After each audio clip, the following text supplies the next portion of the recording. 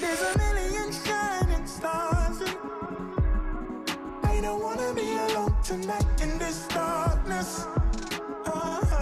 Yeah. They keep on selling us dreams to get this higher. It's in the energy all around us, but it's divine. The sun went down, I made my home. I rested my head on a stone. I see the stairway in front of me. Who is this being in my dream? I was tripping, uneducated, buzzing, riding the wave, spaced out. I left the room, came back again. It's almost noon. A sea of people, their hearts beat. They saw the sounds, witness the crease. They're impatient, couldn't take the weight. And after 40 days, they met their graves. From when a new generation rises, the truth in their hearts reside. From the east to the western lights, they'll rise up and claim their right. It's in the stars, my friend. Look up again. No time to pretend until we're dead. We fly when we can. Get down with the plan. Adrenaline. There's a million shining stars, and I don't wanna be alone tonight in this darkness. Yeah. They keep on selling us dreams to get this higher. It's in the energy all around us, but it's divine. There's a million shining stars, and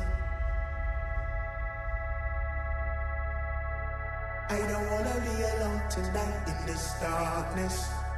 There's a million shining stars, and but it's divine.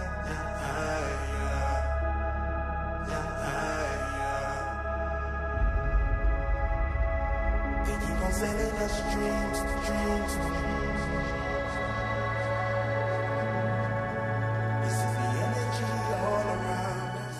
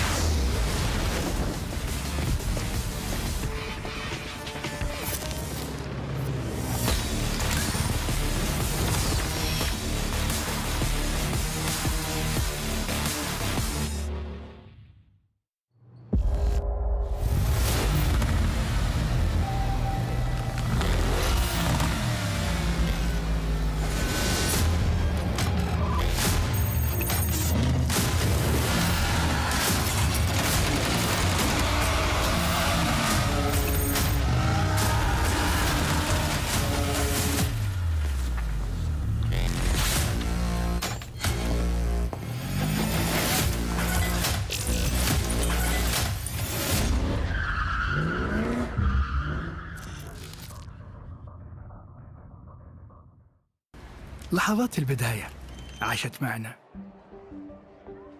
كنا نحسبها وقت للتسلية بس، نحسبها بس ذكريات. عبود أعطي أختك اليد يا ولد. ابتكرنا فيها ابتكارات، وإذا بغينا قلبناها خرافات. كنا نحسبها بس لمة وصحبة وسهرات. انتبه نوب ترى نوب. لكن كنا نشوف عالم ما حد يشوفه. ليته يشغل وقته بشيء يفيده. الله عليك على اليد سود. عالم كبر وعاش فينا، عالم الحماس فيه يوصلك كل مرة لحلم أصعب، بس ما يصعب عليك. بارد معك وين ما تروح.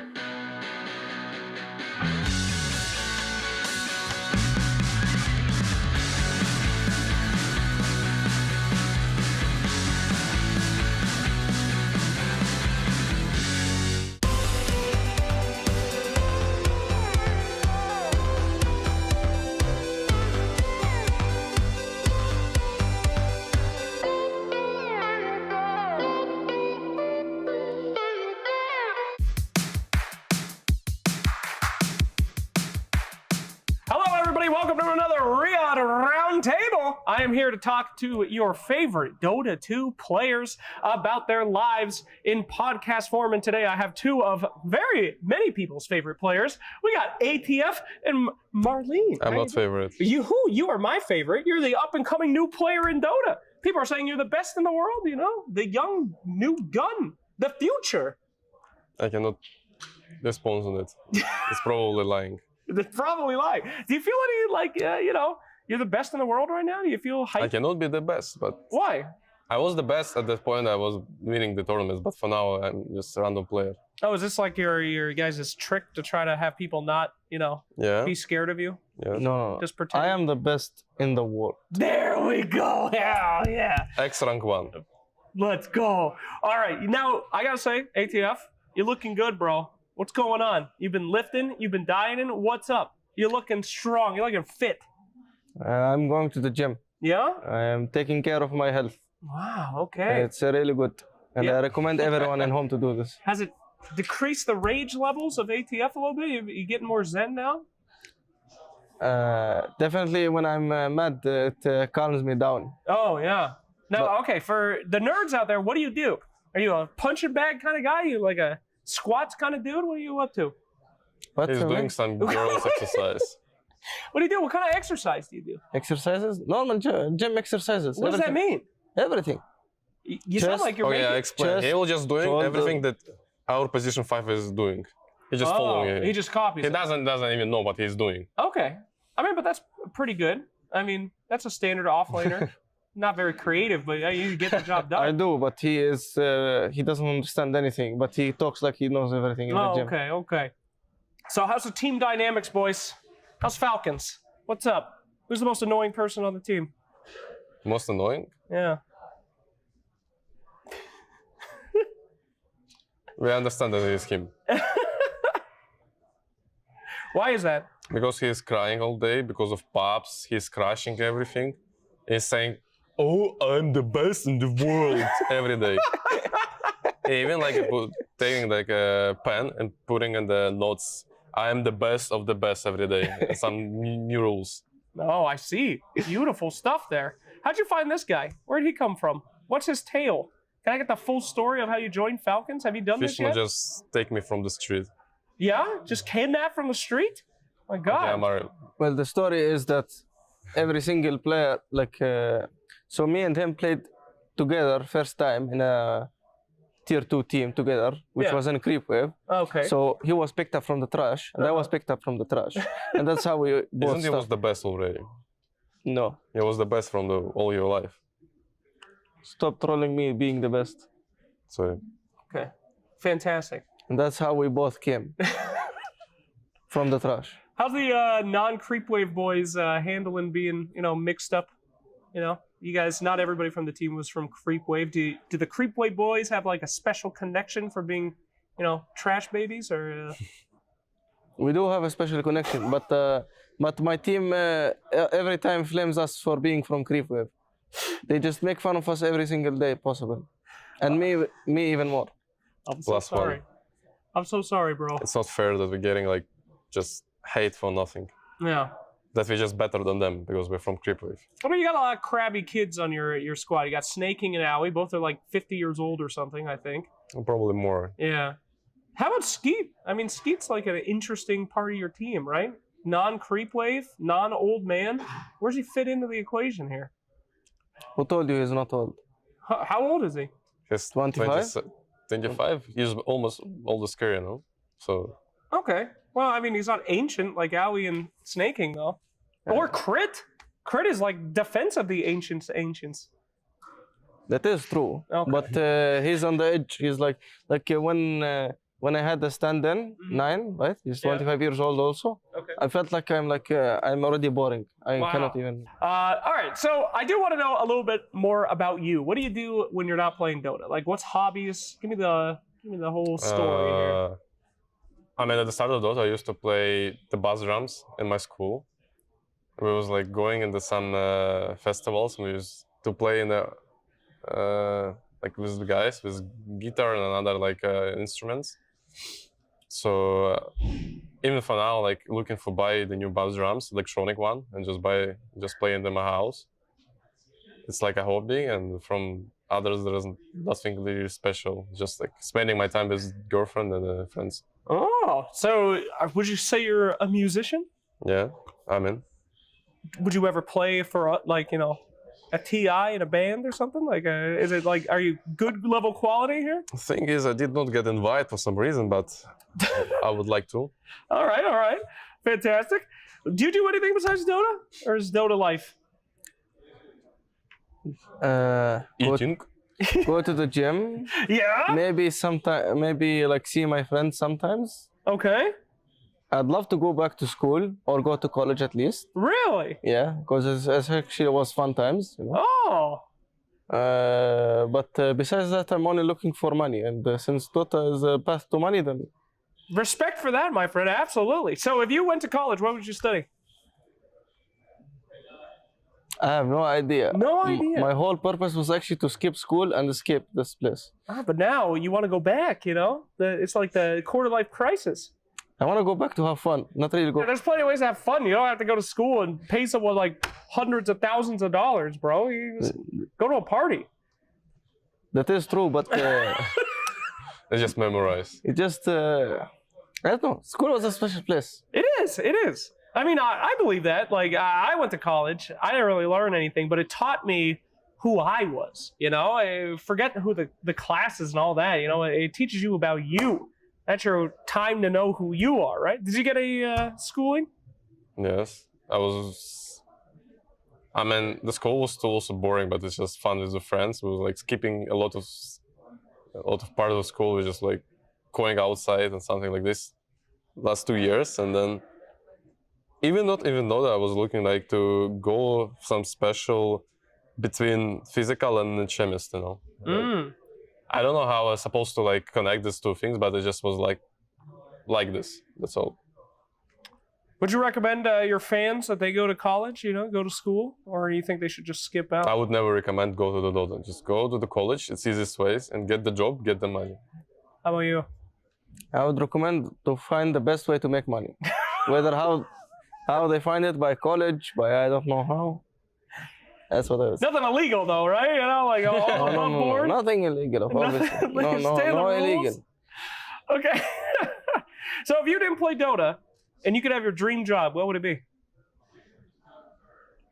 Boxer. Boxer? Boxer? Out of everything? I want to punch people. All right. What would you do? I was thinking about maybe some like baker. Baker and a I mean, boxer? just casual, like, you know, for myself, like, it's gonna bring me happiness. Yeah. To bring cookies and something like stuff like this. Oh, such different motivation. Oh, you got intrinsic motivation. I just want to make cookies. Oh, actually, I could be even like playing at some artist, you know. An artist. Artist or like Musician. yeah, musician. Baker. You know, beauty. Punch people. That's a good combo we got there. Is that what brings you happiness, or you're just looking for a TBI? You're like, why do you want to be a boxer, bro? Because I just don't want people come and man up on me, and I have nothing to do. I want to be able to punch back. Someone wants to punch me.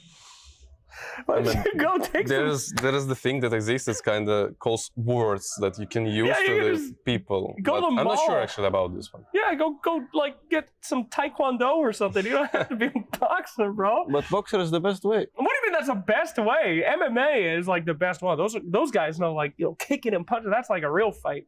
Boxers are just tonk tonk. But you have to be on your feet. What if you have to run? All right, so if you guys were getting mugged, what would you do? Are you the kind of guy that's gonna like give the wallet? Are you a run guy? Are you a fight guy? What do you think? What is mug? Like if somebody came to rob you on the street, you know, what would you do? What do you think you would do? Are you? I was thinking just to run. We all was scared. Like we was like in the last bootcamp, we was coming home at the late night, and we just somehow was had conversation. If someone just tried to stumble us, we're just gonna run. Just run. Are you a run guy? There's no shame in that. Fight or flight. You know, you either fight or you flight, you know? Listen, you don't know what's happening. So the best thing is to run. Of course. There might be 10 people, you don't know. The best thing is to run. That's true. That 100%. Don't be a hero. Just get out of there. That's good advice, man. But you can be hero even if you're running. If you're gonna get around of him, so it's like your achievement. Yeah. They chase you, and then the innocents are safe because they're chasing you. I think this is something like being tall. That's another thing. Like, you know, some guy enters a room and he wants to do damage. The short, small people, they can hide, they can scatter. But if you're a tall dude, your options are very limited. It's like pretend to be a lamp. Yeah, I was Like about that's to say. it. Like you got no options there. So it's tough. You know, the world's a scary place. But luckily, we just play video games, right? Well, it's still scary even if you play video games. I mean, you guys aren't like on blacklist. Nobody's gonna come and beat you. But I'm saying like it's pretty safe. Would you say your profession is pretty safe? Yeah, maybe if people in my ranked games don't write to me, I'm gonna find you. Yeah. Thankfully, there's not a lot of events in the U.S. anymore, so those people I find in pubs, they'll never find me, thank God. But you have a lot to worry about, actually, probably. Okay, guys. Well, Falcons, we love you so much. Keep on playing. You know, we hope nothing bad ever happens. Hope you're getting fast in case anything does happen so you can zip away. But don't zip away from this tournament because we're having a great time watching you. Thank you for taking time. Anything out there to say to the Falcons fans out there, the Bird Boys? Thanks for شجع support. الأخضر. Okay. I repeat. Say again. Say again. شجع الأخضر. The same. Thanks for support. Absolutely. Thank you so much. We'll see you next time.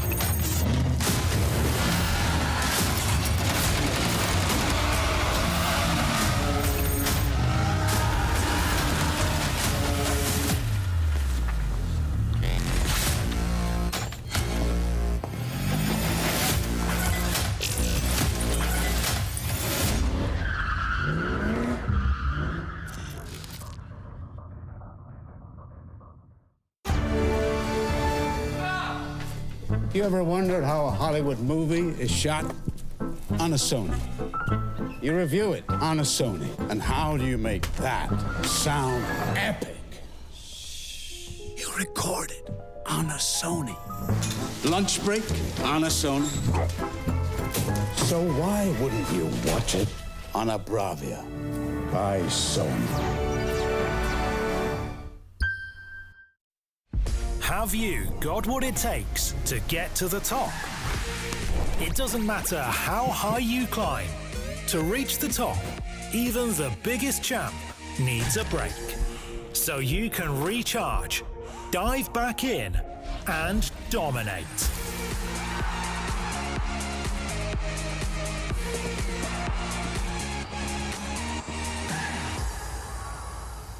Have a break. Have a Kit Kat.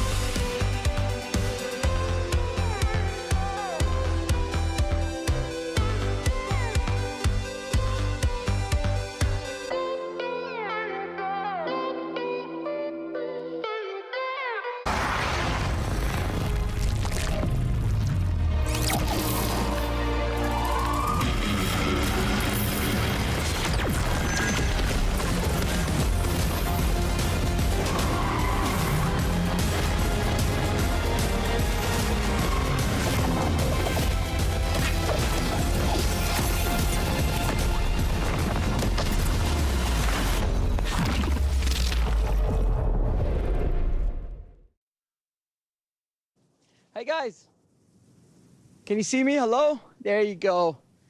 First of all, welcome everyone to another week of Riyadh Masters 2024. We are about to start playoffs and there's so much to talk about. But before anything happens, guess what? I was right there in that building where all the producers work, and just lying on one of their tables is the script for the whole show. Just literally walking around in this beautiful morning, 55 degrees.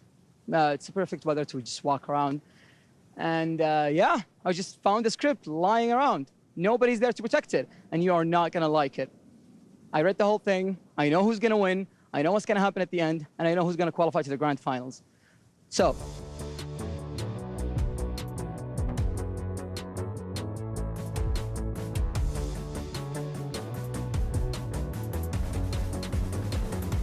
like I said, this is how the writers did it. And honestly, nobody thought that this team is going to get reverse swept twice in the playoffs and then end up in the grand final. The whole thing is just really bizarre to me. But that best of 5 at the grand final is going to be insane. Can't wait for you guys to see it. Maybe you like it, maybe you don't. I just really hope that nobody knows that I'm leaking the script, because could be an issue. Why? I think they do. I think they know. You know what? I'll see you guys backstage.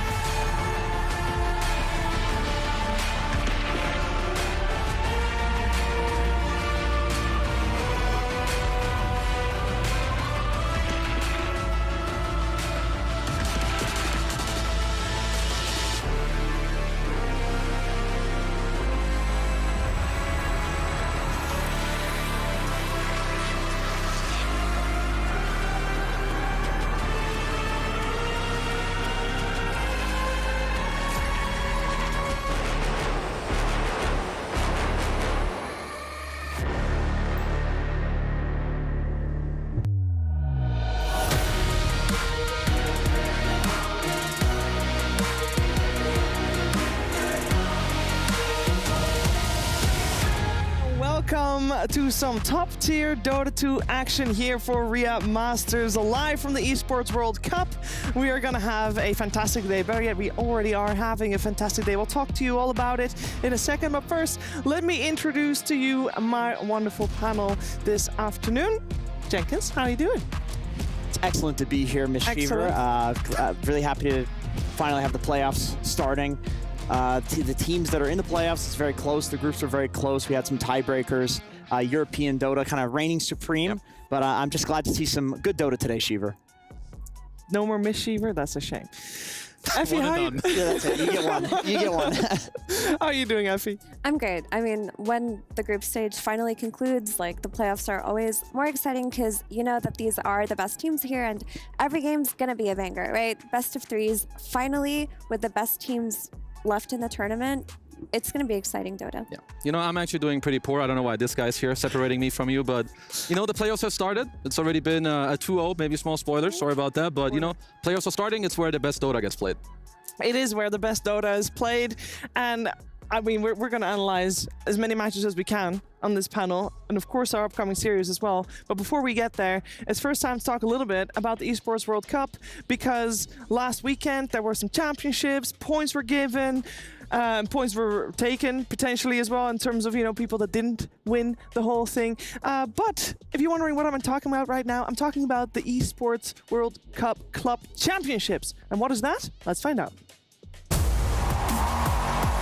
Introducing the Club Championship. Here's how it works. Each club will have the opportunity to field its rosters across multiple titles. The clubs finishing in the top 8 across each of the 21 titles will receive points based on their placement. For a chance to qualify for the club championship, a club needs to place in the top 8 in at least 2 competitions. For a chance to win, a club must finish first in at least 1 competition. Once the tournament has concluded, the top 16 clubs will take a share of the $20 million prize pool, with the first place team claiming the title of the first ever Esports World Cup club champion, as well as receiving a staggering $7 million in prize money. Yeah, the club championships is well underway. We are entering our 3rd week, and we've already had quite a few finals, and Team Falcons was able to take quite a few of them so far. Of course, more Dota 2 teams, Dota 2 clubs will join that top very soon, as we are heading towards our final weekend as well. But as you can see, we had a slight change up on the panel. None other than Misha is joining. Hey Misha, how are you doing? I'm doing good, thank you. Because you just had a rough series. I know we spoiled it a little bit for the viewers already, but can you tell us a little bit about what went awry for your series against Sandra? I mean, from the fast conclusions, we haven't spoken as a team properly, but from what I saw, we've been doing a bit different things that I would say, like from the usual things we usually do. In some moments there were some place where we, like for example, game 1, we were a bit torn apart, like should we shut down like the beast or the brood, and we didn't shut down the one properly and the second one properly, and a bit of miscommunication, something like that. It happens to the best of us, for sure. Now, I will want to talk to you a little bit about group stages as well. I know that's a little bit of taking a step back, but you guys had like every single series bar one was a tie. What's up with that? I mean, very strong groups we have. First of all, the teams like Spirit, Gladiator, Falcon, like incredibly tough challenge. Some games that we won, most of them were Stomp. The next one became hard. Like, I think the only game where we won and it wasn't a Stomp was against Gladiators. The game that we won, it was like the first game we get stomped like by Broodmother, like 15 minutes. Then we have like 40-minute series, super rough. But we managed to find a way. But like, yeah, super strong teams in our group, but we came super ready and we know what to do. But they also know. I mean, speaking of Broodmother, so you guys played against it in the groups. Yeah. You gave it to Tundra twice. They are kind of known to play it before. Obviously, there was like a bigger plan, right, to give it up. Would you say that was then it came down to the execution today? Or if you got to replay it, would you change it? Or would you do the same thing but try to do it better? I mean, I would definitely, if I could replay, I would still play into Brute. I would do a bit more, few things different. I would focus her maybe a bit earlier, early game, mid game, because she became kind of huge. Yeah. Even the game 1, it like looked so promising to me, like minute 15, 20, we have like super high net worth all heroes. Our supports like much better, like have much more gold and XP than enemies. It felt like team fights will go super nice, but Broodmother just eats everyone. Good hero. It's a very scary hero, especially in the hands of theirs. And then maybe like my last question. So obviously you've been a coach for OG for a while now. What would you say is like the main thing that you focus on in the team? I focus on drafts and game conclusions. Like when we talk about replays, when we watch the replays, we are trying to find ways how to play better, like where to allocate our resources, what to focus on, and the drafts preparation, like what to pick with SEP, with drafting and stuff like this. So yeah.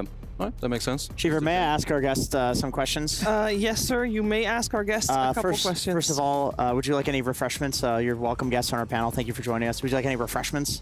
Refreshments. Yeah, you thirsty? Do you want a drink? Pepsi? No. Yeah, you want any Pepsi? Okay. So I heard there's some rumors. Forgive me for the kind of rumor mill, but I heard Seb was captaining and drafting for your team now for the first time in a long time. What does that entail that he's now the captain? Does that mean he's speaking more in game, or is there stuff out of game? I'll say we had different team dynamics during the year. Previous like last 6-7 months was Ari. I mean 5 months, 4 months. Ari was drafting and everybody was calling. It was like kind of equal distribution. But last 1 month, 1.5 months, we decided that for Sep it would be better like to show all he knows about Dota, to use all his experience for him to draft the idea and captain the idea throughout the game. He actually started calling like a lot in the game, and a lot of the things we are doing comes from him. So we decided it's much better to like use of our players, and yeah. And OG, typically the storyline is you guys power up on LAN. Is that true? How much of that is bull and how much of that is like you actually do power up on LAN? I get it. I mean, yeah, we definitely do power up on LAN, and it's connected not only to our mentality. Our mentality is like trying to be together, trying to always talk before the games as 5, going on breakfast as 5, going like after the game we always talk. Like, you know, sometimes I've been in the teams and like you lost and everybody's silent, staring at their monitor, and then they like separate and stuff Not like you guys, this. Though. We have the opposite. We always coming together. We always having like the dinner together. Then we having another talk together. Then the replay session. Basically, we are always together, and it somehow gives us the boost on LANs. Maybe compared to other teams, maybe they're not mentally strong to face the tough losses together. But for us, it's never a problem. It's part of our culture. Like we face toughness together. And that's a whole team thing, or is that like Seb that's doing that? Is that like a few people? The first time I joined, when it was Sumail, Sax, Seb, Johan playing, it was already there. I think it comes from mainly Notail and Seb. Also had like some psychological coach before, and it's kind of already part of the culture for years, and it's the thing I learned from them and brought to next roster with Amar and like stuff like this. Cool. And it's like kind of forever going stuff, like kind of culture. Cool. Very cool. Thank you so much, Misha, for taking the time to talk to us. Of course, I mean, you guys take everything on together. I'm sure you'll make a deep run in the lower bracket with that mentality for sure. Once again, sorry that you lost the Tundra earlier today, but good luck in the lower bracket run and crush some keys. We'll bounce back, don't worry. You will. I have no worries. I have no worries. Thank you so much for joining us as we will continue forward with looking at the group stages right now. As we did finish the group stages last Sunday. I know we're already in the playoffs. We'll get to that in a little bit. But I first want to reflect here, Kezu, because we had to send some teams home last Sunday. We saw some teams, keys getting crushed. I mean, it's of course sad for the teams that had to go, but that's kind of the only way we can move forward, right? You gotta have losers in the end to overall have winners. So Mouse, Beast Coast, Heroic, and Blacklist. Sadly, they all did have to leave us, but you know, if you don't play well enough, the other teams, they're gonna beat you, you're gonna lose. But some of the teams that impressed me the most are definitely the 2 winners of Group B. Yeah. Like Tundra and Entity, damn, honestly, they slapped their group. They're looking really good, and well, Tundra already won their first playoff match against OG just now, so there's still teams that I'm looking at, because, yeah, honestly, they're just very impressive. Yeah, great. Tundra, especially, they not only look very impressive, but the stuff that they pick is just absolutely crazy. I mean, they've got the Terrorblade position 4 running around Armlet Dagon. Obviously, Thompson historically has been probably the most interesting player in the history of Dota in terms of like weird builds. So they're doing it, but they're doing it in a very interesting way as well, which I really like. Yeah, we are going to watch some of the Remco top 5 plays. Let's see what they chose for us from last Sunday. And let's see if we agree with it. Effie, of course, we had a couple of bangers. We did not, however, have any tiebreakers, Effie. Was that surprising for you? I don't think it was too surprising, honestly, because as the tournament progressed, it kind of showed who would win and who's just better than the other, who's a step above. Also, I just want to shout out that replay that we watched really quickly. That was the power of support. May God. Making and clutch that one. It looked so bad for Falcons in that game. Yeah, our next highlight is a little bit different, where we see Beast Coast having a fantastic game, and it is so sad because unfortunately for them it was not enough to make it all the way through to the playoffs. Yeah, BB team kind of blocked them there. That was I can imagine the disappointment coming out of that series, but you know, they're very close. Means BB team goes through as well.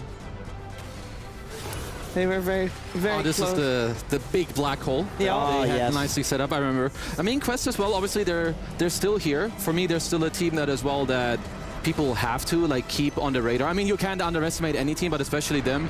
They sometimes just have really, really good performances, but their weakness is just this very big inconsistency. Yeah.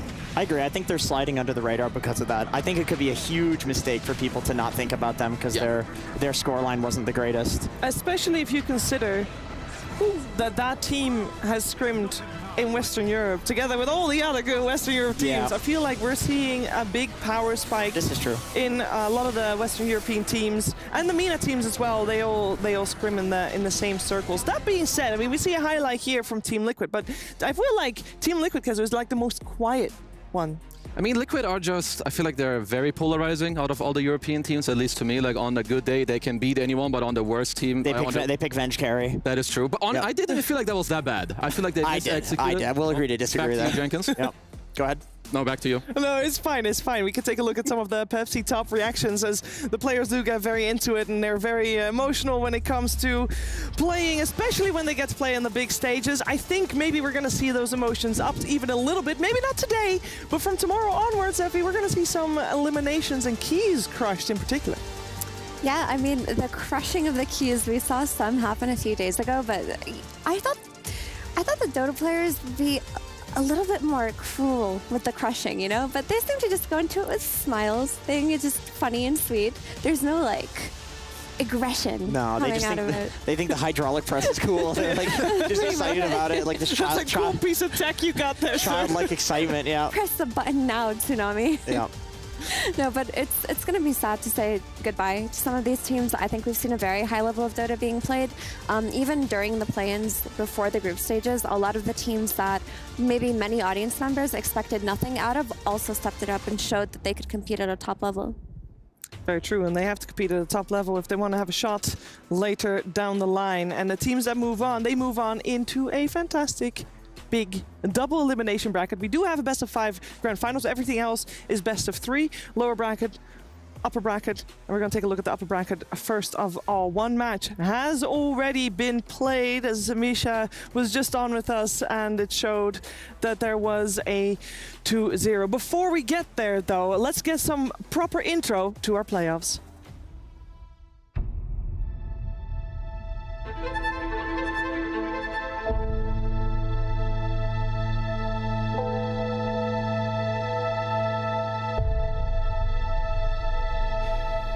Riyadh Masters is about to step up.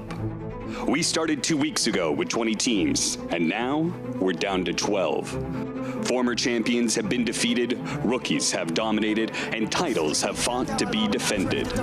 We've witnessed exceptional plays, and with the stakes raised, these players will be pushed to their limit to take home the Riyadh Masters trophy. Hearts will be crushed, teams will triumph, and champions will be crowned. Who will it be? We're ready to find out.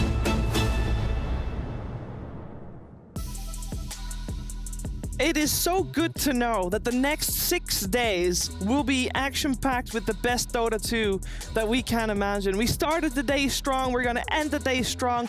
Today is all about the upper bracket, Jenkins. Team Falcons versus XG.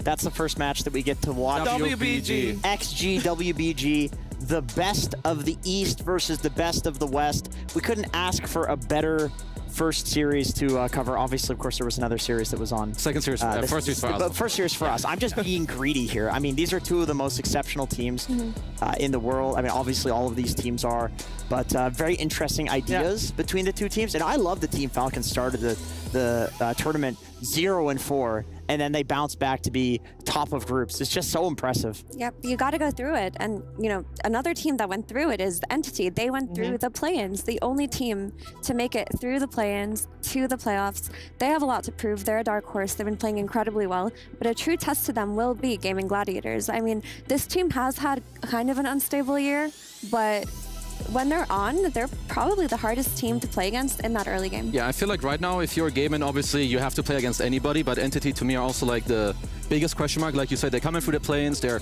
very warmed up, they're doing very well, they're winning a lot of their games. Obviously the confidence is up there as well. So, you know, gaming's not going to be an easy day. It is not going to be an easy day. Tomorrow we will have the lower bracket kicking off, and I don't think that's going to be an easy day for anybody either, because if I look at all these teams, every single one of the teams that started off in that lower bracket, I feel like Kezu is one of those teams that when they're with their backs against the wall, that's when they're most scary. It's scary. Yeah, I think like especially like all of these teams. I mean, for me, maybe the standout is going to be BB team. Like they had a very disappointing tournament so far. I will be surprised if they haven't had, you know, a lot of talks on what to do better. But yeah, if I'm any of the upper bracket teams, I don't want to be losing to face any of those. No. No, I also, looking at LGD, I mean, we could talk about all the teams, but I feel like LGD has kind of powered on. They're another team that kind of slid under the radar, but got much stronger near the like later games and knocking teams out that I think wish that they played at the earlier version of LGD, but they look so on point right now. Yeah, and they already have played against elimination twice before, and we know they can make it through that way around. Let's see how far they can climb.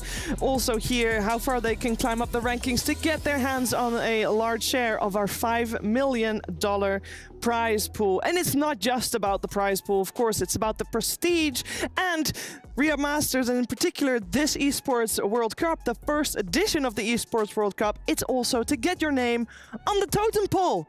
What am I talking about? Let's take a look. The Esports World Cup is a unique tournament and will have a very unique trophy system, consisting of keys, game trophies, the Club Championship trophy, and the totem. Introducing the key. This symbolizes a participant's right to compete in Riyadh. Each team or player will receive a personalized key consisting of the inner key and the outer frame. Winning a competition earns you a game trophy. A champion's key will be inserted inside. The frame will be placed into the totem. A physical block on display in Riyadh, serving as a progress bar of the Esports World Cup. The totem will remain in Riyadh as a chronicle of the Esports World Cup history. Those who get eliminated throughout the competition must give up their keys and see them crushed. Their broken keys will be tossed into the totem and encased in resin, symbolizing those that tried to win but fell short. However, as an additional privilege for winning, each game's champion gets to select 3 opponents' keys to be encased in the base of their trophy as an additional, more personal prize. Losers will go home with their keys replaced with a token that marks where they ended their journey. Witness history unfold at the Esports World Cup. You want to know what I think about when I see the totem, Jenkins? Imagine not one of the totems with all the teams, but like, you know, they're the 20 or something, like loads. At some point, this is very far in the future, humanity will cease to exist, but then thousands of years later, there's going to be an intelligent life form that's going to land on Earth, and it's like, I'm afraid of aliens. What is Falcons? They must have been amazing. Jenkins? Little freaking googly-eyed guys come from Mars. You won't see them, so you don't need to be afraid of them. Okay. Long gone. You're good. You're good. But it will be a very long-lasting totem, and I think it's really cool to have teams be immortalized. It's gold-plated as well. Gold. I mean, I'm waiting for it. It's going to be the new check ages in the fountain. You know, some dude's going to be check Riyadh. Yeah, go head over to Riyadh and check it out. Yeah. Yeah, very, very cool. Now, there's a lot of matches today, all in the upper bracket, and for the matches, we also have Purge still reporting in, and he had a message for us earlier today. Thank you, Shiver. Yeah, we're here at the secondary stage right now where we're playing 2 matches today. These are both going to be on Stream B, and both matches are very, very important for the sake of the teams. But for me personally, the Jamil Motorsport match of the day has got to be Entity versus Gaming Gladiators. It's a huge match. It's upper bracket, and Entity's been white hot lately, and Gaming Gladiators are still really strong, but they're showing signs of faltering. So this could be a make or break moment for them. And those are the matches that I'm going to be watching today that aren't going to be on the mainstream. So make sure you keep an eye on those because the implications for the tournament are a huge deal. Back to you guys. I like that he chose that match as the match of the day, but let's be real, every single series you can make a case for is match of the day for today. It's Entity Gaming Gladiators that will be happening on Stream B very soon, so make sure you open a secondary tab and also, you know, get ready with the exclamation mark drops. I'm sure you can find some social media channel to get all the information you need about that. But Entity Gaming, Effie, we know why he chose that one.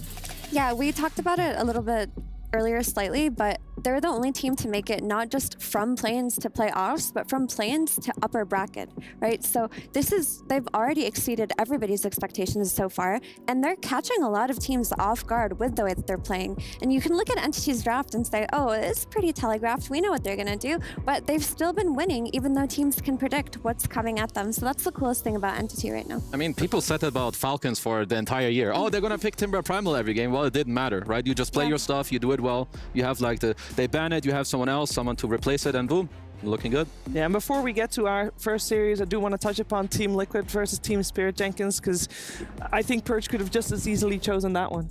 Yeah, he could have. Honestly, Team Spirit, every single tournament they play in, they have these like 70-minute games where I don't know how these guys still play Dota. I would be so stressed if I were them. Like their hearts, must have like the hearts of like 70-year-olds or something like that, with all the blood that's coursing through there because of how stressful their games are. And yet they just win every TI, they win every Riyadh. It's always the most like devastating, difficult thing. And then there's Team Liquid. I do agree that they're kind of sliding under the radar this time around, but they went that whole year getting second place and everything. They're the sort of team that when they're on, whenever Misha is awake and it's not a morning game, they can take a game off of any team in the world. Yeah, and they're evening games, so it should be good for them. As we are looking at our Jamil Motorsport player rival, we're getting ready for our first series.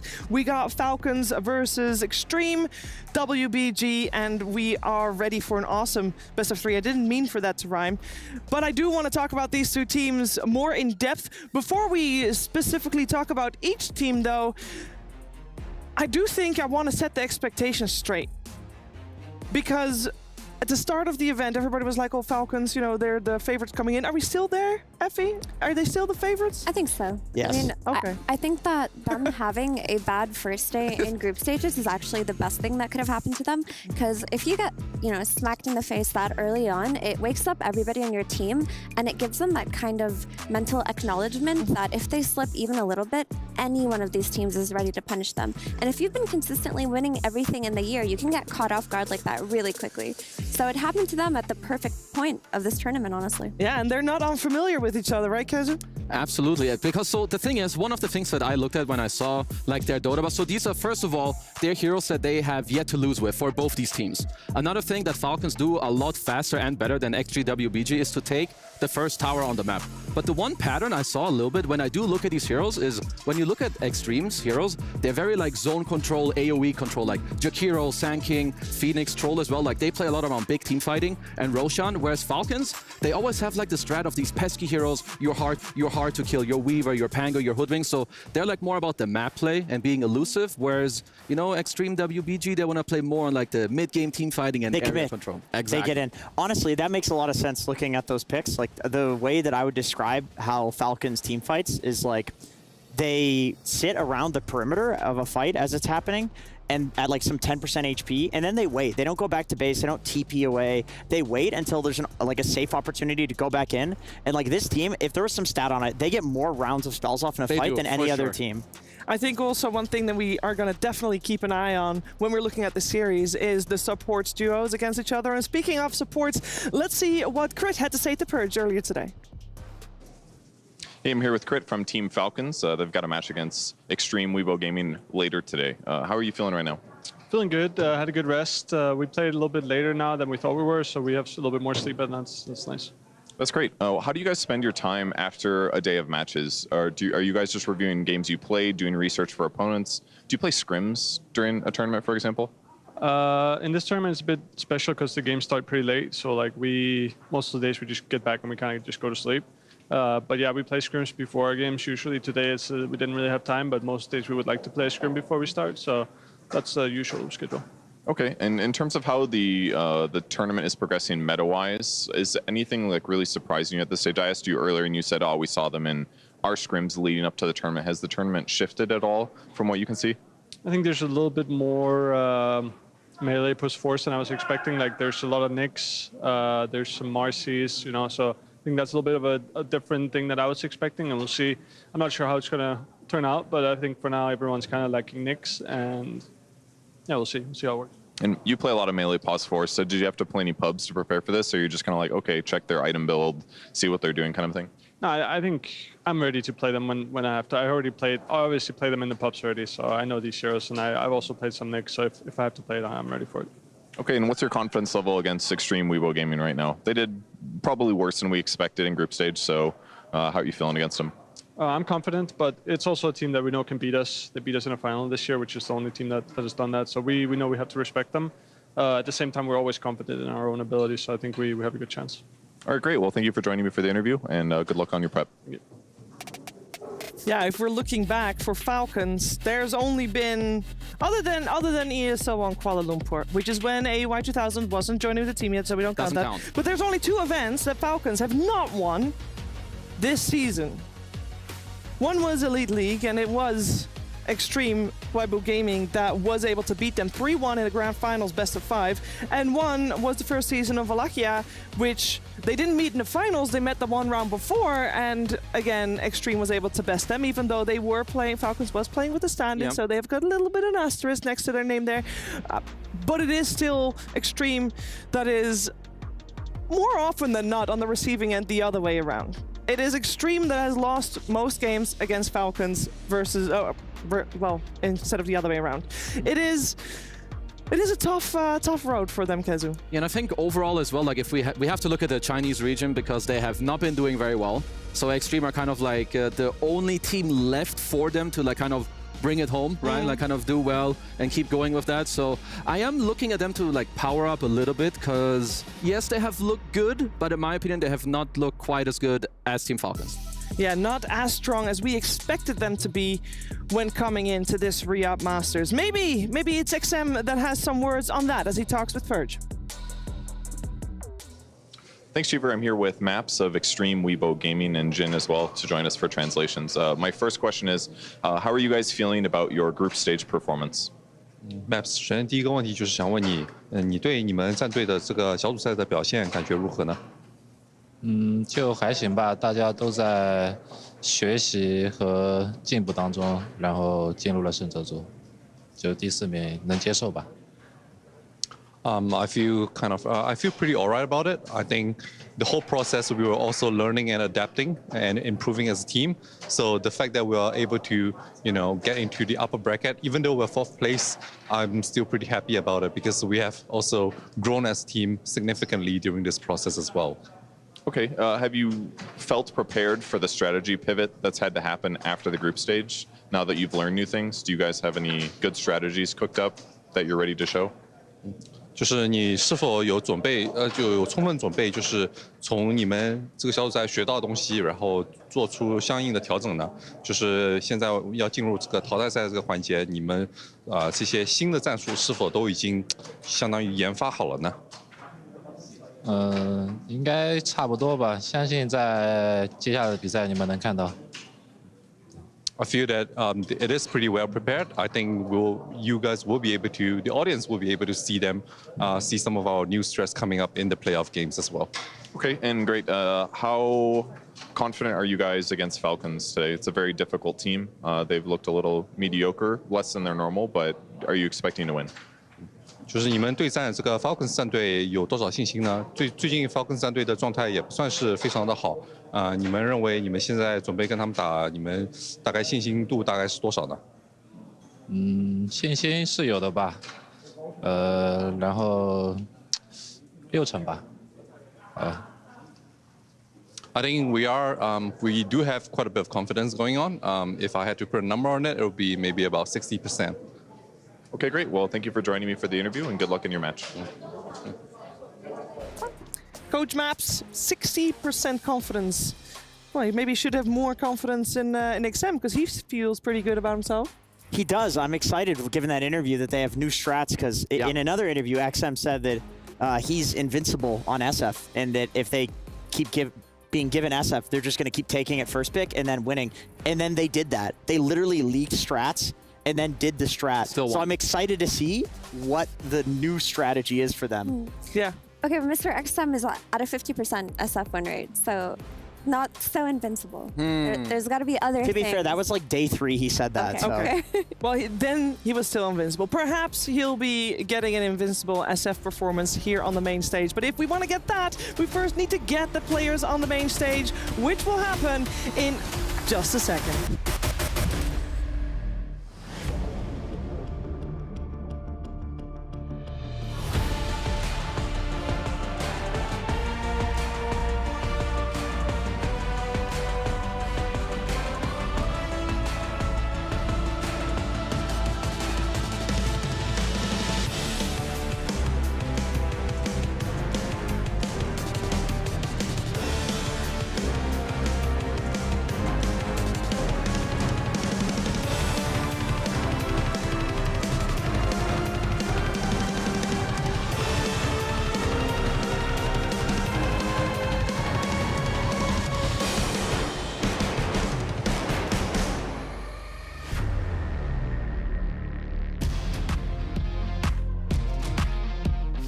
Days of play-ins, 5 days of groups, and now it is time for the playoffs. It's time for the best of 3s here at Riyadh Masters 2024. That's right, my name is Fancy, and this is Tsunami, and we started this tournament with 16 teams, and we are now down to 12 teams only, and we are closer to know who's gonna get the lion's share of $5 million and 1,000 points towards the club championship.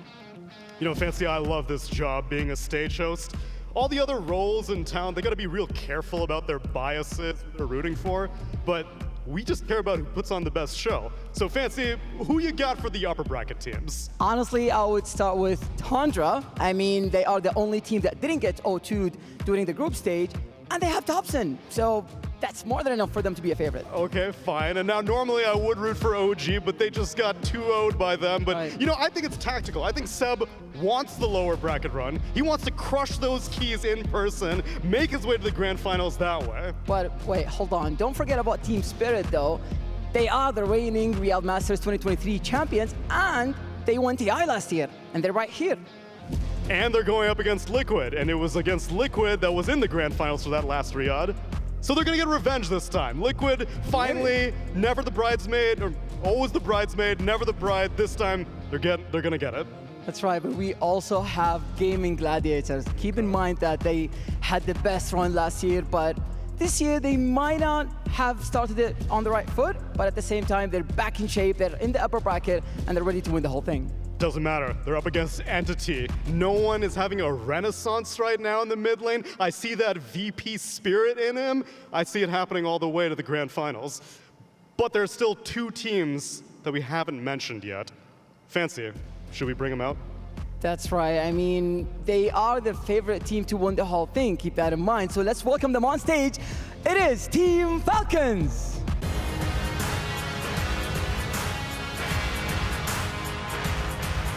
They are the home team, qualified first in their group, won 2 Esports World Cup titles past 2 weeks. Tsunami, I think they are the real favorites here. Yeah, maybe, but everyone always knows that the favorites always struggle to win. What I'm feeling right now is that they might find their comeuppance. It can't be that easy. You can't just win everything all year long and then stroll up to Riyadh. Yeah, whatever. I see that they're the hometown favorites, but I think it goes a little bit deeper than that. Let's welcome their opponents, in fact. Let's bring out Extreme Gaming WBG!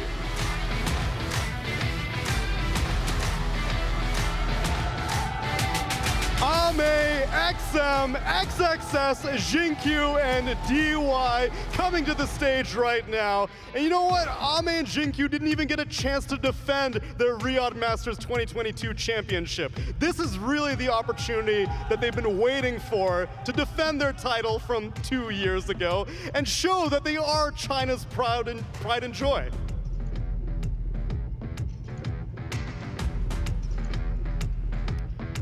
Captains, place your keys, players, take your seats, and viewers, get ready to enjoy some Dota.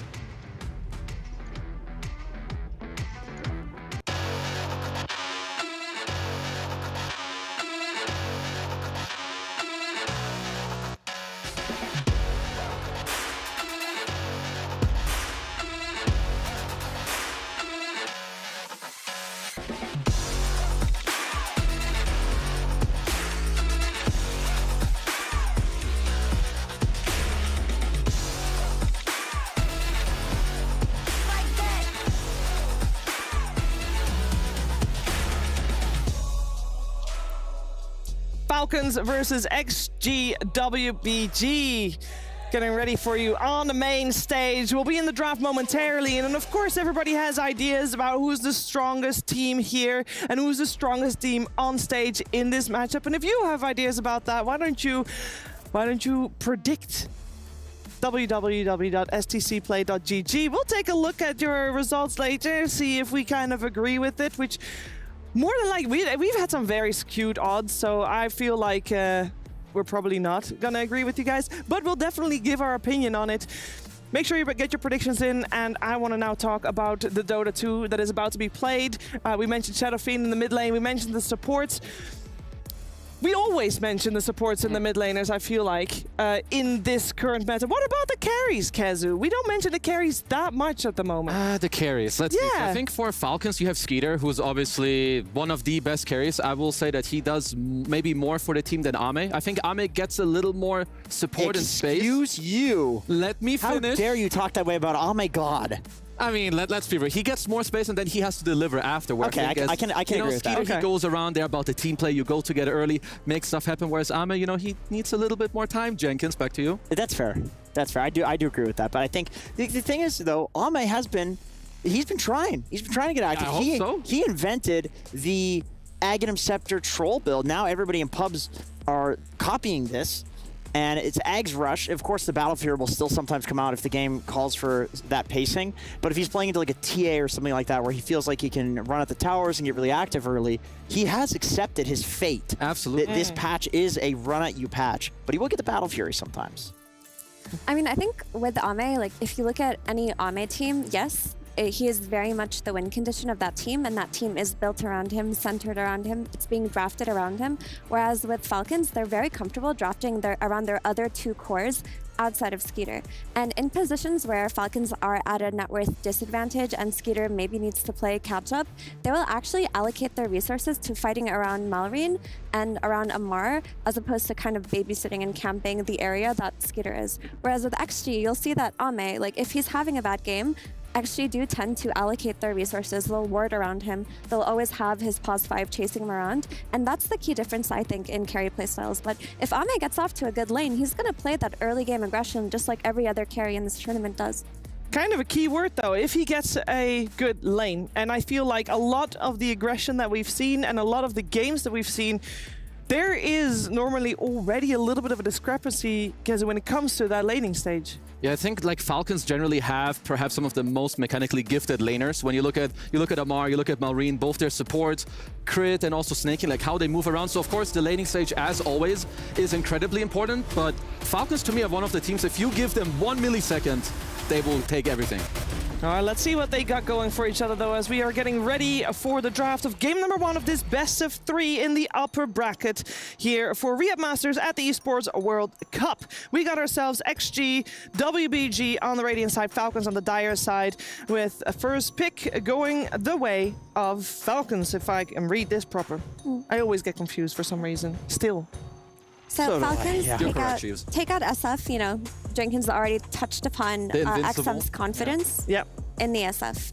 And the ET gets taken out as well. XG have been placing a very heavy priority on team fighting supports. So they've been looking at their ETs, they've been looking at their Phoenixes and their heroes more than any other hero.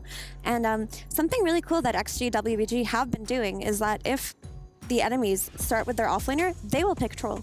They're very comfortable first picking the Troll just if they see something like a Darkseer come out, right? This time around, though, they'll take out the Darkseer early on. I love the Slark ban. These are all such targeted bans from both teams. I mean, obviously at this point in a tournament, this is going to happen, but you'd look at the Slark against any other team and think, like, oh, that's a carry ban, clearly. No, that's Amar. He's been playing off-lane Slark. Honestly, Amar and Malrine both looked a little sus at the start of the tournament, but then they both really turned it on. Amar seems like he's, you know, back to his classic self where he can be last pick Slark and have some like 1v5 game. And Falcons, they go for the Sand King, which has been the Malrine special lately on the mid lane. He looks extremely good and comfortable in that. I mean, the hero's definitely been on the rise, and I like the fact that they do ban out the ET. I know Amar can also play it. I will say ET would be one of the more annoying heroes to play into. There's also no Darkseer. Like, Sand King kind of very much dislikes to play into heroes that build a very easy like mech and pipe. So that hero isn't really in the pool. But you know, XG, wbg, they'll get their Firebird. They play really well with these teamfight support. So honestly, Falcon should not be surprised at all. Yeah, and I mean, if you give the enemy team first pick and they're not taking that snap in the overall first, they're kind of handing you that Phoenix on a silver platter, and that just proves how comfortable they are with it to even maybe not even give the snap ban here. They could choose to just maybe ban something like a Puck and go for a Storm, because in the past they have responded to a Sand King with a very early Storm Spirit after they banned out Puck in the second phase. So it's going to be a matter of who are they going to cover here. Are they going to cover for an early mid pick with the last ban, or are they just going to ban out the Snapfire to make Phoenix's game a little easier? Yeah, something else I'm wondering is, so first pick Sand King has looked very good, but it's a new hero like on the block. You know, there was a day pause as well. You know, people had more time to pub. This kind of goes to show if XG, wbg are going to be able to counter it, because if you want to counter the Sand King, you need to give him a hard lane in the off lane and a hard lane in the mid lane. They are second pick, so if they really want to double down on doing that, they can, but obviously Falcon's bans are going to be kind of tailored around that, help him in the game. There's already no Nyx, there's no Rubik as well, but another hero that's on the mind that Mira already mentioned has to be the Snapfire. Yeah, and they end up removing the Slardar in the second phase here for Falcons, together with the Rubik. Let's see which one Extreme remove. And I don't know a single argument why it wouldn't be either they pick the Snapfire or they ban the Snapfire. It could be that, like I mentioned before, they did respond to a Sand King with an early Storm Spirit one time, and if you're going to do that, you're going to need to take out something like a Puck. So I also think that they could just save their mid pick for later on in the draft and not have to expand the ban on that, but it is something they've actually won with. A little surprised Hoodwink is still in the pool too. Both of these teams. Not for long. Yeah, I think it'll get picked up pretty quickly. There's also an Enchantress, which Falcons has been pretty much, if Snaking has a like jungler hero available, he'll play it until it gets banned. They haven't been first phasing the Enchantress much. They have been first phasing the Chen, but he will take it in the second phase if it's given to him. Especially, I think Ench is very good against the Primal Beast. You can purge the Q for whatever reason.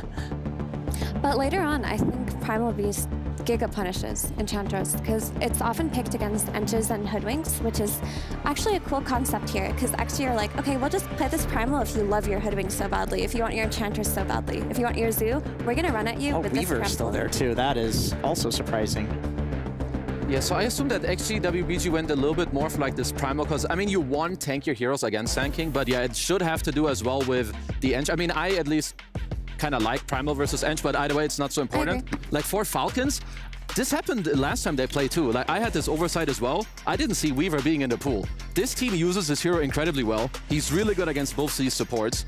He goes also very well with how they like to play, like weaving in and out, you know, playing long fights, like chilling around, you build good items. Falcons got themselves a very nasty double pick on the slot.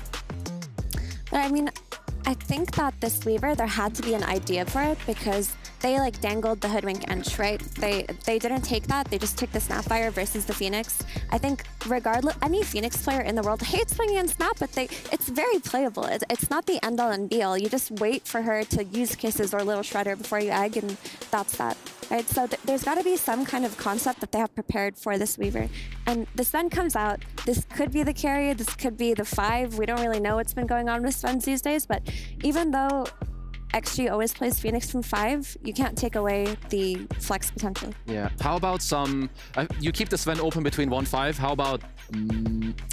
okay, maybe it's not great. I'm looking at Mars just to try and help this Phoenix's game out a little bit. Yeah. But then perhaps... I mean, then you're straight up showing that Timber and Primal are your mid... sorry, not Timber. That Primal and the Mars would be your 2 and 3. So maybe that's also not great. I think with how Falcons play, they like to give Amar more of a niche pick for the offlane, and if you see that this is a mid Sand King, you can comfortably put the Primal Beast versus him. Jakiro coming out. I'm trying to think of some of the Sven counters now that this is Sven position 1. Most of them are carry counters. It's like Lifestealer, Ursa. These are the ones that people are picking these days, but you know, actually, I mean, I suppose it could be a Weaver 4, and you could still run some of these. I mean, this is incredibly flex on Falcons, right? Yeah. maybe you could troll, but I will say that the supports can be fairly annoying. You do have a very good lane if you were to put either Weaver or Snap with that hero. At least those are some of the ones that I'm looking at, unless they also want to play Weaver carry, which I feel like you definitely can if you have other heroes that will just help you a bit with the Sven matchup. I mean, at least Weaver, he doesn't like kill Sven necessarily, but it's not very easy for Sven to get on top of you. Maybe you buy a Linkens, you're elusive around the map, you play long fights. I think you can also just isolate the Sven in fights, because even if this is Weaver carry, the Phoenix and Jakiro, they hate playing against these pesky Weavers that are running around in the backline with a Gleipnir and a damage item and just three-shotting them. Especially if you're Phoenix, then you're looking for that opportunity to set up a good egg. Often you'll be disrupted by Weaver and you'll have to use your dive early, which sucks for you. Okay, so let's see. It is the good old Amario Legion Commander. I believe we've seen it. I mean, this hero is very polarizing. It either it owns the game or it absolutely flops. You mean when it's Amar or just in general? I mean, I think in general. Okay. Even when he plays it, you know, I mean, most of the time we all know how great he is. But yeah, this hero is very polarizing. But it does work in kind of like how they want to go early, good tempo. You help your four like with a strong lane that they can also move and like go around. Fairly good against the egg. You can dispel some stuff around as well. Not bad.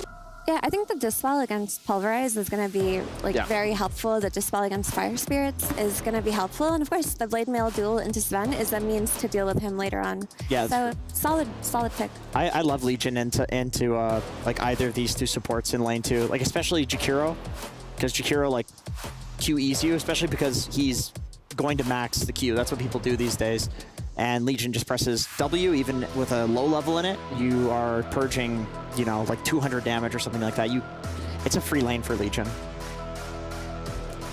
Let's see, for Falcons, because Falcons need to pick out of phase, I'm still kind of looking potentially. I mean, your supports can play through a lot of your cores later too, right? Legion Duel, your Sand King, like depending on where like they're gonna be and so on.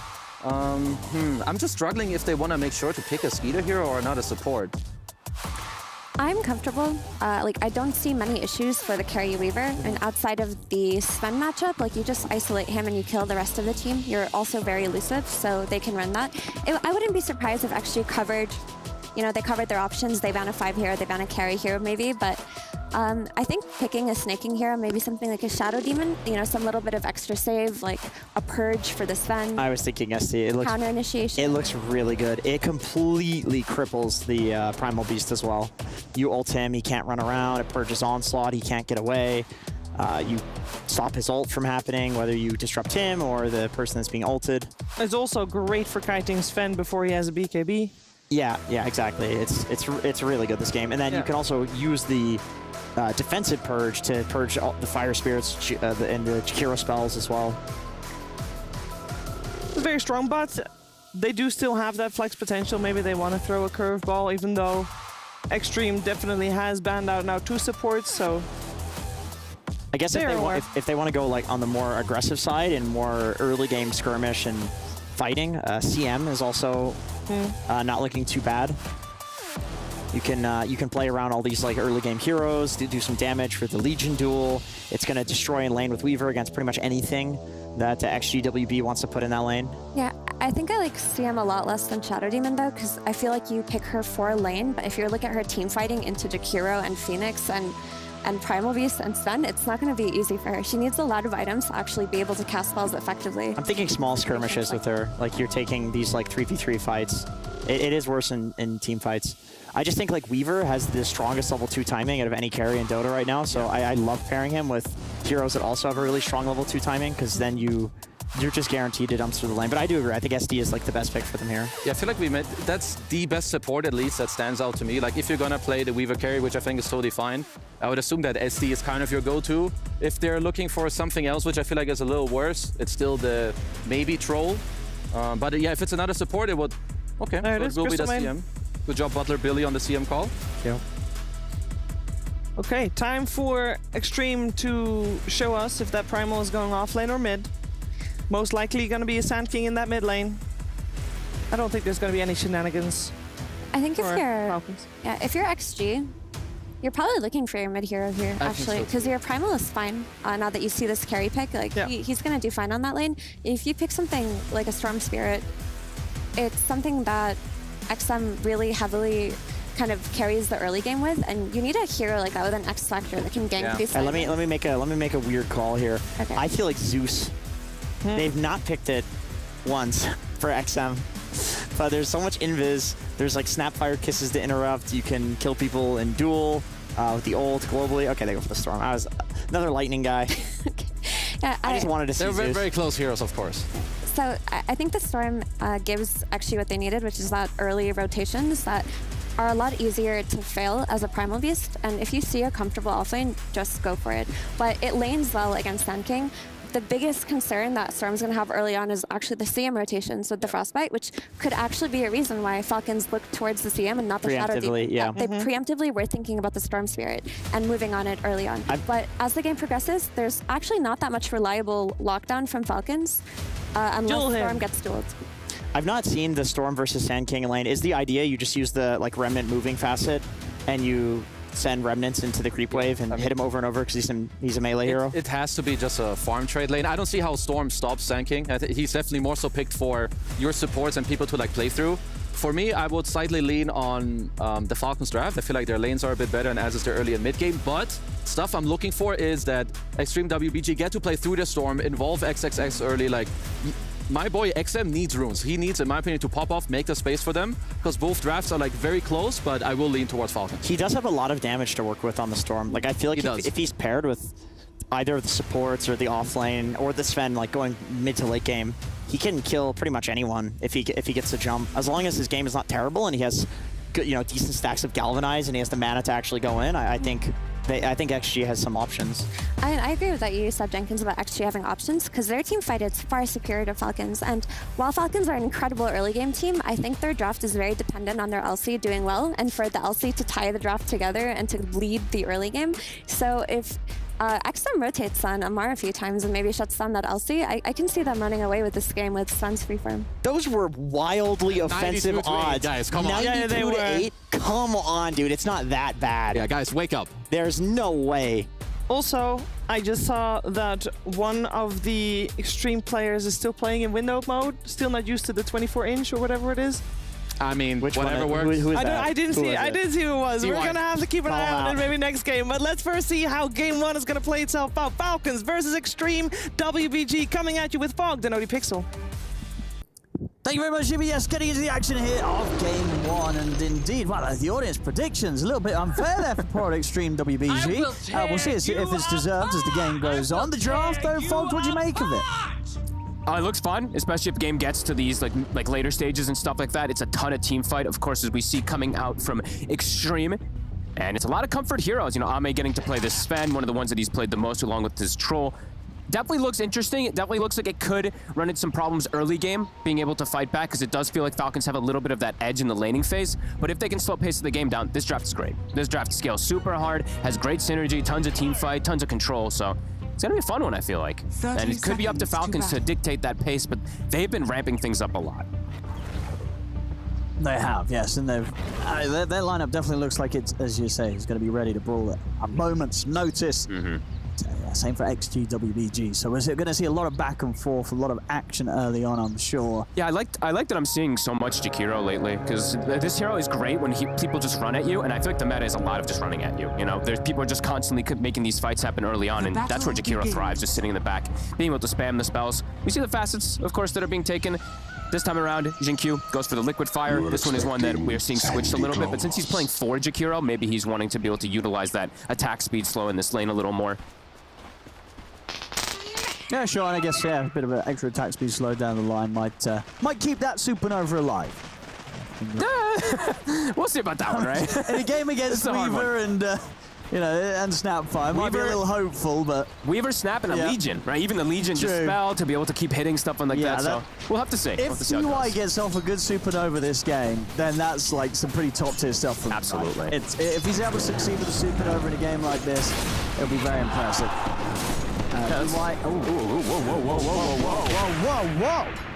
Almost dead immediately. He did the calculations. He's fine. He brought a salve immediately. He knew that this was going to be one of those lanes. Absolutely. He's like, I'm going to stand very far up in the lane. I'm going to take a lot of damage, go down to about 30 HP, then I'm going to consume a salve, and I'm going to be okay. DY, he's got it under control. They made this choice. So they chose the Jakiro, and they sent it top, and they know that this Phoenix is going to have a hard time. It's going to be difficult versus this mass physical damage that comes down from this, you know, the little shredder that we've seen from now on. Because Phoenix, you're like a 0 armor hero. Does have some stats, at least giving him that one, and you will have Ame to back him up at least with a stun to protect him. But see how mid goes? You know, as they're mentioning, I don't see XM able to really slow down Malrine. No. He's saying King's just able to push the lanes, but XM, as long as he's careful, should be pretty okay too. Yeah. But there is going to be some disables, of course, that he has to worry about in the early game, as they were mentioning. I think that's probably why we saw the CM come out from snaking. They wanted that max frostbite. They kind of like maybe preemptively picked this one up versus that Storm, since it's one of his most played heroes.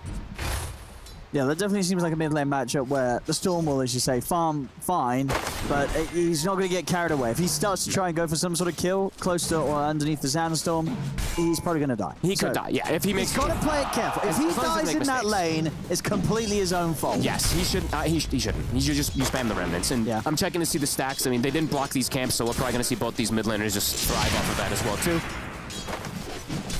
Let's see how Ame handles the pressure down here. Immediately skills Warcry too, since he's playing versus this high physical lane, and he's got DY. He's got this Phoenix low armor. Seen a couple people getting that, getting the cleave a little bit earlier, but definitely not in this lane. This is going to be a harder one for Ame to start off here. And I would say in both of these lanes, right? The top lane is also quite oppressive that Falcons has gone for. They've been doing this lane a lot. Just CM plus Weaver, super strong timings are on level 2. So 2 lanes that should go quite well for Falcons, it feels like. Sure. And overall, have you been liking Sven as a carry right now in this patch, you know, compared to some of the other options? You know, why do you feel some teams do gravitate towards the Sven right now? He just catches up super fast, and to be honest with you, especially what we saw the other day from Nightfall, this hero's damage, you can never count him out. If you're able to get items online and you just get like 1 or 2 cleaves on a stun target, it's boom, right? We saw like 2k crits or something coming out. So, and you feel like the pace of the game in general right now does serve well towards a hero that has this sort of ultimate longer cooldown that you're looking to fight around the most of the time. Like, Sven's unlikely to get punished in the downtime between his god strengths. He feels good because he's also just very flexible. That's what I've been seeing, right? We've been seeing a lot of the 5 position Svens too, so I think it just allows him to be picked more and just transition and be that carry as well too. I wouldn't call him the best carry at the moment though. No, he's a bit of a jack of all trades. Yeah, he fits. He can carry and he can support. You know, feels great to pick. Yeah. So that mid-draft area. He just has an issue too where right now I feel like a lot of the popular, the really good carries that we've been seeing, the Troll and the Ursa and stuff, are very good versus him. They are, yeah. They're kind of surprised that indeed it has become a patch where he is pretty relevant in the safe lane position. This game up against what the Weaver, and as we see at the start on the CS, it's exactly as you say, where he's going to struggle. He's having a rough one. Only 12 last hits to be found down on his lane. Meanwhile, on the other side of the map, Skeeter, he's 22-4 on the safe lane Weaver. He's not going to be contested at all. No, Weaver. I mean, this is one of those dream that, honestly, any kind of Weaver plus like some support that can play aggressive with setup, it's an easy lane. It's a free lane, right? And also, there's potential for kills. And he's playing, it's not a traditional kind of thing, it's a 4G hero. You know, this tends to be played more so inside that safe lane. It's not a hero that can get too aggressive as a 4 position, so Weaver should be pretty fine overall. We're definitely going to see those lanes at least be pretty ahead there for Falcons. Yeah, as we say now, XM, if he steps up, he'll take a lot of damage in this mid lane matchup. But as you can see on the CS so far, he's been playing it great. They're getting a completely even trade of farm in that mid lane. 29-4 on both right now. Yeah, something I've been actually mentioning to a couple people that I've realized is Stinger doesn't give stick charges for some reason, Owen. I'm not sure why this ability doesn't give sticks. I mean, they just didn't get to that bit of the code yet. Yeah, I don't know. It's an interesting one. I always just have one more line. That'll fix it. I've been like, I've just been watching so many of these Sanking games, and I'm just like, wow, it really just doesn't. So, rotation's maybe it just coming doesn't give you stick charges. Thanks. Very nice. XM is getting beat on pretty hard here. The rotation top, they got sniped. They have. They're able to dive in close towards the tower in with the trample. That'll be first blood here for XG WBG. Snake tapped up a little bit too far there. I believe Skeeter was attempting a pull or something like that, and they'll get the kill. A nice kill, and a needed one up there, just to be able to secure XXS a bit more CS. His farm isn't bad, but... And honestly, a bit of a long time coming, right? 5.5 minutes in. It's a slower one. That we had to wait until we got that first blood and play. Yep, and Skeeter not able to find anything in return. They've got the 2 supports here. They've got great lane position now for XXS, too, so he should catch up Pretty close, at least, to versus that leading commander. He's going to have like 2 full waves coming in. Skitter will pull, so lane will get reset a little bit, but power runes, the more important thing. Level 6 is hit on the Storm. Level 6 on Malrine. Yeah, XM's been doing really well. He's definitely making a case for if these mid-sankings actually expect him to do. He got a regen through. And they're going to try and burst him through the frostbite in the burst strike. The cookie, it's a lot of stun, and it is enough to take XM down. Dive forward, see if they can take out Malrine in return. Xingqiu stepping up. He'll find him, but they're going to lose DY. Almost certainly lose Xingqiu as well. He's going to bring down Snakey. He's got the ice buff and another dual breath to throw down on the Crystal Maiden. I mean, Xingqiu's kind of doing it here. Is Snakey going to tick out? He's not. He's a little. My goodness, Snake living on the edge there as he steps back up. They take Xingqiu down. Snake survives. Top lane, straight in onto the Weaver. Great setup there, and follow-up coming in from Arme with his stun on the Sven. I mean, they can push the tier 1 tower here. Sure can. I'd love to see. I mean, he takes a page out of Skitter's book and shows up behind him. I think Skitter's the one who tends to do that 6 to 8 minute rotation mostly. Arme comes in and finds him and can go back down bottom as well if he'd like to keep the farm going. Is getting slowed down on that Sven, but the Weaver now got slowed down massively. Nice move. But does mean that Amar now a free lane. Now we see the outcome at the mid matchup. Indeed, Malrine getting there slightly faster, but only by a little bit. I think, yeah, as I was going to say, you know, XM with what he's done on the Storm in that matchup, making a case for in the future Storm definitely to be a good hero to consider when you know you're going up against this mid Sand King pick. By the looks of it, you play it correctly, you're going to get just as much farm, and you're not going to end up feeding in the matchup. He did, however, hit 6 and die instantly. So galvanized stacks. That's true. Did get affected a little bit, which kind of stinks, but There's you know. a lot of heroes mid, you know. What can he do? Sometimes you get ganked by, you know, everybody. They chain stunned perfectly, and I did want to highlight that Malrine, we've seen a lot of different builds on the Sand Kings. I've seen the Max Sandstorm, I've seen 0-4-4 a couple games. He's putting more points in stun because he's playing versus that Storm. Immediately you see what happens because of it, because they have the chain stun, so. Ame will go back through that portal to top to keep pressuring. But bottom tower is getting quite a hefty amount of damage also. Top's already gone. He's able to help finish it off. And these sort of rotations and moves have really managed to equalize for now the farm on the two carries, right? We saw earlier how much more Arme was struggling in getting the last hits in lane. Now we're at a point, they're dead even. It's beautiful. Now it was there for a moment. I'm sure you guys and girls at home caught it, but they were dead even. They were. Shield rune popped. Low on mana. Oh, good cookie, but TP's coming in. Burst strike and the little shredder. He's got enough to zip to the side. XM, he gets caught by the frostbite. They take him out. The supporters come in. The ice path, a little bit off the mark there. Not able to catch Malrine as Malrine, he drops a tip and he walks his way out. Stinger with Shredder does an absurd amount of damage, even in low, like what, it's level 2, it's level 3 Shredder, okay, fair enough, but my goodness, the physical burst that came out onto a Storm, he took half his HP in one Stinger. I mean, that's why we're seeing this hero, of course, so much, this Sand King, but a great rotation again, shutting down the Storm. A 3K lead out of nowhere. Yeah, that did kind of just come out of nowhere. And the lad at the top of it all, Amar, on the Legion, having a great time. Picking up the farm. It's going to be a very quick blade mail. So he gets the pick up hit, and indeed a lot of lockdown. Frostbite into the... Look at the damage. I mean, ready? Boom! What can you do? Poor XM there. No further way to play his way out of that one. And that was, yeah, through a freshly picked up shield rune. That was how much damage and lockdown they had. It's an easy first duel here for Amar. Steps up, able to grab DY and start to build up that bonus damage here on the Legion. Yeah, and back all of that top spot. Level with Malrine's amount of farm. And back-to-back deaths for the Storm. Quite hurt. These galvanized stacks, they do matter.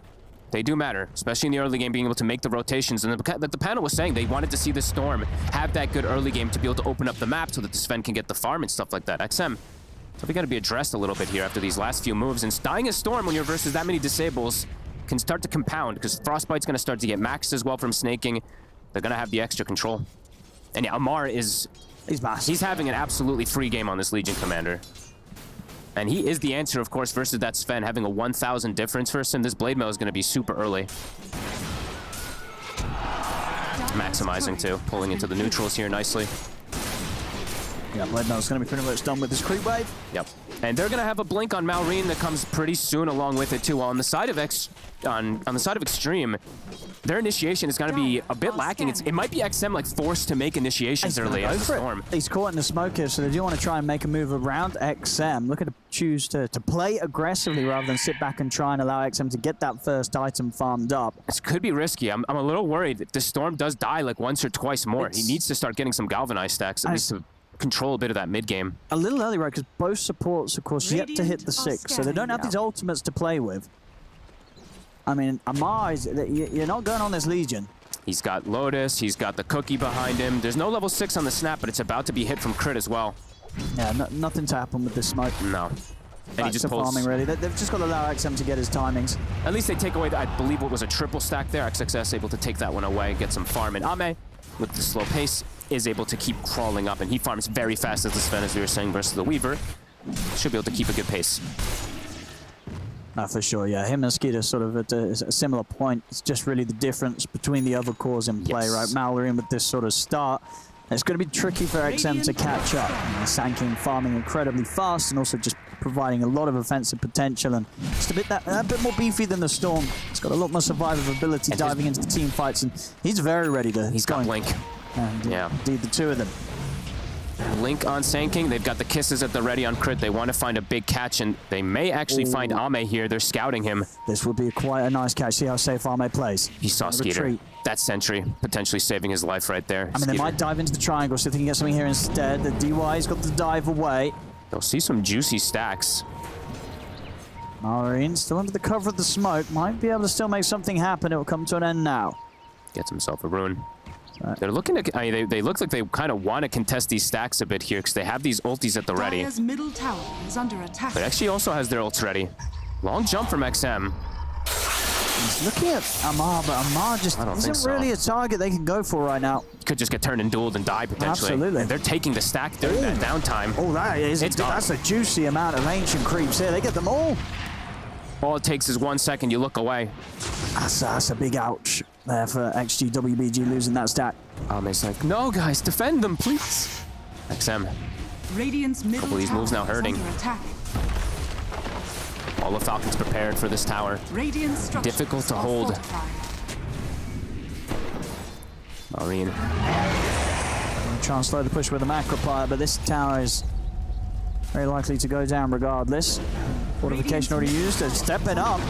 They get the opening, Amar's not quite able to close over the duel. He's gonna, okay, take the nice one around the ice path. It doesn't mean the supernova goes off, but indeed the supernova in this sort of game is gonna stand no chance. They'll jump towards Amar, but he got the blade mail off in time. And now he's trying to deliver the duel. They'll just duel the primal beast. The burst strike from Aaron comes in across towards Jinkyu. The kisses coming in. Jinkyu to fall. They've lost 3, maybe more. I mean, Falcons, they're considering diving the tier 2. Aaron, he's definitely wants to dive the tier 2. Gets in quick, scored by the stun. Immediately removed though by Amar, and they're able to retreat. Safely, the Falcons, they lose nobody. XG WBG, they lose 3 heroes. And another successful duel in the midst of it all for Amar. Everything continues to look up for Falcons.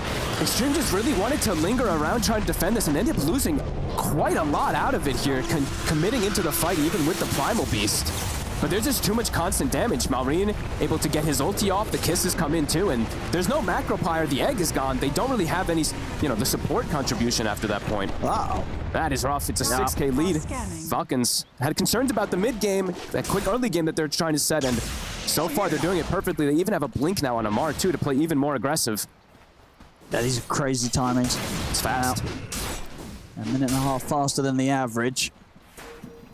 Anybody he catches is pretty much dead now at this point. And Skeeter, now with his farming item, he's got the Maelstrom, so he's going to be able to keep pace or keep ahead of the Sven now too. Ame tried to join in for the fight there. Haste! And we're seeing more, the CM pick, it definitely fits for these really strong mid-game skirmishes that they're doing there, because even the freezing field on top of the kisses is just so much AoE damage that these heroes can't really walk into early. Primal Beast, one of the tankiest heroes in the game, and you just saw how fast XXS melted walking into all this magical.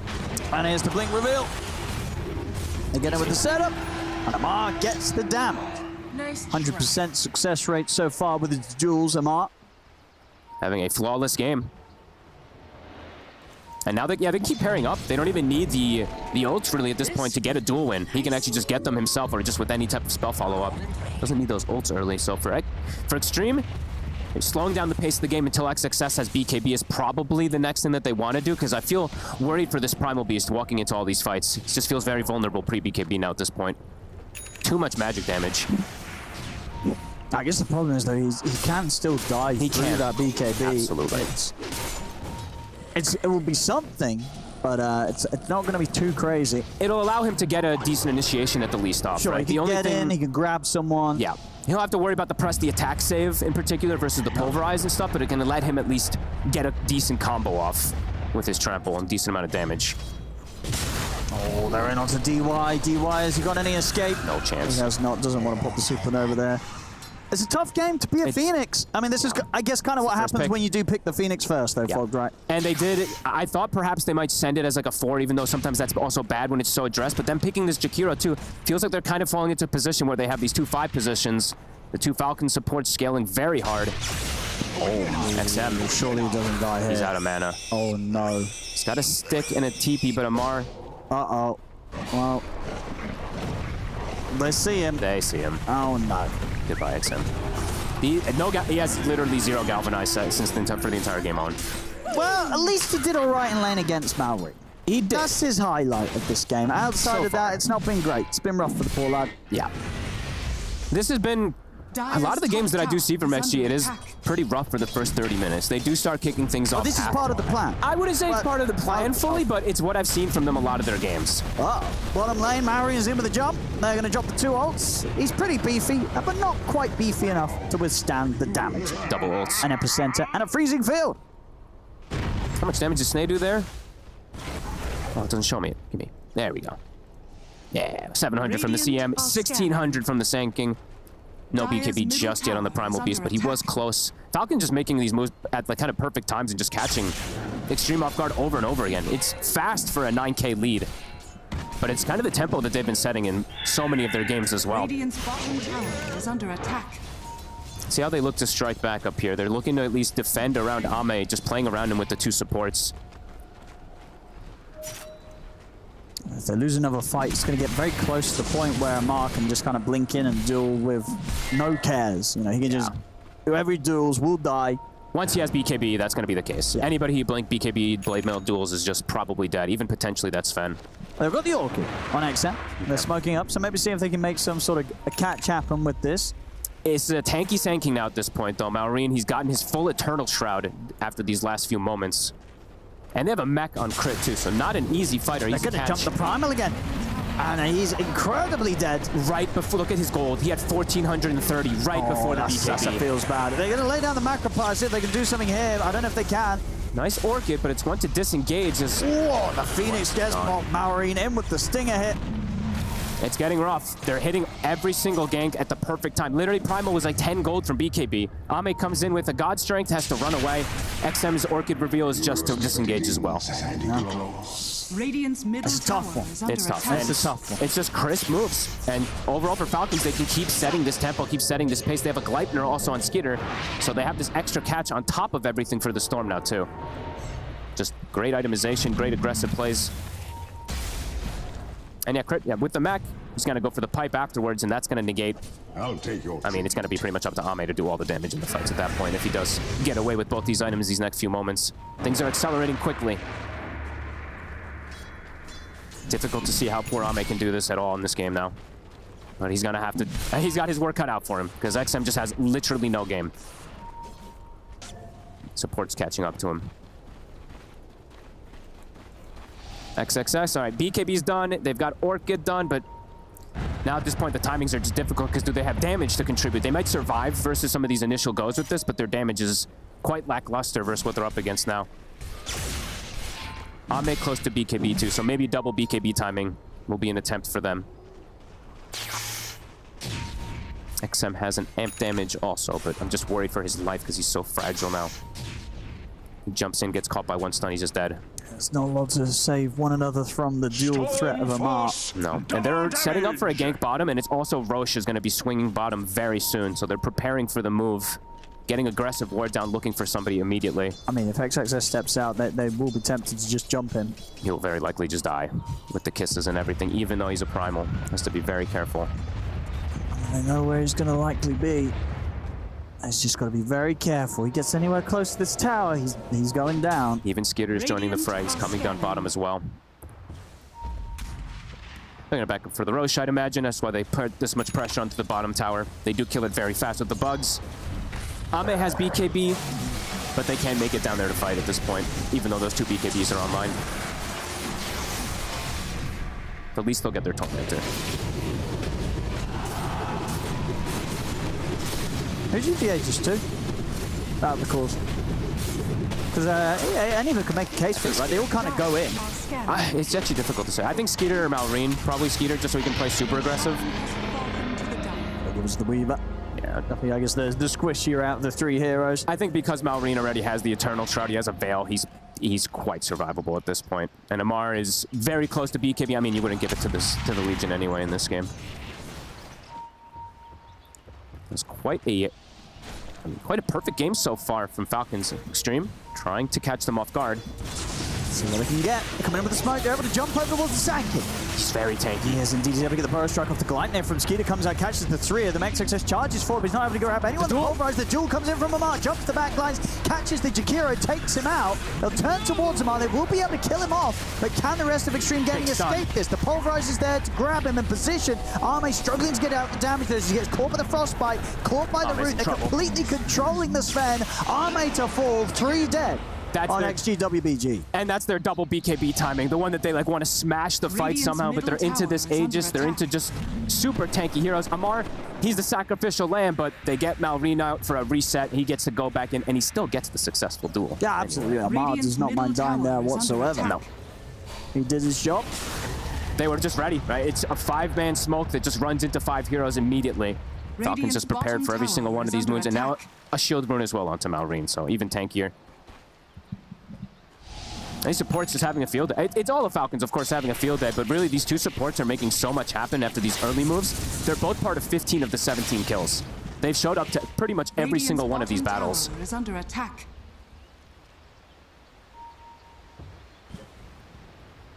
And for Extreme, where do you go from here?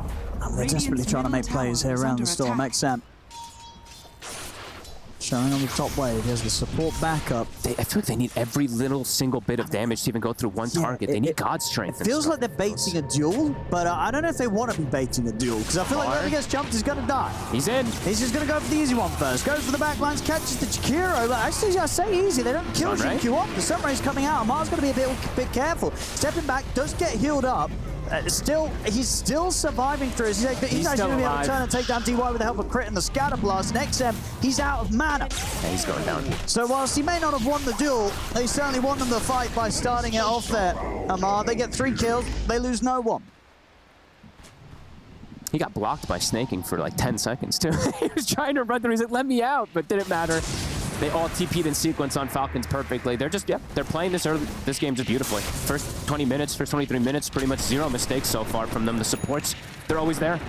They always have backup of the team, and the itemization is on point as well, too, as we've seen more and more. These auras just doing so much work, snaking with drums. We see the Greaves on Crit, and yeah, just continuously wanting to highlight these two supports because it just feels like they've been quite a bit better than the opposing supports, just being able to back up their cores.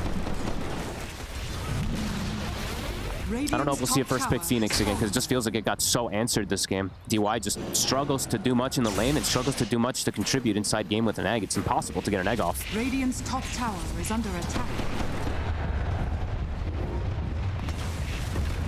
Hard to sort of see what the plan is now for Extreme. Your Storm has got nothing. Sanking is under attack. 16,000 net worth. Malrine is huge. Full Shivas, 30 armor, 45% magic resist. You have to blow everything onto him, and he's probably not dying anyway because he's got this Presty attack behind him, and Greaves, and etc. So there we go. Continuing to smash the timings as well, Amar. Having a seconds faster than the fastest BKB we've seen on Legion this patch. And they're smoked up. They're looking to catch because they know that Extreme at this point, they're just looking to just play outside the map, trying to get anything they can. They're bound to catch somebody out here. This is looking like a bit of dual damage from Amar. Ooh, okay. Point catch. Vision of DY. Tries to go for XM instead, but blind. Malrine knows exactly where to find him. He's in with the burrow strike. And you know what? They might just get the dual damage after all. Get Amar in, let him duel. Easy plus damage for the Legion after all. That was a very nice play. Where do you think you're going? Sanking from this hero. Also coming out right away in the draft, and he is having a field day of a game. 7-1 and 10.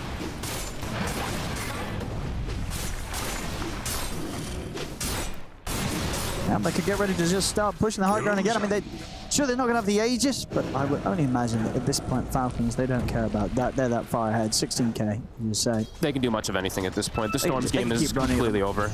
They're all going to start getting overtaken by the supports, and they can't really get out of the map to get any farm either. I mean, how did it all go wrong for XM this game? Was it just too much of a... He died 3 times in a row, right? Yeah, 2 or 3 times in a row. No galvanized could that have stacks. been avoided? Is that kind of on the support side? How do you sort of change that from happening? Because he had a good start. The early lane farm was there. You know, he came out the lane with exactly what he would have hoped for. What did XG need to do differently to keep their Storm safe? That's a good question. I think the supports on Falcons just played that well and were always at the right place at the right time, right? That early rune rotation, yeah, you got a regen rune, but you died for it. Then afterwards, the next rotation, you died immediately afterwards too. So he has literally had 0 galvanize. And I think this hero really has to thrive on galvanize right now to be able to have these good games.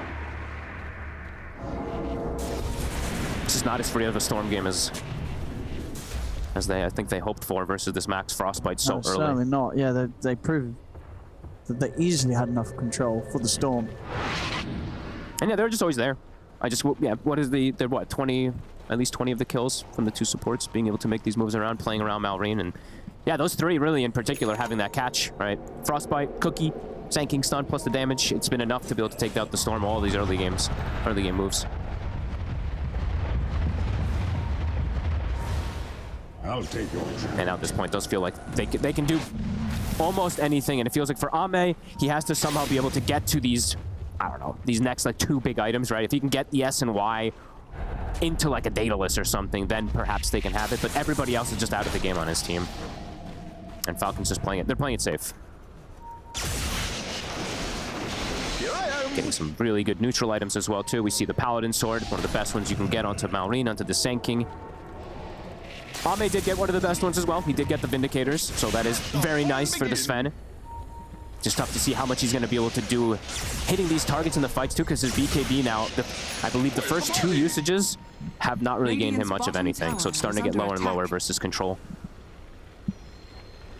Dire are scanning. Falcons currently sweeping the map with the smoke, seeing if they can find any of it. Dreamer heading out. Ooh, duel opportunity here, but he hasn't immediately got backup of Mars, so he won't win this duel. See if he can actually get out. Put the BKB, but of course he's been caught by the Pulverize. Amar maybe getting a little too aggressive there. Went for a very ambitious duel.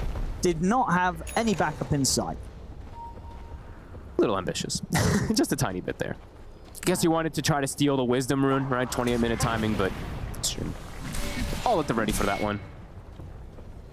And they're going to try and make something happen with this. It's a good kill. Right. This is a window of opportunity. The Legion is out of the game for 30 seconds. And they've got BKB now also on the Storm. They did use the BKB on the Primal Beast, but they've got a little bit of liberty here for XM. But Falcons probably going to look to contest this anyway because they still have a plethora of items. If they can poke out the BKB perhaps. Actually, there's only the jump off to the side. XM's immediately able to put the stop to the kisses. They come in with the onslaught straight over towards Crit Trample as well. Crit separate rounds with the Yogasil Totem. Malrine lays down the Sandstorm in the midst of it all and is able to split XG, WBG up. XXS gets left behind. The rest of Extreme on the retreat. Ame turns to hit him with God Strength and hits him for like almost nothing. Immediately just has to run away with his BKB again. They tried to take a moment of opportunity there, but yeah, immediately just get put back in, they get, you know, put back into that humbled position that they should be in this game because Falcons just, they have all these items to counteract everything. I saw Greaves and Pipe already finished from Crit, so the damage is, nobody's hitting anybody. I mean, yeah, that's the thing, right, with how farm Crit is. You know, XM wanted to go for him, put a stop to the kisses, but yeah, there's no way you're killing the Snap right now. Literally has more farm than the Storm, as you're saying. He'll just fight him back. You know? He stopped, like you said, he stopped the kisses, but then he hits him like once or twice. Oh, no. Nobody doing any damage to any of these heroes at this point.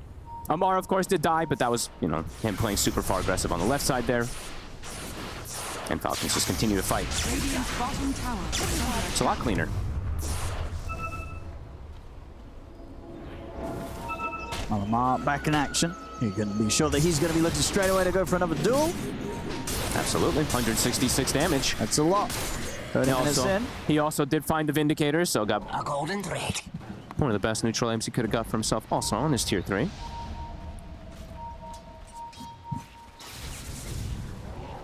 Oh, Snaking took the doubloon. This might be one of the first doubloons I've seen. Any cool plays you can make with it here? No. Just makes you a bit tankier. They're just trying to tank up. That's what that tells me. He didn't get one of the other tank neutral items or something, and then he wants this one because it does make you a 2,000 HP Crystal Maiden. So everybody unbelievably durable on the side of Falcons. So yeah, XM's game continues to be very difficult. He can't even kill supports if he jumps them. Yeah, I mean, that's, yeah, especially Snake King's next to crit, right? Yeah, the Grooves and the Pipe. They've got Pipe themselves now. They do. On Extreme. DY. And they almost have Jin Q with an Aghanims. He's somehow been able to just quietly farm to be able to get at least a little bit more, but XM just still having, like I said, no game, just behind the support of the side of Falcons, and soon XXS is going to be overtaken as well. Maybe even Amar is going to be overtaken from crit too, to be honest with you, but Falcons looking to play around this next timing. Roche, it's up. They've got control of bottom. They bought a gem not too long ago as well too, so looking to set up around here. And a very difficult place to fight. For Extreme, probably fighting, maybe waiting for fights to get to their high ground. I think fighting outside still feels quite complicated when they're at this disadvantage. Dire's middle tower is under attack. Yeah, I don't think you're going for anything outside of the base anytime soon. No, you want your ideal kind of fight is that they just sit inside of these macro pyres and walking through, and your egg gets placed in the back. You're able to use like these full duration sun rays. They need some long duration team fights, it feels like. Which is usually not the case that I would say for something like a Sven. Sven usually does want those explosive fights, so fight's very complicated. Oh, and in the mid lane. Okay. It's a solo. All right, didn't get the duel win, but yeah. He'll throw the tip out as well for that one, Amar. It's solo killing the Sven. That's kind of their only hope at the moment, Extreme. And they've just lost him. Army's out for a minute. Dire's top tower is under attack. Well, that's power play right there. Hey guys, we're doing Roche. Just kidding. Gotcha. Yeah, I guess that's what happened. Army already felt that there was no one on the map. Heads up play. But Amar was ready. Up top. They're trying to kill the Sankey. Can they kill Maori? Got the Bloodstone off, but they got the damage. Pulverize. All right, they got him. They got him, almost max Sunray plus that full macro pyre on top of him. We're able to bring down the Sand King. Second time in the game they're able to. Oh, there we go. I guess they don't need armor. They can do it without it. Have to blow everything for him. But they do get him at the least. They'd live to see more. He didn't have crit near him, right? I guess crit was a little too far to be able to get that extra protection versus him. And yeah, it was 4 versus 1. By Gem, looking to recontrol a bit of at least these high grounds. XXS also was able to find himself an Aghanim, so small gains, but need, at least it's something here. It's just XM still not really getting much growth is the concern. Now look for another smoke. They're going to try to catch Falcons off guard. Perhaps maybe also just look for some of these wards so they can control the map a little better. This will do.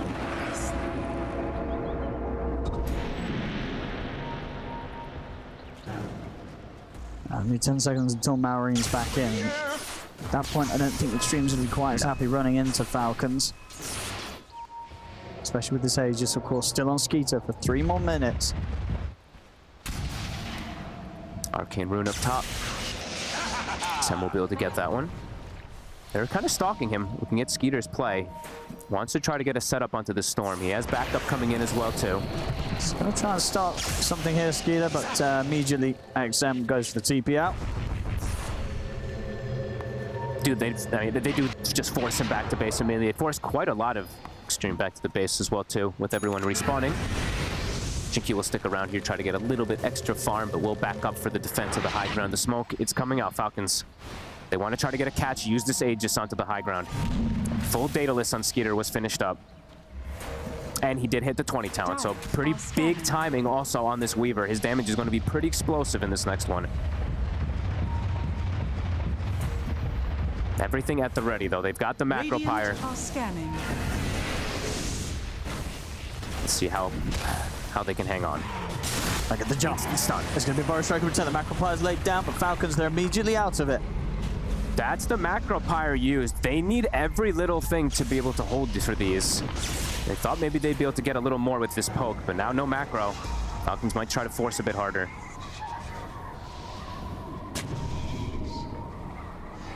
Mark definitely going to be looking for the opportunity to jump. Checking for the ward. Common ward spot will be taken out. Malrine has fire spirits. Radiant's bottom There we go. tower is under attack. Skeeter's coming in with the push. The banner's down. They're going to be forced to fight pretty soon. They'll have to pop the fortification extreme. They get the aggro on the creep wave at the least there, so they can pull them out of the banner range. Oh, Amar's in. He's going to go for the Jakiro. Straight in away from the duel, but the pulverizes there. Marin jumps in the burrow strike. They're able to kill off the Jakiro. It's a successful duel for Amar. He backs off. Extreme, they got anything else? Zip forward over towards Malrine. The buyback's going to come out now from Xingqiu. They're going to try and line things up on towards the Sand King. They get him with the Vortex, but Malrine's able to burrow strike down to the low ground. Now able to drag him back up, but he gets forced back down. Malrine's able to get back out successfully. That's the God Strength and the BKB. And Amar's ready to go back in. He's going to blink it aggressively. The trample's coming in from XXS on top of Amar. Decent damage. Amar's going to get healed up. He's perfectly fine. Malrine jumps in. He's in with the Bloodstone heal as well. Arme dying under the epicenter. He's out of the game. No buyback on him. Double tipped. They're feeling pretty good about this one. They reset. They're just resetting the fights beautifully. I mean, Malrine gets to somehow get out of the base when he gets pulverized comboed. XXS not using the initial BKB, so they're able to get that combo to be able to kind of reset them. The 4 steps and the Lotus to cover each other. Falcons, just a beautiful team fight execution. And not punished whatsoever. I mean, Amar and Crit, they're still sticking around. See if they can get back in. He's going to go for it. Straight in for the duel. The burrow strike's going to catch under the 2. Then Xingqiu out for good. There's an essential dieback there on the Jakiro, out for 70 seconds. Storm's out of mana. He's out of mana. Marine's ready to cut him off. XM taken out as well. None of them with buybacks available here. It's just XXS and DY trying to hold on to the game desperately. I'm surprised they haven't called it. Both of the 2 main cores are dead. Raxes are dropping. Falcons can continue this. And this one's very clearly over here as the support. DY just tries throwing some fire spirits, does next to nothing. 14 seconds for Ame. Marine with the setup. Cookie follow-up from Crit. As DY gone. He uses buyback. Now that 5 seconds and Ame will be back in the game, but the barracks are being taken. Crit is godlike this game. 9, 0, and 17 on the Snapfire. Radiant's top barracks has fallen. The Dire now have... That's the Megas. I mean, they're seeing if they can find one more fight, maybe. They can. XG, WBG. They're just going to look for 1 kill and maybe GG out, if they can even find that. Yeah, because XXS is getting jumped. Was buffed up by the pipe. He's able to make his way back to the fountain. 10 seconds until they've got the full team back in play. Who can Ame kill? He doesn't have a crit. His damage is quite pitiful at this point versus how tanky everybody on Falcons is. And with the Megas coming in, Falcons will just back up, let them suffer. They're giving them some respect. They're like, all right, you want to keep playing? We'll keep playing as well. Yeah, you want to suffer? Look at Crit. He's like, you know what? I'm level 20. I got my Shredder talent. Let's queue up the Daedalus. Now, Falcons, they're in no rush. No. This is, I would imagine, I didn't bring up this graph, but this has to be one of those 100%ers because this one has been just a complete control. It's barely any kills they're even getting up. Sometimes you see Falcons giving up these supports a little bit more in these games and just thriving on the cores, but it's just everybody having a pretty much perfect game.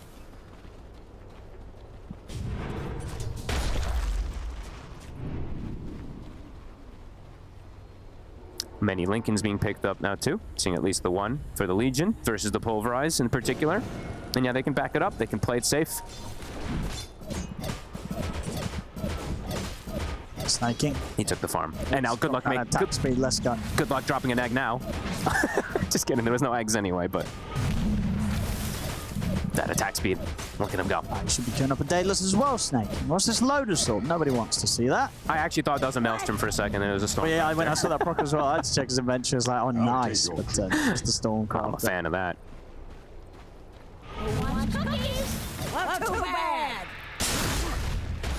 40k net worth lead. 40 minutes in come out.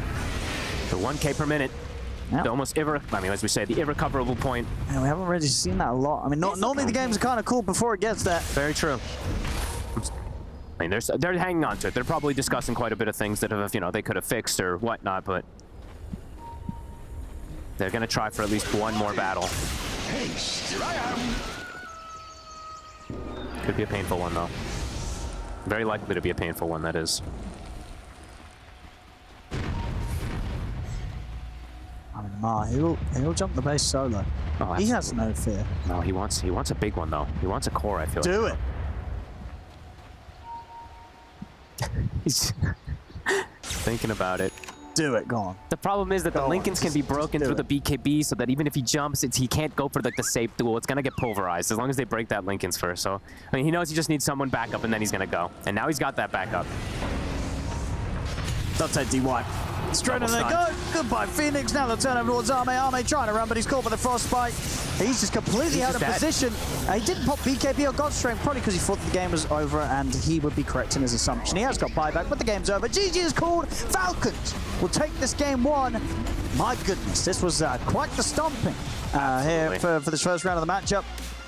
XM had no game. I think that's the biggest thing that I saw, the difference between the mid laners and then the 2 supports in particular. Yes, of course, Amar having this incredible game, just getting these beautiful duels and everything like that, but the 2 supports a bit underwhelming to be able to get too much going here, and XM just literally having no game. So I don't think that we'll be seeing this type of, first pick Phoenix and stuff like that. Maybe in just some different scenarios where they do flex it in a different scenario, or maybe ban the Snapfire if you're going to do something like this, because Crit, he literally had a perfect game on the Snap. Easy rotations for him and for the Crystal Maiden to just play around Malrine perfectly, which set up everyone else for that beautiful success.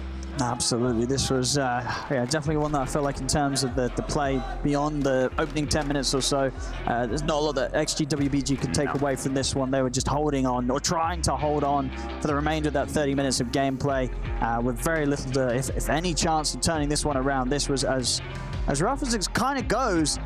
And as you say, I think, kind of back to the drawing board, back to the draft. There's got to be some severe differences. This was a rough one for Extreme and a very, very impressive one for Falcons. Team Falcons, they'll take game 1.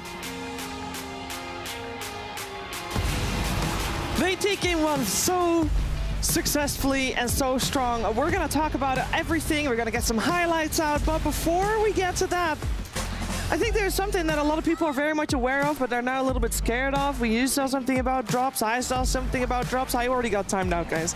Don't worry about that. I'm right there with you. I'm feeling the pain. But the pain is no longer. Somewhere during this segment, a bot will be activated inside the chat, and you can only type !drops while the bot is active.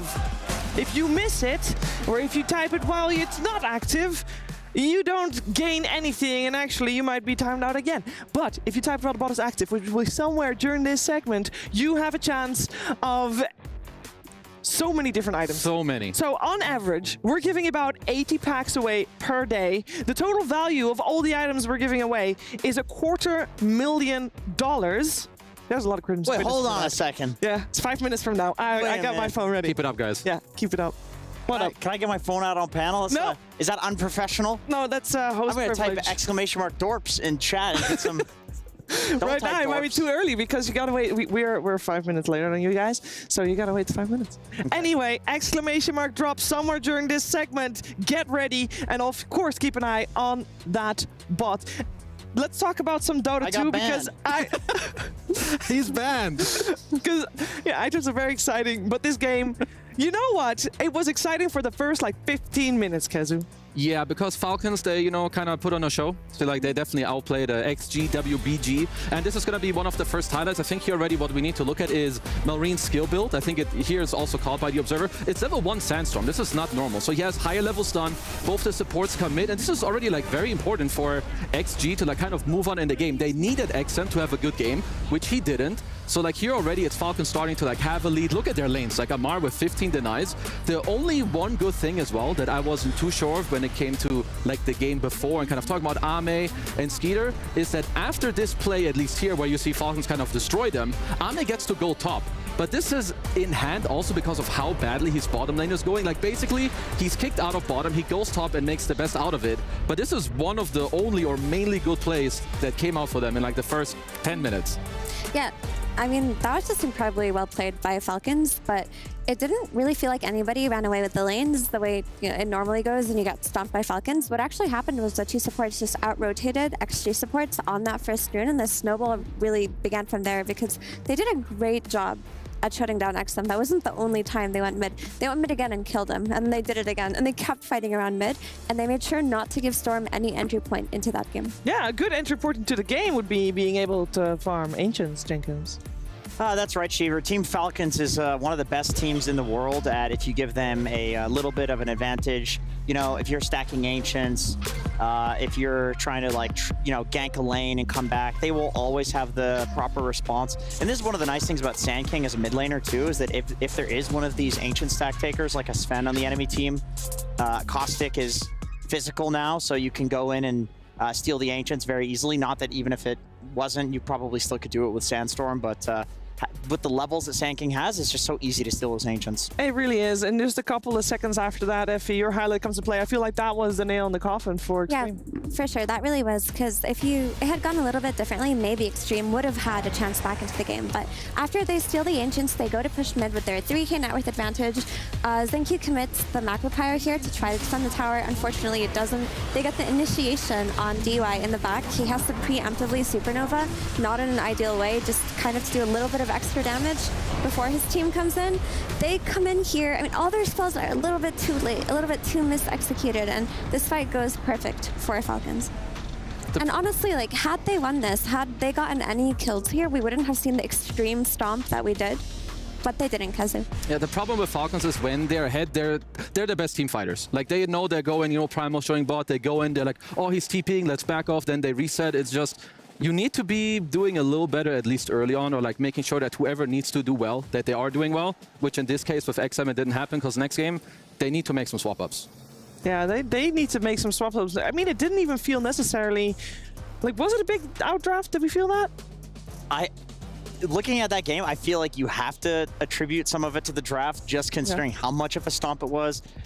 I don't know how you guys felt, but that to me seemed like a Dota game where it ends and then it's kind of like, this really ended 20 minutes ago. They were just hoping for some sort of miracle thing to happen. So I would say, like, usually when that happens in Dota, it's like the first 2 minutes were extremely bad. They weren't that bad. It was literally just the mid rotation that went poorly for Extreme or the draft. So I would say back to the drawing board with that one. Yeah. Maybe change the first pick up a little bit, see what that does to the rest of the draft. Yeah, see how they can adapt in game number 2. In the upper bracket, though, so they still, even if they don't manage this series, they will still have another chance. There's another series going on in the upper bracket right now, and we're going to get hopefully some info on that from Purge. Hey guys, we're here at the secondary stage where a huge match is happening. This is the upper bracket, other match that's happening on Stream B. We've got Entity over here playing their match, and they are playing against Gaming Gladiators right now. Now, I kept an eye on the early game. Entity they managed to grab a Darkseer and a Spearbreaker combo. Very strong off-lane combo, of course, one of the most obvious ones. That's going to translate well into the late game. And no one, their mid player, played Snapfire. He started 2-0-2, having a great lane for him with a quick Maelstrom.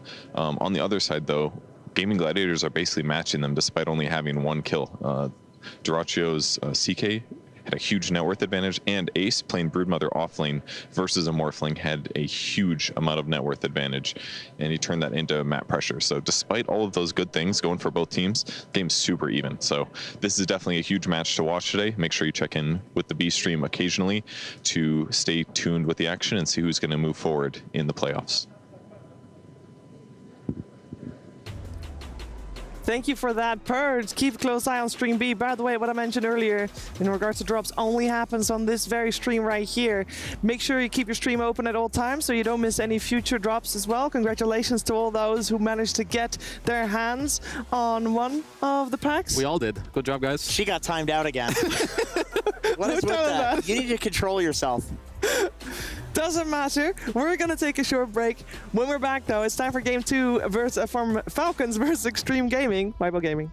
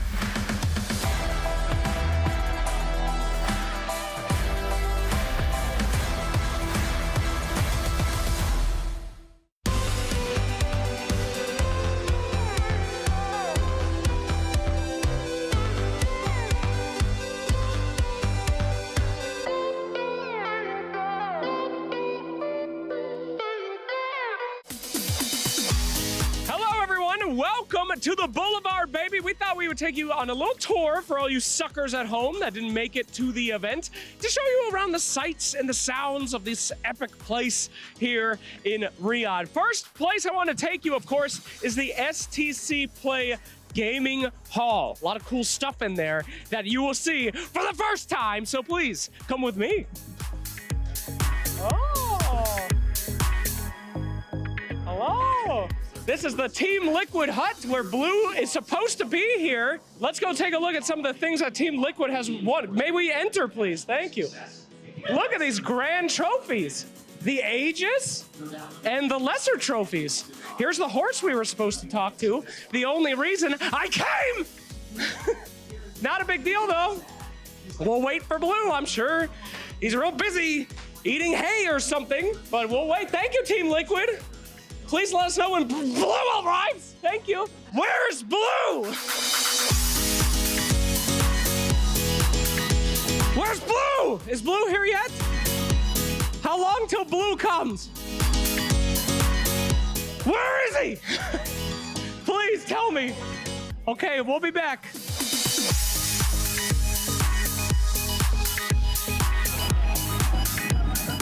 Just waiting for the horse. Just waiting for Blue. He'll be here soon, I know he will.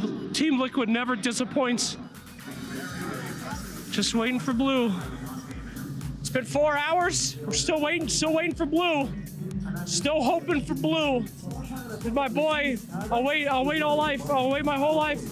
Wait for the horse. Oh! Blue! Yeah! Blue! Oh, thank you, Blue! I love you! Blue, he's my favorite mascot because he can't talk. And he listens. He really listens. I love Team Liquid. I love you, Blue. Wow! Thank you, Blue. Thank you, Blue. I like this up right now. You might be stuck right now. This might loosen me up right now. Get off this bus right now. You're acting sus right now. This one. Turn up this up right now. I like this up right now. You might be stuck right now. This might loosen me up right now. Get off this bus right now. You're acting sus right now. This one. I know what you want. I know what you need. Here's some seeds. Grow some trees. Ain't no smoke, it's made for lungs, but you believe. But it's okay, we make mistakes, be relieved. So why art doubting? They're not like me, remarkable. My eyebrows too intense.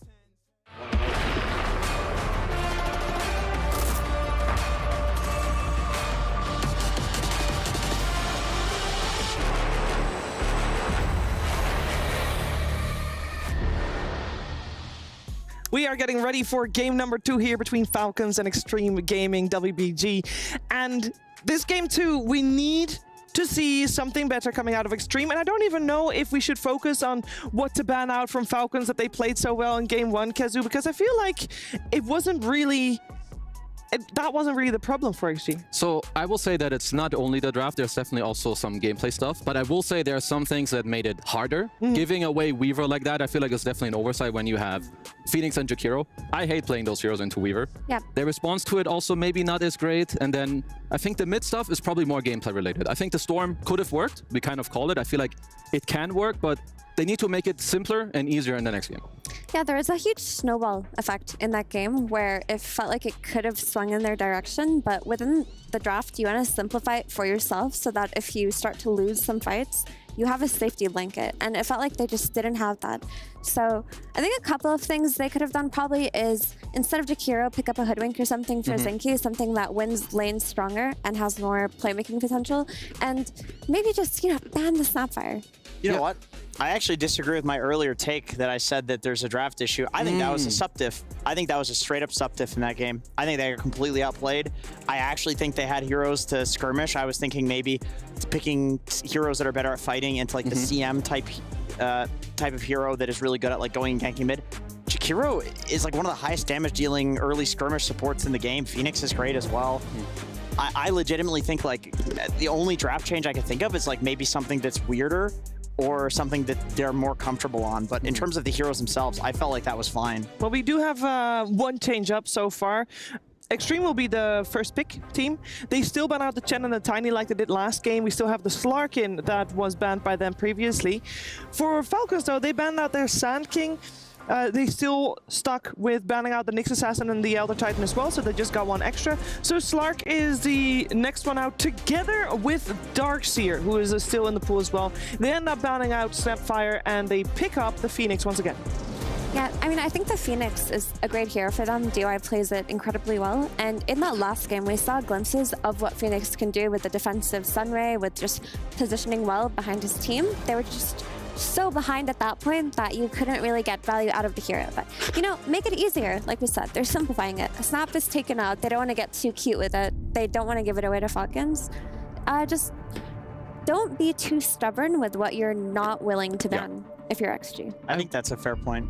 I was thinking like which hero do Falcons want to respond with here, and there were a few that I feel like you just can't ever say anything wrong about them. It would be like the Hoodwink, you know, the Weaver is also still in the pool. Maybe teams want to think about it a little bit, but yeah. Crit generally has been, I mean, he owns on these heroes. He can be your Tiny that goes in first, obviously that's banned out, but he's so good at these snaps, Hoodwinks, his laning, going together with other people, giving them the follow-up damage. This hero just feels too good. And the scaling on it too. Like you get a Gleipnir. The items you build, go into the late game. It's like you want to build the items that are very popular that work on a support, but then also allows you to scale into the late game. So you take a player like Crit, a guy who's more than happy to carry the game, you give him the Hoodwink, he will win the game for you at all stages in the game. So how do you deal with it? Because we know, and we've seen, and I'm sure that Extreme knows and has seen Crit play this Hoodwink and know how pesky he is. But how do you deal with it? What do you do? Kill it. I was gonna say, I like, she's a very squishy hero. Yeah. Very mobile, hard to catch. I think like Primal Beast is fairly good. They banned it out. Spirit Breaker is another answer that a lot of people are picking. You also have Bulldoze, so you are not gonna get stunned by the Bushwhack for too long. You can catch her in the trees and press the ult on her and focus her. Yeah, I will say that Reach is very good against Hoodwink, but one of the great things about this hero is that if you're snowballing with your mid and your support, you can also be good against all the heroes that catch you. You build an early Atos, you can have 20 stick, Raindrop, Vitality Booster, you get pretty tanky, but in my opinion, it is still one of the best ways to try and deal with this hero. But yeah, I mean, there's a reason why we see this hero nearly every game. It's just really strong. I think conceptually, Hoodwink she just suffers versus like Tinies and anything that can jump her. You know, Storms, Void Spirits, what have you. I like the idea of Spirit Breaker. The burst heroes. Yeah, I like the idea of Spirit Breaker a lot, but against Hoodwink, you want supports to be able to match her speed. Because if she's gonna win, if she wins lanes, right, she'll win her lane, she'll go through the gate, she'll gank the other side lane, she'll run mid, she'll win on the rune. So you need support heroes that can play as fast as Hoodwink and play into that tempo. If you play slower heroes and you just lose the engagements to Hoodwink, that's when she becomes out of control. They let Weaver through again. That is crazy to me. This is such a strong hero. This, in my opinion, is the best carry in the game. Maybe barring Monkey King, depending on what team you're watching. Yeah. I personally think Weaver is insane. Such a strong early power spike. One of the highest damage dealing carries in the entire game. And then amazing against Phoenix. And then it's Falcon's bread and butter too. Like this is bold to leave this in. I hope that they have a good idea. Like later on, I'm looking for like a more like nuclear answer. Like it can again be some Storm that's perhaps better supported, or a Faceless Void to close the face later, or maybe you find a great Bloodseeker pick. Because these heroes that you have right now, if they're not well addressed, you can just see a repeat of the last game. So I hope that XG, WBG did this with purpose, right? They obviously know that Weaver's in the pool. They must have an idea to leave it through once more. I still really like the Spirit Breaker. I feel like that's one of the better heroes at dealing with the Weaver as well. Like any of these extremely mobile heroes, SB can chase down. Now it's a little weird running the Beast plus the SB in lane doesn't feel super good. I think the only way they would have picked SB if they had it in mind would be with Darkseer. Now that they pick Beast, I mean, of course you can, but I feel like it doesn't make as much sense as the other one.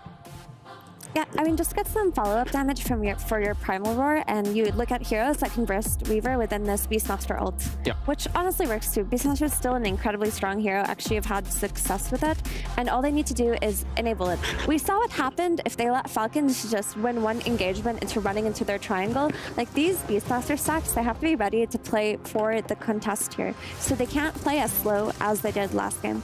As for Weaver carry, it's still open to the 5 flex if they pick something like a CK or Bloodseeker, right? Because there are ways to address this hero if it's a carry. Like, it is easily counterable. And I still really like Chaos Knight versus Weaver throughout this patch. I feel like that's always been a great hero against them with an Orchid timing. But you could also look at any other hero with an Orchid timing, potentially even Clinks.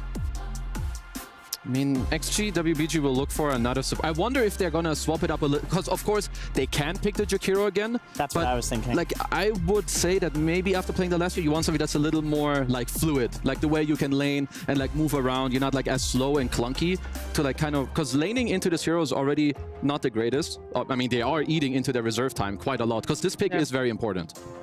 What do you think about the Lion that now this came out? Oh, I was about to call that. It's just, I feel like it is one of the best supports in the game at bursting both of these two heroes. It's excellent against Weaver. The lockdown you really need against this hero so he can't get the time lapse off. Lion is one of Jinkyu's favorite guys in Dota.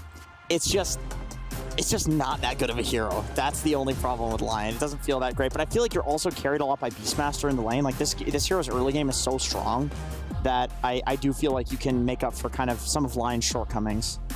And there's a lot of burst damage coming out of this pairing, right? The Primal Roar with the Beast Ags later, like he's going to be doing damage himself into the Finger of Death. Like it's very clear that they want to focus one target and take it out of the way instantly. You could just... I don't know. The thing about Lion, like you mentioned, is it's just not that good of a hero. I feel like if it's not playing against illusion carries, it loses a lot of value in the mid game. It doesn't farm that fast. The shard is nerfed. It doesn't rotate as fast as Hoodwink, and it's very dependent on an early blink timing. If you don't get the early blink timing on Lion, you can be a liability in teamfights. I want to see him go for the melee facet. That's what I want to see, dude. I want to see some Lion walking in and right-clicking. Okay, so they do get the Ame Morph. It's one of his, at least in pubs, one of the more like played heroes. He did kind of bring it back, a sort of like skilling stats going around. This lineup is always like Beast, Morph have always been very good together. Like in this 50-minute timing, Morph generally has his first item. Beast has his Ags. You can try to go like take Roche. Also, if you get the shard against Mars, you can't really ever die. You can very nicely sit in this lane. You do have a good matchup against Weaver. The one thing I am a little skeptical about for now is the timing. Once more, Morph is absolutely a hero that does not come online as fast as a Weaver. But it is a great morph game, though. It is, I mean, these absolutely. are very squishy supports that can be easily burst by like a 3-4 slotted morph. You know, like they will be non-factors in fights. You have good replicate targets in Weaver. You can take a Shikuji. You can take Mars Spear. Like you're very happy and you're comfortable with your morph game. The issue is how easy is their laning stage gonna go, or is it just gonna be Falcons running them over because their supports are faster than XG supports? Because again, that issue exists, right? Your Hoodwink and Enchantress are going to be moving mid at a much faster pace than your Phoenix and your Lion. Okay, at least for now, I feel like there's a lot of good bans. Like the way also XGWBG protected their Beast earlier. Heroes that would allow Melreen to take his hero and his supports to contest stacks in a triangle with the Primal and the Pango have been removed.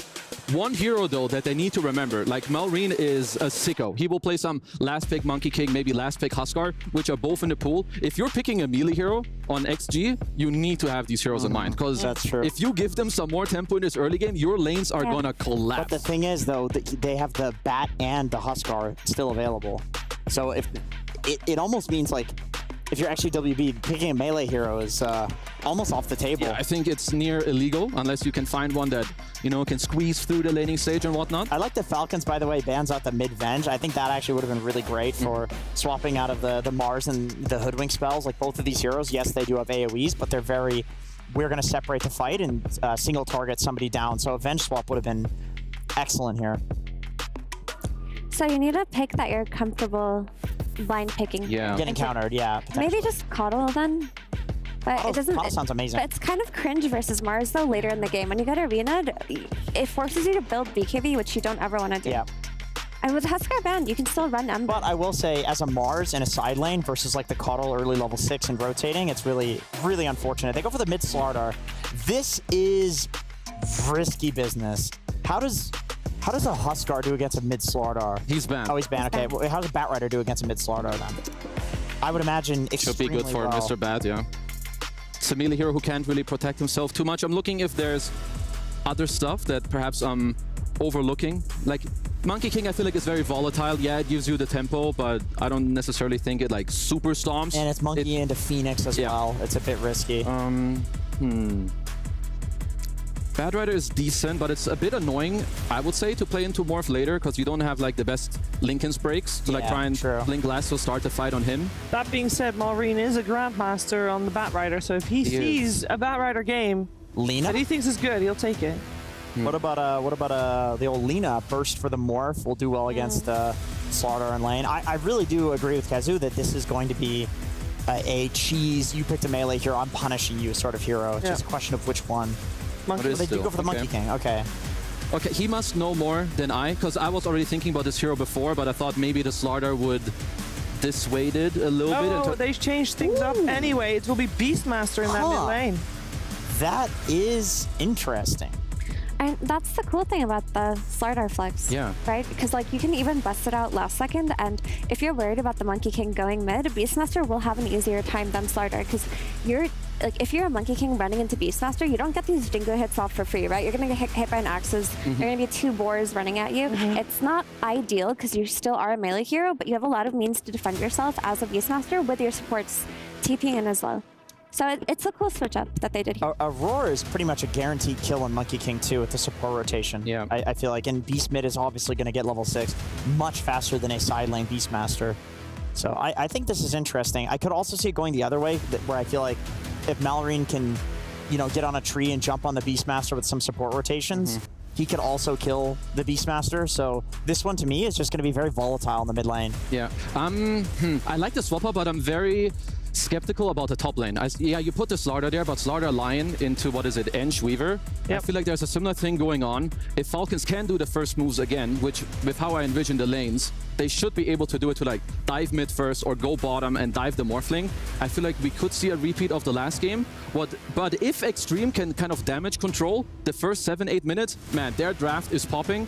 I'm just skeptical if they can get there. I think Slardar versus Ench actually poses some problems for the Slardar lane, because typically people pick it just to dispel sprint and kill it earlier on. But if Slardar's lane can be secured for him, like if they do some shenanigans and get him an early level 6, that's a great hero versus Weaver. I mean, in the past, people were picking Slardar into Weaver anyway because of the amplify damage, because of the facet that gives you his armor. So you have the vision, you have the damage. Can you survive the laning stage? That's the question. And he was an Orchid builder too. I wonder if that's going to be a potential consideration. I suppose with the Lion, you don't really necessarily need that, but I do worry that the Lion could feed in that lane as well. Like Ench plus anything could really punish weak Lion support. Yeah, we've seen it. The first couple of minutes are generally pretty strong for Falcons. Can Extreme WBG weather the storm? We're finding out together with ODPixel and Fogged.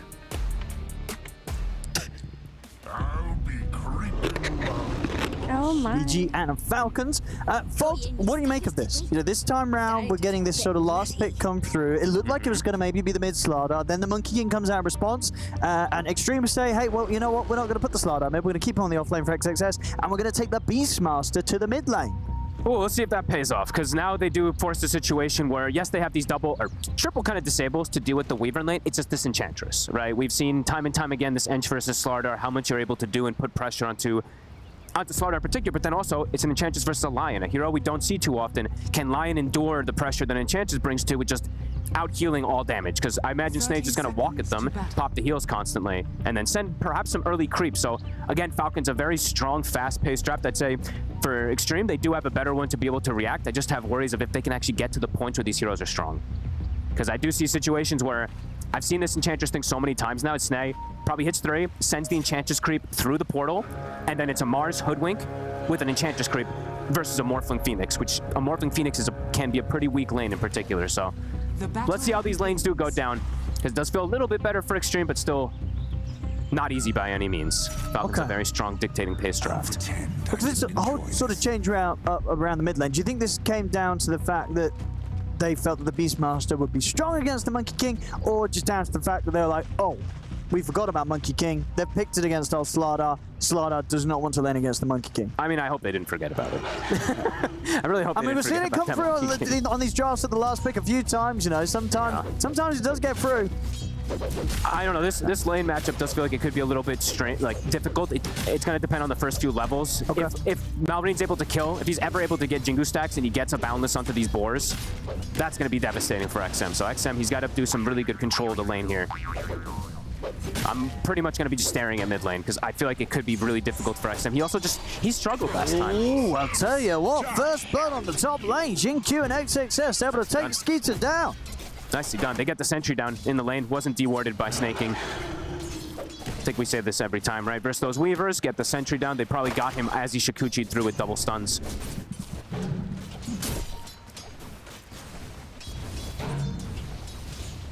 Bottom lane. Amar last game had pretty incredible farm on his Legion. Is this a game where you look at the lane setup, like, will there be any struggles for him down here? Nope. How strong is this duo for Falcons? Super strong. I mean, probably they're... I mean, these two always feel like they have the strongest lane ever, right? But it's probably one of their strongest ones. Amar is literally playing his most comfortable hero. Crit is playing his most comfortable. This and the Snapfire does feel like it's super strong. And it's a bit of a weaker lane in particular here versus the Morph. You know, the Morph and the Phoenix can be a pretty weak lane, at least in those early levels in particular. So yeah, I feel like Amar should just free farm down here. There's not really any aggression they can put onto him with the Phoenix Morph. Yeah, finding the damage to taking him down early will be difficult, whereas I imagine, you know, Crit and Amar, they do have the damage to take out DY if he's not too careful on his Phoenix play. I think the board is actually backed up to get some stacks. So, all right, he's going to accept that he's going to lose this lane now horribly, because that's what just happened now in these first 2 levels. Malreen's got the 2 points in Jingu's, and that's just XM. There's no way that you can lane as a melee versus this even spamming Axis. So I guess the case is just going to be stacking and trying to recover off that, but sure, that just feels rough, because he also just had such a rough game last time as the Storm. He was pretty much like a support very early on, so... I mean, that's true. Yeah, you got to feel from a bit what it was like. You come out of the game, one of the games, they're like, right, this time you get to play a Beastmaster against a Monkey King mid. And XM was like, great, you know. Ooh, the last attack actually doesn't go through, but he's going to lose one of those boars. You have to play very careful around this. He's giving a ton of experience to Malreen. Malreen's level 4.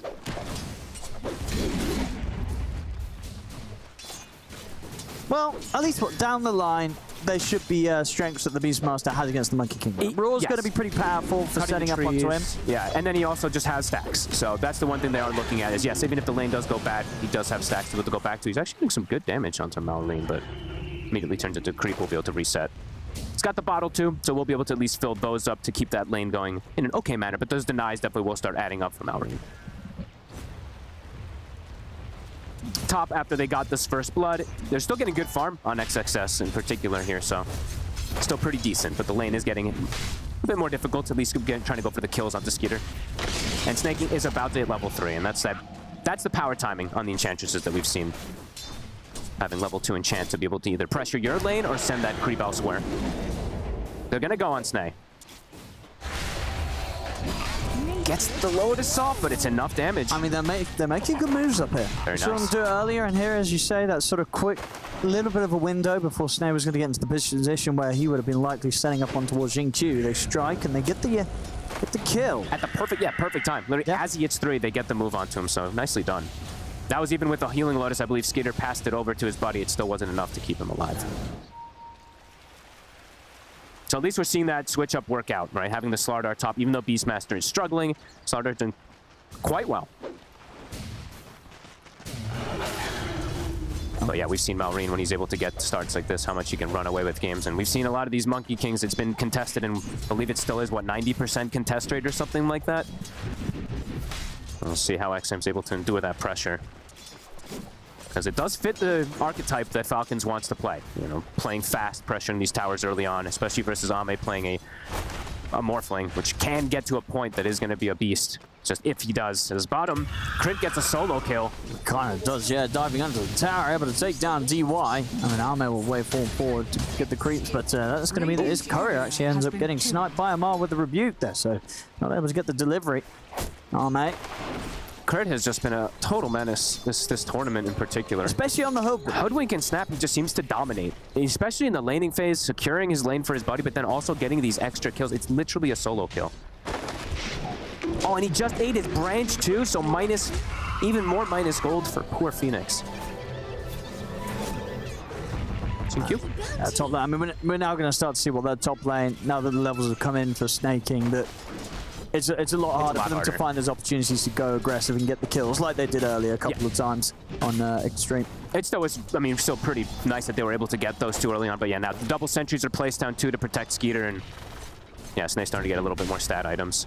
And GQ had to he TP'd all the way to base. I thought he was TPing to the tier 1 or something there, so he's going to have to waltz all the way over here. At least it is around the power rune, so he's going to look to secure that one for the Beastmaster, who does need that secure. Oh, man. All right, let's see. This is where the game kind of exploded last time, too, around the power runes. XM does have Roar. He's happy to drop it here. Make sure they can have a chance of taking Snake King down. They'll get it.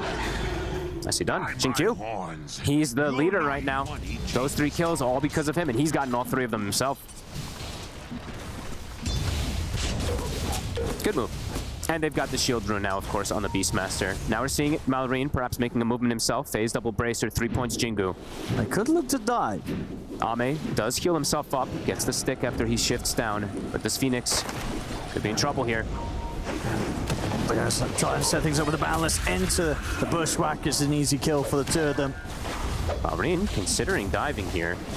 Ame, not really a target they can take out like this, though, with the spells on cooldown, so Ame will be fine. Where does Ame want to go? I think he's considering going through the portal here. Not the greatest. Usually, for some of these carries, it does feel okay to be able to move through the portal. Morphling is definitely one of the weirder ones to be forced toward top this early on. Radiant's bottom tower. You can't really they're going to know that he's gone through here, so they'll know that he's in this area of the map. Yeah, and I don't... did we see Malrine go through it? Not yet. He's looking to just finish up the tower bottom first. But this is, I mean, maybe a necessary one from Ame, but definitely awkward. Because, yeah, you can't gank as a Morphling. You know, sometimes you see like the spam he did before he has a stun. This one, it's under attack. If he gets it, it would be pretty hilarious, but they do have the sentry down. They've got good stuns to set up. 6 has been hit, though. Can he get the time-lapse off, Skeeter? He can. And he'll be able to kill that sentry. Like if he's a Sven or something, you know, they get that kill because he has stuff, but it's just a Morphling. He contributes just a waveform of damage. And they've got 4 heroes pretty much up here. DY also joining them this top lane push. XM has wiped the whole team. Everybody. Everybody's here. They want the bug. Backup's coming in for Skeeter. So he won't be completely on his own. There's a point held as well, so Malrine, he is ready to throw down a Wukong's if he sees necessary. And they're having to break their lanes already at this point. Definitely a concern already for the side of Extreme.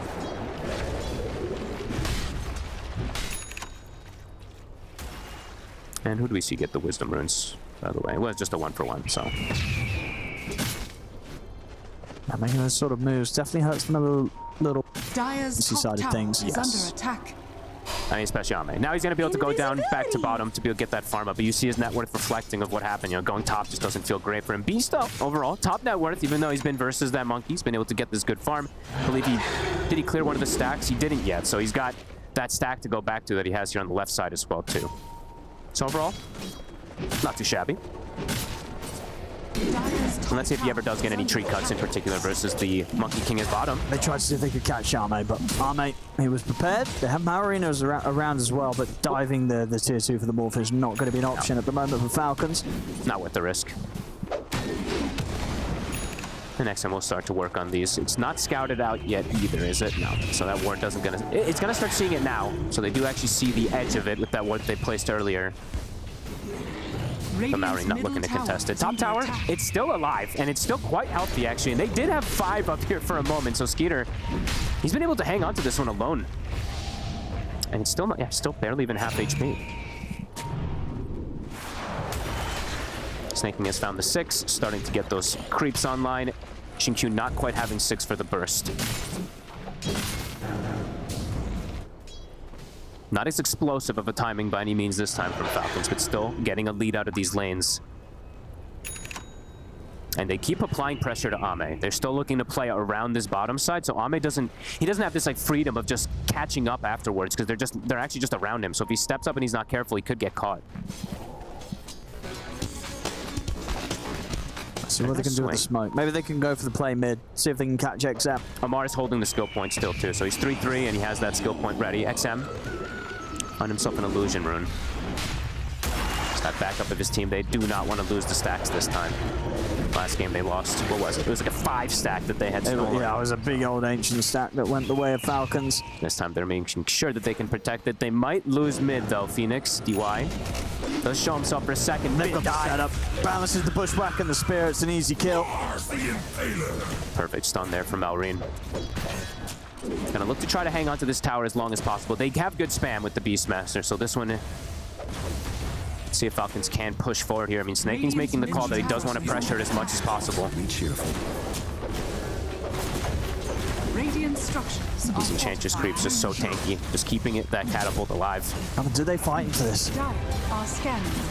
They don't have 6 yet on either support. About to have 6 on DY. It's 1 creep away. Radiant's middle tower is under attack. We'll keep stalling it, but the catapult is still full HP. They're just persisting forward for it. Radiant's middle tower is under attack. Nice. Snay is trying so hard to keep this catapult alive. He's in. It's working. Same time, the core army in the arena. Do these two have the damage? Boundless comes in. They've done it. They were to bring him down despite the high amount of strength that he shifted into. And they're going to tip him right away. They kept the catapult alive. Xingqiu, he'll get denied. Tower has been denied. But the push works. They catch the Morphling. Everything going pretty well for Falcons. XM, though, having a much better game. Of course, he's 3 components toward that Aghanims. They've got to do something with him, though. Get something done with these roars. They've got the ultimates. Between sort of a roar, a finger, and a supernova, somebody should die on Falcons. And they have the vision constantly on the Skitter, too, here. So they might just be able to catch him because of that corrosive haze from XXS. Xingqiu looking for the angle. Skeeter playing careful. He seems to know.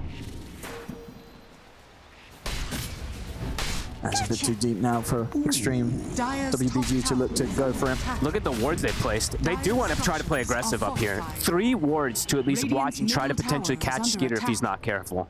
They haven't really been able to. They have this vision on him, but actually making a move up to that top part has not happened quite yet. It's quite a bit more difficult than the opposing side catching the Morphling, as we've seen. You know, Ame has to be very careful because of all the stuns. Skeeter is just, he's able to play that much more careful because of how well his lane went.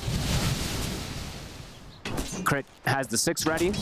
So yeah, Ame even more burst. He does have to be careful of how much he shows down here. They're gonna make another move.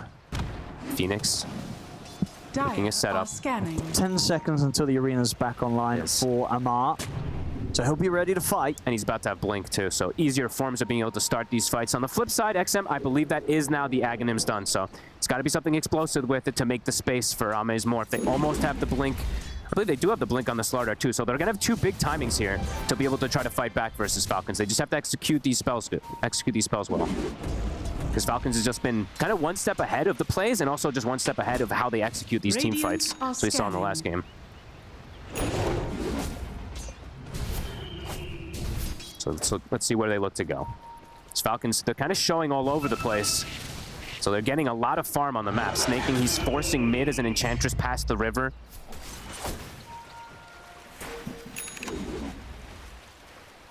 And now they'll have their own Blink to fight back also.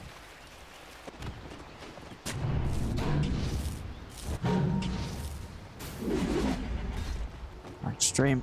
I mean, I feel, yeah, they want to fight. It's sort of waiting to see what they're going to be able to do with this fantastic amount of farm that XM has. They've set everything up. You've set XM up for success. Yeah. But now what? Because overall they are behind. They've got to do something soon. Yeah, they have good ultis. It's just can they get the good catches here? It'll be on an edge for now. They'll blow them up. Dire's middle tower is under and they do have an amp damage on XM too, so should be able to turn this into a tower. Yeah, very unlikely the Falcons will turn up to defend this one, I would imagine. Yeah, now when they're all just set up already here. XG able to make that space. Allow Ame to recover, and now they're going to swing toward top. They still do have this vision that's placed up there that could catch Skitter off guard. They do have all these stuns, so they do get on top of him. As long as Xingqiu's able to follow up with the stun hex, they could bring him down. But Falcons don't seem too fussed. They are just farming it up. They've got Maelstrom finished up on Malrine. They've got the Maelstrom finished up on the Weaver. Now, perhaps looking to group, since Amar does have the Blink on him. Yeah, these two could burst most targets, maybe even Ame if they catch him low. He's playing very careful. Ame playing far left side, the bottom side of these Ancients. He's recovering. Not as quick as, I mean, not farming as well as the Weaver, of course, who had that free farm, of course, top, but recovering slowly here on the Morphling. XM. I mean, if they see him, they'll absolutely go for him. He's a very high priority kill right now. He is the highest priority kill. They will blow absolutely everything onto him. He is kind of like that key team fight that they have right now to just protect the egg and everything, and they're gonna swing. They've got vision. They do. XM. Ame. He's gonna go for Ame instead. Oh, it's a beautiful opener there. Amar, he does it on his own. Perfectly done. And they'll take the Ancients as well. Very, very smooth stuff there from Amar. And they might just back it up and go for the Roche. They've got the Weaver bugs, they've got the Enchantress, so yeah, they're gonna look to do this one. And now without... They could look to come up here, but the ward coverage is already here from the side of Falcon, so it's not easy for them to just force the issue here on the side of XG. And they'll just have to give this one away. They're actually TPing. Okay, maybe not. They're gonna look for it. It's gonna be scouted, though. I mean, there's no arena, right? So they feel that there's at least some sort of timing that they won't have on Falcons to play with. So about to die. WBG, they want to try and punish that. But it's just coming a little too late. Oh, it's already gone. And it's not hit nobody. Late with the crush there. XXS tries nonetheless. They just go for the TPs out. Team Falcons, they don't want to fight this. They're going to get everyone out there. Power Ranger TPs out. Almost. That was close. It was close. Time. Very close. A second, or maybe just under a second quicker there from the Slaughter, and maybe he gets him. Just perhaps. Now they see bottom, they have this ward, so I think they saw snaking for a second, but now the Enchantress has become a much more difficult kill. The Solar Crest is finished up versus the majority of physical damage, unless the Beastmasters and the line is there.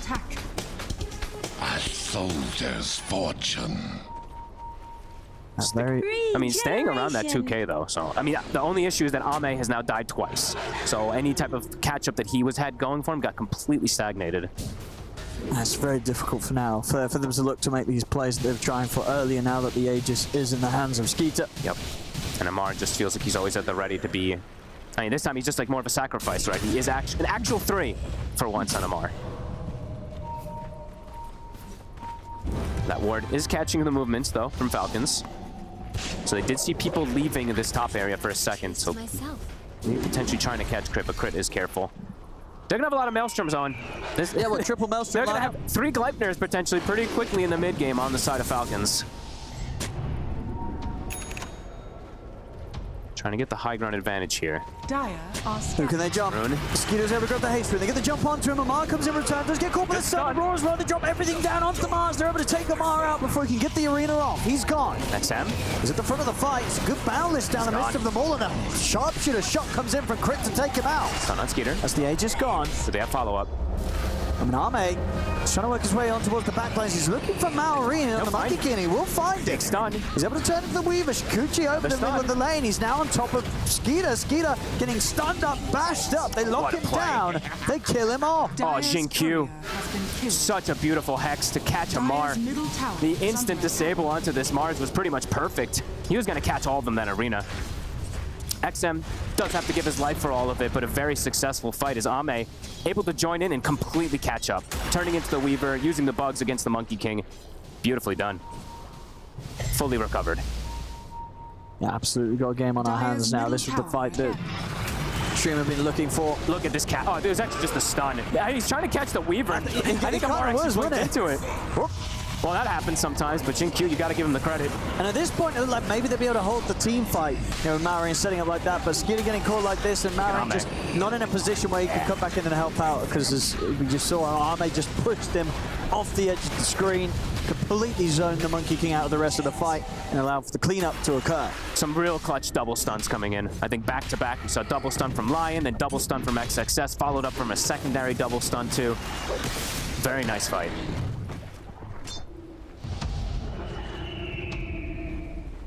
Falcon still looking to be aggressive. XM shows himself Amar. He just got the setup. They have the arena. They've got him. And the TPs are coming in. I mean, XXS is going to come over the crush to try and help out the Sunrise. Well, XM, he's going to live. They're able to get in time Now to keep XM safe, take Amar out. Falcons, now they're the ones getting outplayed. Great reaction instantly. Again, these stuns, they're coming in. Who passed him? Someone passed him a Lotus too. I think I saw 2 great healing Lotuses passed on the Beastmaster. Yeah, 2 pumping him up. Great moves. As you said, we've got a game on our hands. Yeah, look at this again. Just, what do we got here? Oh, are they? Oh, okay, meanwhile on the other side of the map, okay. That was indeed just before XM was coming out on that top lane. So I didn't even see that one. I think we had all eyes obviously on XM getting caught out top. Not getting caught out top, of course, with the turnaround. But yeah, Arme was like, hey, it's all good, you didn't see that. Crit's like, you didn't see that. Crit's like, all right, you guys, Amar, you're starting to die a little bit. You know, I got you. Don't worry. I mean, that is the thing, right? Falcons, they do have 2 supports that can definitely do quite a bit of scaling. For sure. But Extreme, I think they weathered one of the hardest parts of the game. Playing versus that first Aegis advantage that Falcons had, being able to get that successful team fight win, they're in a really good spot now.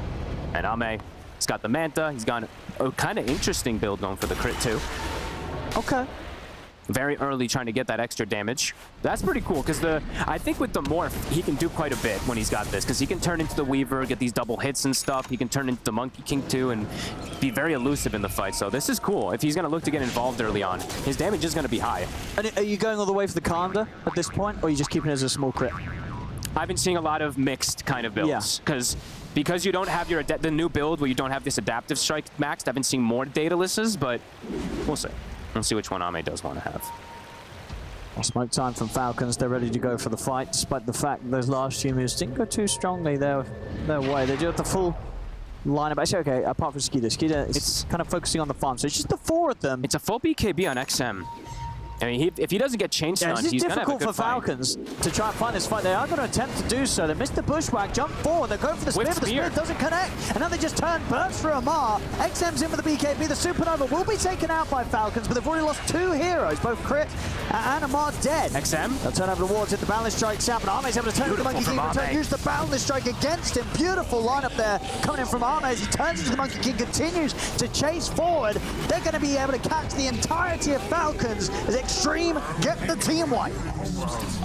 XM, this is why he wanted the Beastmaster. He just runs through them. Yeah, he got the BKB right before the fight.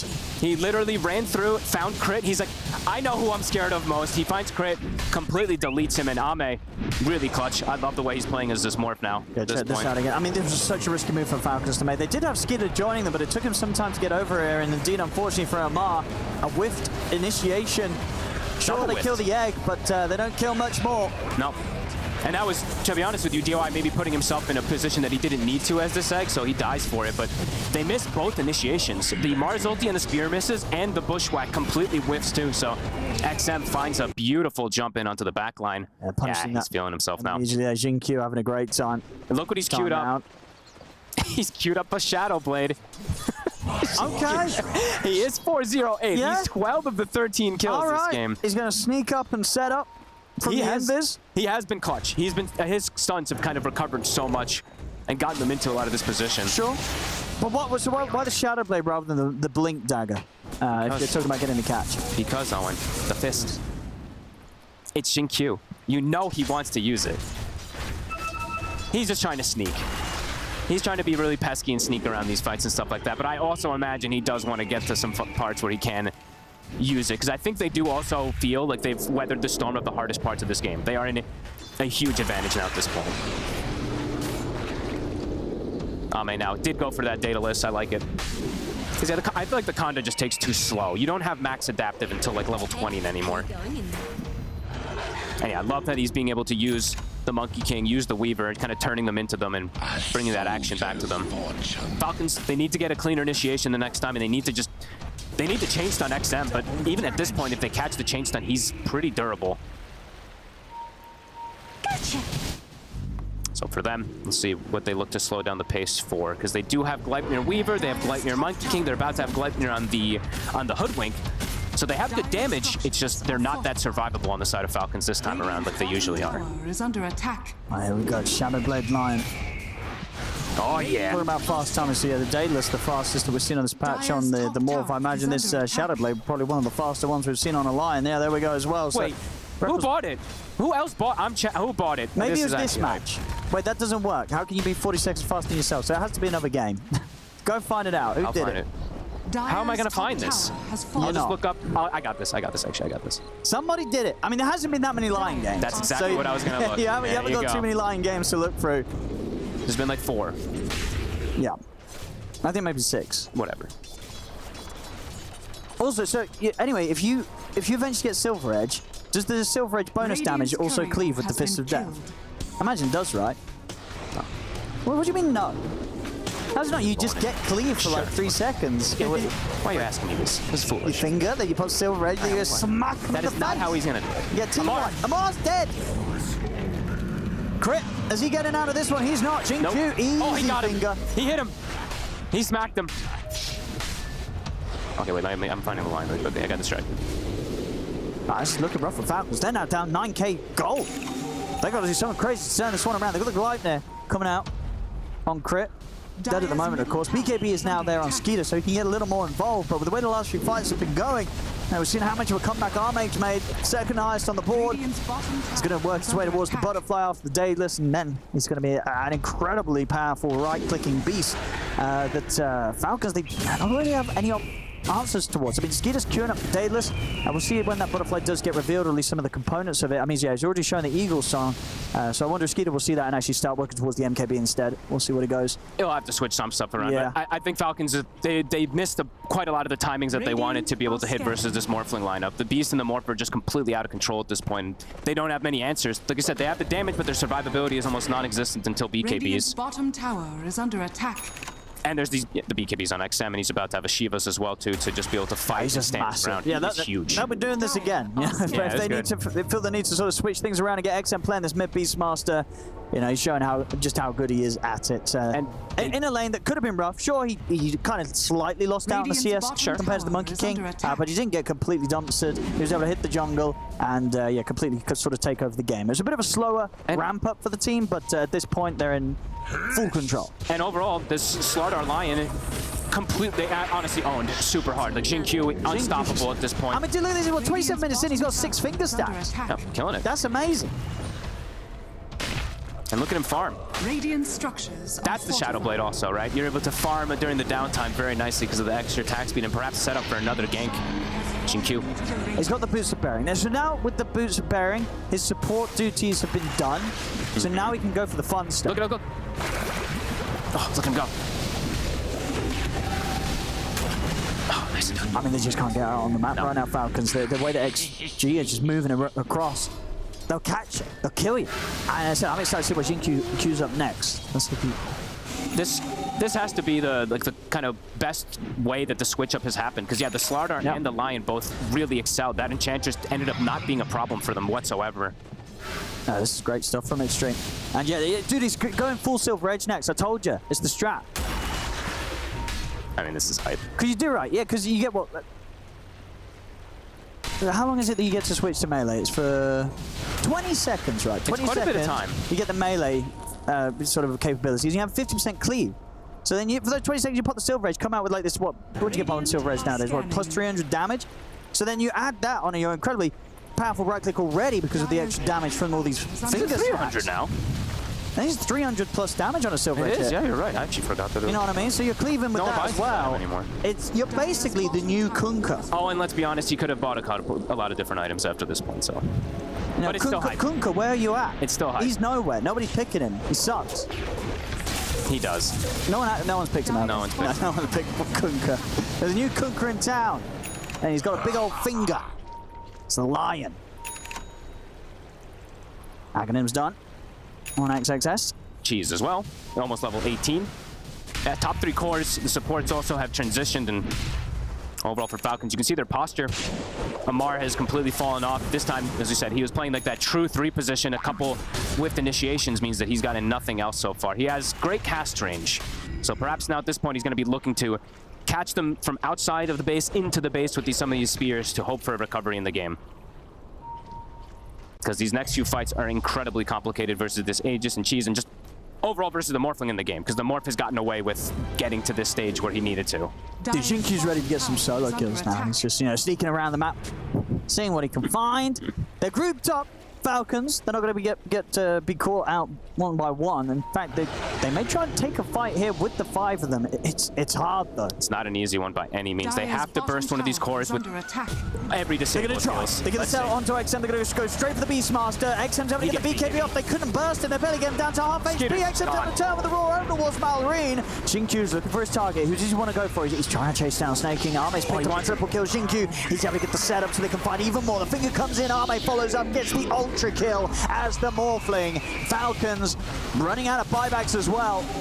4 of them dead, 3 of them dead for good. No opportunities to buy back. And the Extreme, they're going to come running down the mid lane. We'll see how much they want to push on for. They can end this. I mean, they could try to. They've got 30 seconds to just go for the tier 4s. They push so fast here with this butterfly on Ame. They're closing it up. They've got this. 20 seconds, what are they going to do? Yeah, they know it's over. GG's call, ladies and gentlemen. We're going to game 3. Extreme Gaming. Wow, what a game 2. What a play. What a switch up. Bringing the Beastmaster mid. XM absolutely making up for what was quite a rough game 1. Coming in with the Beastmaster this time around. And yeah, Xingqiu's lying. Xingqiu's lying. Oh, yeah. I hope we get to see more of that. I feel like he was only getting started. I was ready for him to get in and start slapping people with the finger and such, but we didn't quite get to the extreme portions of the game. And not that they'll care, you know, they're happy to close this one up. This is a good win for Extreme after what was a very rough game 1. Yeah, I think they really they endured the biggest, most important timing. That Aegis timing, they smashed the fight. Right? They got, what, 4 or 5 kills, while Ame is also getting involved. I love that Ame did get into this fight. He had just a Manta. He joins the fight, turns into the Weaver, is able to find Malrine in the backline, get these cleaned up, and then they got, what, continuous double stun. So, started with the Lion double stun, then they get a Slardar double stun. XM sacrificed his life in that mid-fight versus that Aegis, and then from there, they really had firm grasp in this game. They got to the scaling point that they needed to be able to just not allow Falcons to play their draft. Absolutely, they did it, and they looked really good doing it. It was fun stuff coming out from Extreme Gaming, and in a style that's very unique to themselves, really. As I say, with that switch around, and something that Team Falcons, they're going to have to be very wary of going into the Game 3 draft. You know, this sort of last-minute switch-up that could catch them off guard. Maybe not in the way that Falcons would have thought. You know, I think when they lanes sort of came into position, they probably felt that they were going to stand a bit of a better chance than they actually did this game. But Falcons really did tend to fall off pretty harsh this time round. It really got to a point where none of the cores were really able to do much at all. You know, 1-4-1 on Skeeter, 2-4-2 on Amal, 1-4-3 on Malrine. Not one of Falcons' finest, their fault. No, not at all. I think these timings that just got hit for Extreme, just great connections, and this time they played so much better on the supports. They really did, and I hope we get to see some more Xingqiu line. We'll find out if that's going to happen in Game 3, but as for now, 1-1 between Extreme Gaming and Team Falcons. Oh, you love to see it. We're going the distance here with Falcons and XG wbg. What a game by Extreme. Great plays all around, and we're going to try to break it down. From the very start, though, it looked pretty even. I want to take your attention back to that middle lane, because that's where the switch-up happened, Effie. At the end of the draft, Slardar was picked up, and they put the Beastmaster in the mid lane versus the Monkey King, and we weren't sure about that. No, it worked out beautifully. I mean, it was the best thing they could have done, right? They weren't going to let their Slardar get pounded by the Monkey King. Instead, they have Beastmaster with double boars, can trade back into the Monkey King, can stack for himself. We saw him stack the big camp instead of the Ancients, you know, something safer, easier to secure, take it later, and get a really solid net worth lead from the mid lane. Yeah, honestly, I really underestimated the switch up. I feel like it allowed him to skip timings, even with them not getting the first Aegis. Like, he's in front for the Phoenix, he's tanking, he's getting Sunray. Honestly, I definitely had a wrong read on this draft. Maybe even Falcons did as well, because they let the game slip a little bit away later in the game. A little bit away. Read us a sonnet for the occasion. I don't know what a sonnet is. That's something to do with syllables. Not going to do that.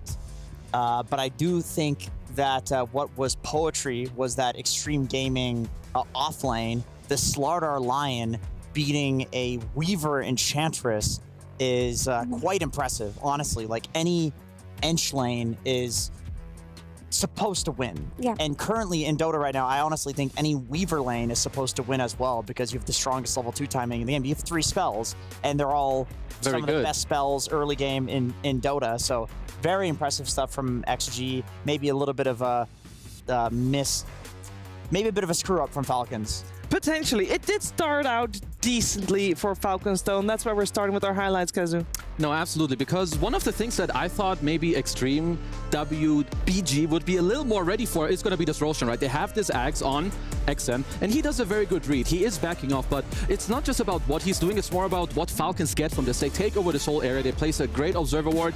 Amar, being probably the best Mars in all of Dota, performs a great combo on Ame, and he gets the kill. And it's not so much about them killing Ame, which, yeah, of course, that's great. But the main point that they give themselves the Aegis, when honestly in most drafts, if you're going to look at this, they have Beast more Slardar. They're supposed to get this Aegis, but instead, Falcons make a great move. They get Roche from this, and they cleanly disengage. And even with this, it was enough for them to win this game.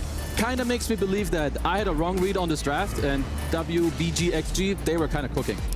I think it's a bit unfair to make it about, oh, they drafted just that much stronger, because that wasn't the case, honestly, because Falcons, with that Aegis, you know, they hit their timings, and they mis-executed in this mid-fight in particular. I want to talk about this, because, so actually have a beautiful smoke into the Aegis. Who's the first target they find? Weaver. That's the ideal target for them. So Mars ends up having to blink in to protect Weaver from dying there. Gets instantly burst down.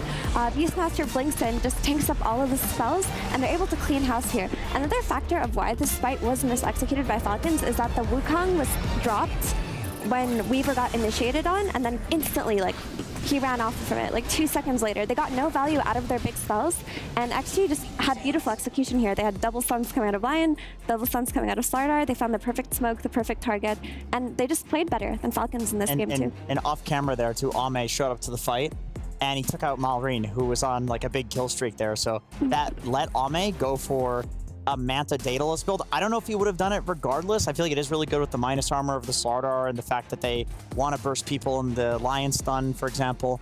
But you can definitely go for that build more so whenever you're getting a kill on a very important hero like that. Yeah, we got another highlight. This one coming from Jenkins, as it is another fight. That's my highlight. That is good for XG. Yeah, this is another one of those smoke-on-smoke action sort of fights. It kind of gets split into two. Once again, Amar jumps in, and he's just instant stunned by Jin Q.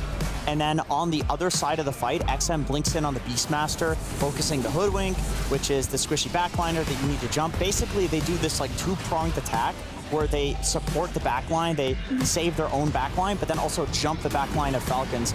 You don't usually see Falcons getting outplayed in team fights like this. This is a rare treat that we get to behold, Shiver. Yeah, and I thought the big treat for me was seeing the ZQ Lion with the Shadow Blade popping off. It was very enjoyable to watch, and also to see the adaptation from Game 1 to Game 2 is setting a higher tempo and just really be ready for the fights that Falcons were already ready for in Game number 1. But what will happen in Game number 3? We'll have to wait a little bit and see. So we are going the distance. We're going to find out what's happening on the next stream. Maybe they're going the distance too. Entity Gaming, let's find out with Purge. Thanks, Shiver. Quick update from the secondary stage. The Gladiators and Entity match is still going on. Game number 1, Gladiators did end up taking a victory here. In game number 2, we got some wild stuff happening though. Entity ended up picking a Void, Faceless Void support. That's a 4-position Faceless Void, and they used an off-lane Phoenix. They laned that against Gladiators, their CK carry, and their Jakiro 5. Needless to say, they got smashed in the lane. And you're probably curious, did they get the Void Chronosphere? Did they get Time Zone? Honestly, it doesn't matter because they lost all 3 lanes. They're down 6k net worth at 11 minutes. It's going to be a really hard game for Entity to come back from when all 3 cores on the Gladiator side are massively ahead of the Entity heroes. But I don't know. Maybe it'll happen. Maybe a miracle will happen. Maybe Time Zone might save them. Back to you, Shiver. Will Time Zone save them? I'm doubtful with the description that Purges gave, but hey, if you want to find out, you got to check out on the second stream. We're gonna have a quick break here, but when we're back, it's time for game number 3 with Falcons and XG.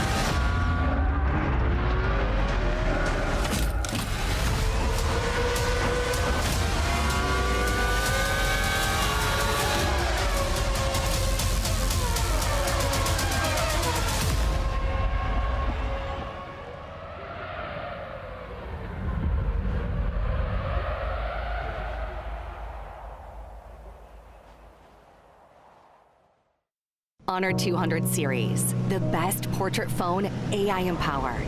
Studio level, AI portrait camera, 3 hardcore portrait modes. Color, vibrant and classic to capture portraits that truly stand out. AI empowered magic portal. Snapdragon 8S Gen 3 AI chipset. 5,200 milliampere per hour silicon carbon battery, 100 watt, Honor Supercharge. This is Honor 200 series.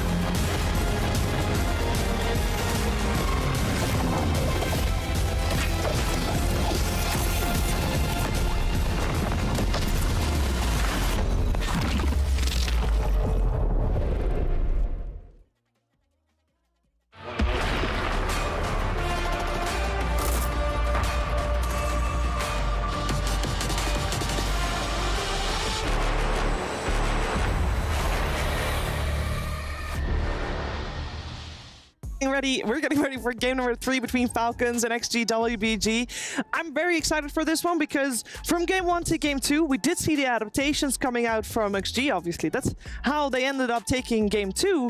But we did not really see a lot of adaptations coming out of Falcons because, let's be frank, they didn't need to, Jenkins. No, they didn't. They were winning. They were winning. This is the sort of game that I feel like if you're Jin-Q and you have this Lion performance, which was very good. It wasn't like he 1v5 the game by any means, but it looked comfortable. It looked like he was having fun. It was a weird pick. I think this is when you realize, like, oh, this is a hero. Let's pick it again. Like, I actually think Lion's going to be in the next game just because of the psychological reasons that are at play. Won't it be banned this time around, though? Maybe. Because of what you're saying? Yeah, it could be. I just think we're going to go from not seeing Lion. Lion seems like a little bit of a stretch, but please, Mira, go ahead. Yeah, I mean, it looked... Listen, Lion is what you pick. Listen, Snap is banned. Hoodwink is banned. Phoenix is banned. Like, or taken. Jakiro is banned or taken. Like, when there are no... If you need the archetype of range... Not this game, though. Support, follow-up damage... Not this game. And all of these heroes are banned, what do? You pick Lion. You pick Lion. He's like... Tier 3, you know? He's the tier 3 homie on the range support. Xingqiu made him look pretty tier 1. When he farmed that easy camp after that one finger, did you see him farm the easy camp? I did. I was going to send that. He double smacked it. It was real good. I really enjoyed seeing that. Me too. Core memory right there. Guys, I think the bigger question of the game is the Beastmaster that slipped through the cracks and completely demolished their team. I mean, that posed a huge issue for them. That's something that they actually have to think about now because they showed the flexes open there. They showed that they can play around it really well. And all they need is, honestly, all XG need is one strong lane, like one lane to go well for them. And they've shown us that they can execute their fights beautifully. Yeah, they can transition from that one lane into solid ganks, into snowballing that. I totally agree. I think you need to... You can't let any hero get ahead, like XM got ahead. Or maybe he didn't get ahead, but it's not like he dumpstered Malorina lane or something like that. He just played the farm game, and he outfarmed. I mean, he did what he needed to do. Like, he got himself high net worth. It also helped their draft a lot. Like, as Phoenix, you want those dudes, right? They go in, your Slardar, you have your Beast as well. And one of the things that generally we don't see very often, and Amar Mars, who has a very good early game, into, like, very much slowing down in the mid game because of mis-execution paired up with like an outplay. Honestly, like if you're XGWBG, they must be feeling very chill right now and like very good just going into this next game. Yeah, that is not a common thing for Amar on Mars, I will say. Like, I remember when him and Collapse were really popularizing the hero, there was a long window there where people were like, okay, Mars is a very 50-50 type hero. You know, either you have this Ether Lens, Blink Dagger, he's kind of a support from the off lane, or you have Amar and Collapse where, you know, there's like the Satanic build or there's Octarine Core and they're 1v5ing the game. And you really rarely see Amar go from having like a really good lane to falling off because he usually just plays the team fights like excellent. Because with Mars, you fall off when you have one or two of these fights that go bad, then you become a support. That almost never happens to Amar. Yeah, that's just the nature of the fights that XG took last game, right? Like, Amar was blinking in to react to something or to help a core. Like, we saw him blink in to save Weaver after Weaver got initiated on. And then that's where XG's draft come into play. If you blink in and you get stunned, there's a lot of follow-up stuns, there's a finger, there's a lot of damage coming out. So they were very, very... It was hard to survive as a Mars if you're trying to blink in there. You needed more of your team to kind of be with you. Because the crux of their team fight last game was Mars Arena into Wukong's command, and that actually did not happen for them at all. It was Mars never saw Arena that. into Lion stunning him, and he couldn't get a spear off. Isn't that pretty easy to replicate then? Just, you know, draft a decent amount of disables. That's why I think the Lion is likely to come out. It's first pick. It's all not first pick. No, I would never make such a claim. This is all human psychology. I'm not saying it's good. I'm not saying they should ban. I don't think they're going to ban it. It's just that, you know, history doesn't repeat itself, but it rhymes, Kezu. And I think very that's important. And I think that's exactly what's going to happen here. Is that there's not going to be a ban coming out, but I think Jin-Q is going to see the Mars and go, well, it worked last game. Let's do it again. Even though there's like a snap or a hoodwink in the pool, there's not going to be a hoodwink, but maybe a snap. I think that if there's a snap or a hoodwink in the pool, you will not take Lion, right? it's just hard to want to give that away or not take it for yourself. I'm here with my analyst, let's do Mira. a bet then. What are we betting? So you think Lion will come out if Snap and Hoodwink are left in the pool? I think Hoodwink is the one that I will not contest, but I think yes, over Snap. I do believe so. Let's see if it happens. Okay. 2 shawarmas. 2 shawarmas. Yeah. With extra pickle? Sure, and nice sauce. And garlic sauce. Yeah. And hot sauce. Can take 2 steps back. Can we walk it back a little bit? Yeah, we can walk back. Let's talk about the last lane, like the lane that just happened. The hostility levels in here down a little bit, Shiva. If you could mediate here. I'm agreeing to disagree. Okay, I will mediate. Can we please get the point across from defendant Effie Jenkins? Please, can you aggressor? Okay, I'm be quiet for a second? Let really the point be made by Miss Effie. Yes, go so ahead. just to contribute to the conversation, to your line idea.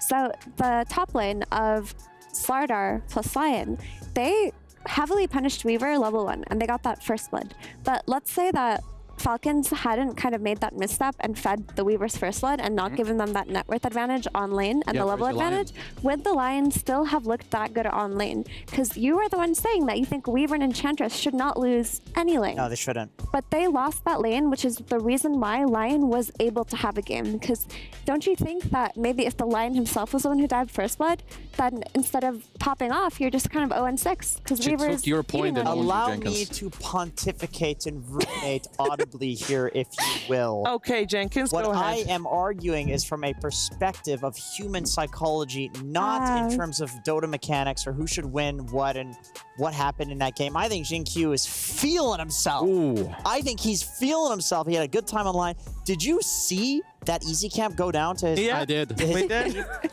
That just unlocks this idea in his head. Imagine if that's 3 heroes that are grouped up there and I've got 12 Finger of Death stats. And they're all hazed by Slardar. They're all dead. The amount of excitement potential coming out there from him is going to be through the roof. And I think that's something that he's gonna put into this next draft. Yeah, Dota is a very emotional game. Great points by both of you, of course. Thank you, Blake. Yeah, an excellent point by Butler Jenkins. Yeah, that was a good point from you as well. I think human psychology, I can't never underestimate that. If he wants to have fun, I will give you that point. Thank you for the let's shake hands on it. Yeah, sure. They actually physically shook hands. Let it be known for the record that hands have been shook. I do want to bring something else up if we're talking about human psychology. The tip meta that has been going on in this game. The tips from all the Falcons players were coming out towards Ame. Yeah, and he tipped back at the end. Once it was kind of obvious that they had the game in the bag and he made some good play, he tips back. Now, what do you think, Kezu, is going on here? Do you remember Elite League Finals? Yes, I do. Butler Jenkins. Absolutely. You do? Yes. So first of all, Falcons kept tipping them. I believe they may have beat them earlier in the tournament. Either way, at the end of the grand finals, Extreme Gaming, Ame himself, he paused the game. And then they either all chatted or tipped Amar or Malrine before the throne went down. There's huge beefaganza going on here, Butler Jenkins. And who won that for the viewers at home? What, the beef? No, not the beef.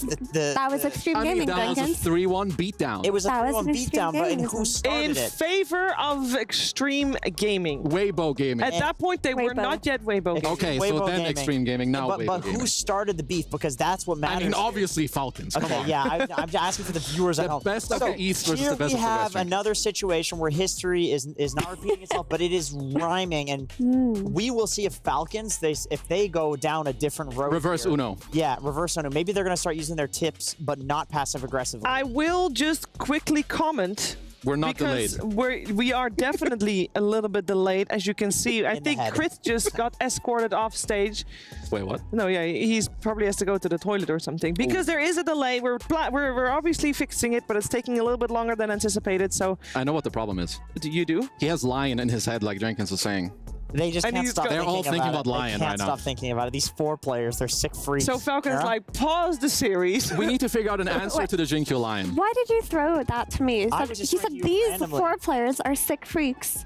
And he throws it to me. What are you trying Blake, to... defend yourself. Are you trying to say something right now? We actually have no carry player or mid players. We're all the I play support roles. mid. No, you're an offlaner. Oh, whatever. Don't kid yourself. You're an offlaner. Yeah, anyway, keep going. Great points so far. Yep. So I want to talk about the Dota a little bit again. You know, we laugh, we say Ame is getting tipped, but we really saw the impact of Ame when he could have that overall 18th pick, because that Morphling came out to close out the second phase. And as you guys know, that's the strongest pick in this entire new pick order, is that second phase last pick that closed out everything. So if he can get a Morphling in a perfect Morphling game, he can carry, right? If he gets a Sven coming out early in the top 2 picks because it wants to be flexed, it doesn't look that impressive. So I actually think Extreme Gaming, when they got first pick, are more impressive in this series because they're going to be able to enable Ame in a much better way. I will agree Do you with agree that. with that? You know, I think we have to agree with that because he just pretty much showcased that. Like when obviously he didn't have like the best game, but he did really good recovering. His team played well, and I feel like that is their like bread and butter, right? We give Ame what he wants. He will carry. He's making good moves. Obviously, he knows what to build too. Like his Manta Daedalus was honestly like PogChamp. It was by far the best build he could have done in this game. I like that in general too. Just looking at that, it's so high risk, but Morph does so much damage with the Daedalus, dude. I don't know if there's very few better heroes in terms of the damage you get from a Daedalus. I mean, it's also, if he's on top of his game, how does he really die?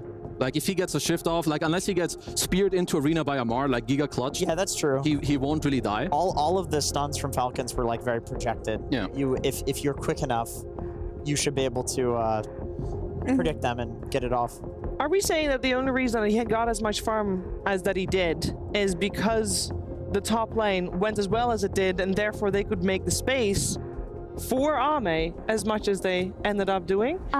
Thing is, he didn't really farm early on. Like, what turned the game for Ame was joining that fight mid versus Falcon's Aegis and getting that kill on Malrine, and then them wiping. Yep. That was the turning point, because before then, he was falling behind in farm. I think he was only at 6k or 7k net worth. He was quite far behind. He was quite poor, so them winning that top lane didn't actually open up the map for Ame at that point. What happened was joining the correct fight is what opened up the map. And on the topic of 18 pick, guys, I'm looking at XG's WBG, of course. Looking at their drafts, and you know, they had 18 pick a few days ago. You know what they did? Do you know what they did? They picked Ame carry. They picked PA, and they lost. So it can be scary. It can be dangerous, because if Ame is going to make a wild, ludicrous, absurd call on that 18, pick me Morphling. He could actually grief. Pain. They also had Queen of Pain. They did. That was the same game. I don't think. Listen, I don't think Methodical PA is that bad. Okay. It's good. I think it's pretty good. It can be good. Radan said that PA is I think he said like A or B tier hero. So I don't. But Queen of Pain. Oh goodness gracious. That's an F tier right there. She's not that good. She's not that good. There's been like perfect Queen of Pain games. It just does not get picked by Grandmaster TA players or PA Queen of Pain players. The more I think about it, the more I'm wondering if the second game really is going to change that much for Falcons in game number 3, because it's not like they're going to doubt the Weaver. I mean, they will just keep it. I feel like they'll just be more ready, right, for this Beastmaster flex potentially if the hero does go through. Because I will say that Falcons did really well early on, but this whole swap of the Slardar Beast definitely changed a lot of it. They were very ready to like run the Weaver Eng into the Beastmaster, shut him down. But that didn't happen because he goes mid and he farm stacks. Suddenly he's very tanky, like even without getting those first Aegis. And all in all, we have to remember, like Mira also said in the post game, XG, WBG, they did just outplay them in fights too. And sometimes that just happens. You get slapped, Butler Jenkins. I was definitely listening to everything that you said. Yeah, keep going. I completely agree. I think that another reason why the Lion is a strong hero, and I hate to, don't sigh at me, don't audibly sigh. I don't know if that caught in the mics there, but I think that you mentioned in the pre-game segment that Falcons plays all of these very fast-paced, like very hard to catch heroes. Name a hero better at catching them than Lion. Yeah, I can't. Shadow Shaman. Name a hero. That's the same guy, pretty much. There you go. So I think Lion does have a place, right? Shiver. It's 7. it's when they're like you mentioned, or like we mentioned already, Cheever, Jenkins, Kezu, is that when you don't have the S tier supports, the range damage supports, if they're all taken out or picked, you're left with Lion basically. But also like there are other more niche situations where you go for Lion, like you're playing against Terrorblade, you're playing against Naga, you want some guy who can clear like the illusions on side lanes and then just go rejoin his team. There can be a place for him there too. But why would you pick Lion first pick, for example, when you could take Hoodwink? You won't when do you it could take first pick. Snapfire. So far, you wouldn't do it, Jenkins. That's moving. The first pick has been the Phoenix. goalpost. That's moving the goalpost. I think I agree with Brian BSJ's take on. Who knows? He disappears. You never know. And overnight, where did he go? Nobody can find him. It's questionable stuff. We'll see him later. But I think that I agree with his take where the stocks in a hero just go up. And as the tournament progresses, sometimes they'll move into the first phase, and then you see the win rate of that hero go down to a tremendous degree, and then it'll go back into the second phase, and the win rate goes up.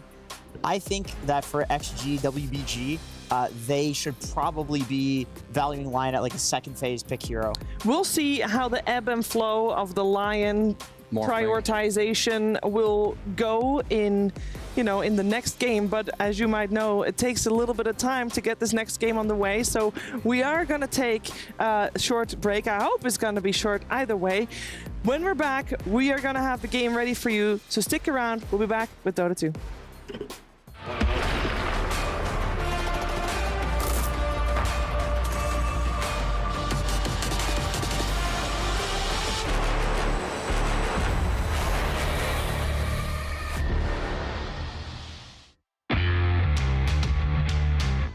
Feel that air conditioning, my friends. Feel that power of the gaming hall, where so much gaming is happening right now. Very exciting. Let me welcome you with an extended arm and all the time. You at the top of your class, you changed the trip to a splash. The way that you left, I just hope that it lasts. I just hope that it lasts. You stay on my mental, you keep me sharp like a pencil. You can let your hair down, cause I'm playing gentle. You can let your hair down, cause I'm playing gentle. Girl, you stay on my mind, all the time, all the time, on my mind. Girl, you stay on my mind, all the time, on my mind, all the time.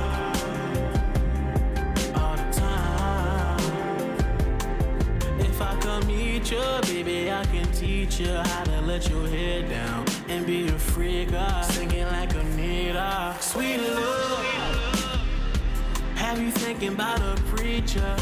Also, how I need her. Girl, we can kick it. Have you ever had Chinese after 9 on a Friday? It is so different. Cuddled up tight, perfect like a fitted. Arm around me, then you pick your head up for me to kiss it. You stay on my mental, you keep me sharp like a pencil. You can let your hair down, cause I'm playing gentle. You can let your hair down, cause I'm playing gentle. Girl, you stay on my mind, all the time, all the time, on my mind. Girl, you stay on my mind, all the time, on my mind, all the time.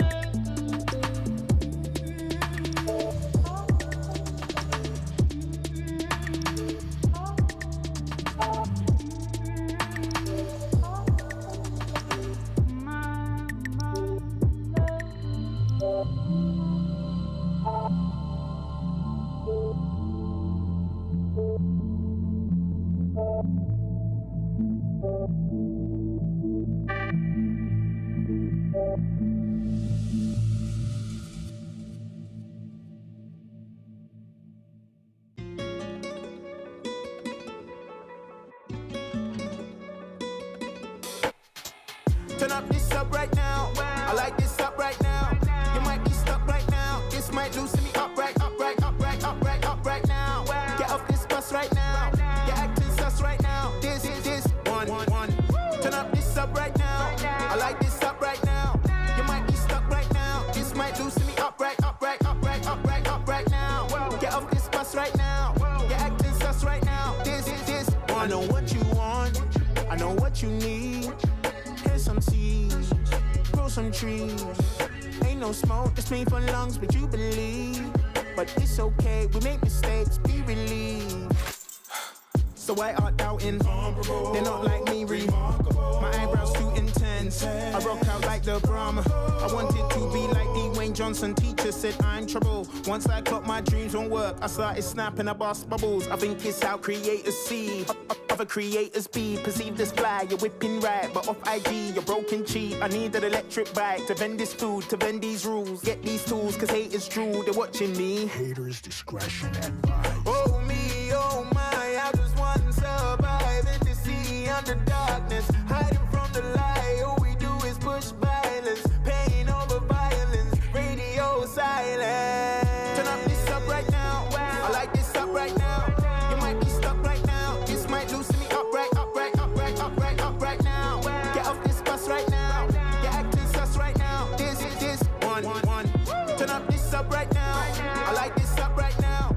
You might be stuck right now. This might loosen me up right now. Get off this bus right now. You're acting sus right now. This one. Turn up this up right now. You might be stuck right now. Up right now. Get off this bus right now. This one. Turn up this up right now. You might be stuck right now. Up right now. Get off this bus right now. This one.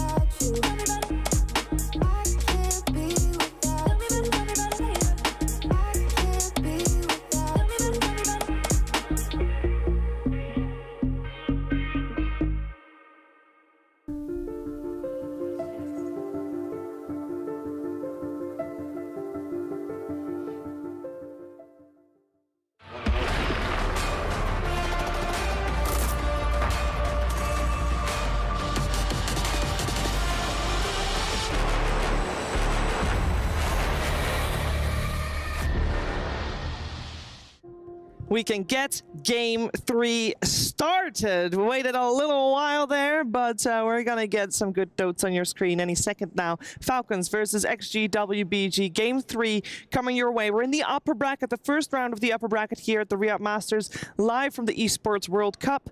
And it is tied 1-1.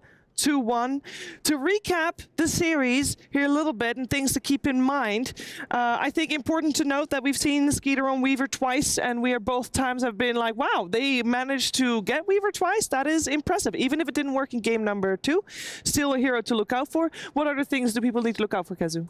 Falcons were kind of well, not stomping, but they were owning both of the early portions of the game, like the first 10 to 15 minutes is something to look out for. So if you're XGWBG for the next game, it's at least something you need to like be aware of, maybe like look at your lanes and what you want to do, because yeah, they did own them and outplay them after like the 16-17 minute mark, but the part before is still, it's very scary, like giving any team that type of lead.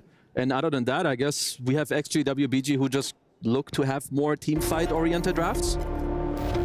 Yeah, I mean, I would like to see a hero for Zenku where he can secure the lane with and then play a fast game himself. Because, like you mentioned, Kazu, them struggling up until something changes at minute 17 is not an ideal recipe versus Falcons, because this team will punish you. And honestly, just like, why not take the Hoodwink for yourself? I know they really, really love their Phoenixes and their Jakiros and their team fight control supports, but maybe just give Zenku a stylistic hero that he can match crit and Snake Kingdom's rotations on. Yeah, I mean, my bro, he can play anything, right? He was one of the first ones whenever they were playing Hoodwink, you know, your Gleipnirs, your Data Lie, whatever, coming out and like carrying the game. Blake, what do you think? He would also go for a Greaves build sometimes, so he's very versatile in the way that he likes to play the game, depending on how it's going.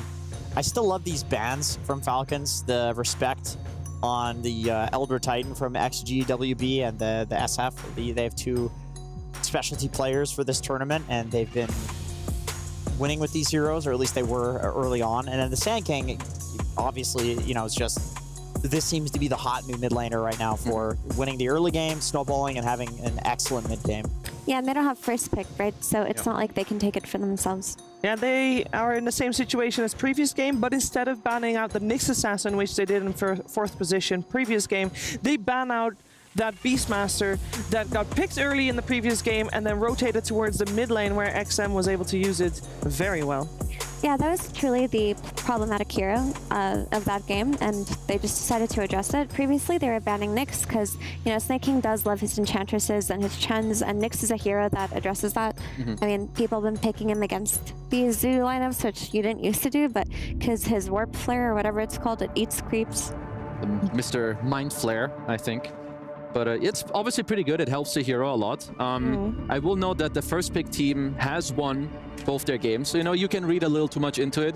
But in this case, also Falcons, they chose to be second pick. So obviously they decide, I mean, they had a long break to decide, okay, this beast was a problem, which of course it was. They're going to swap up some stuff. They will give away the Phoenix one more time. So they don't feel like the hero is, I mean, of course it's strong and you need to choose what to play against, but they'll happily give it away. And instead they'll get most likely the Marine Pango, but it can be flexed. Yeah, that does mean that we still have Nyx Assassin and also Hoodwink still in the pool.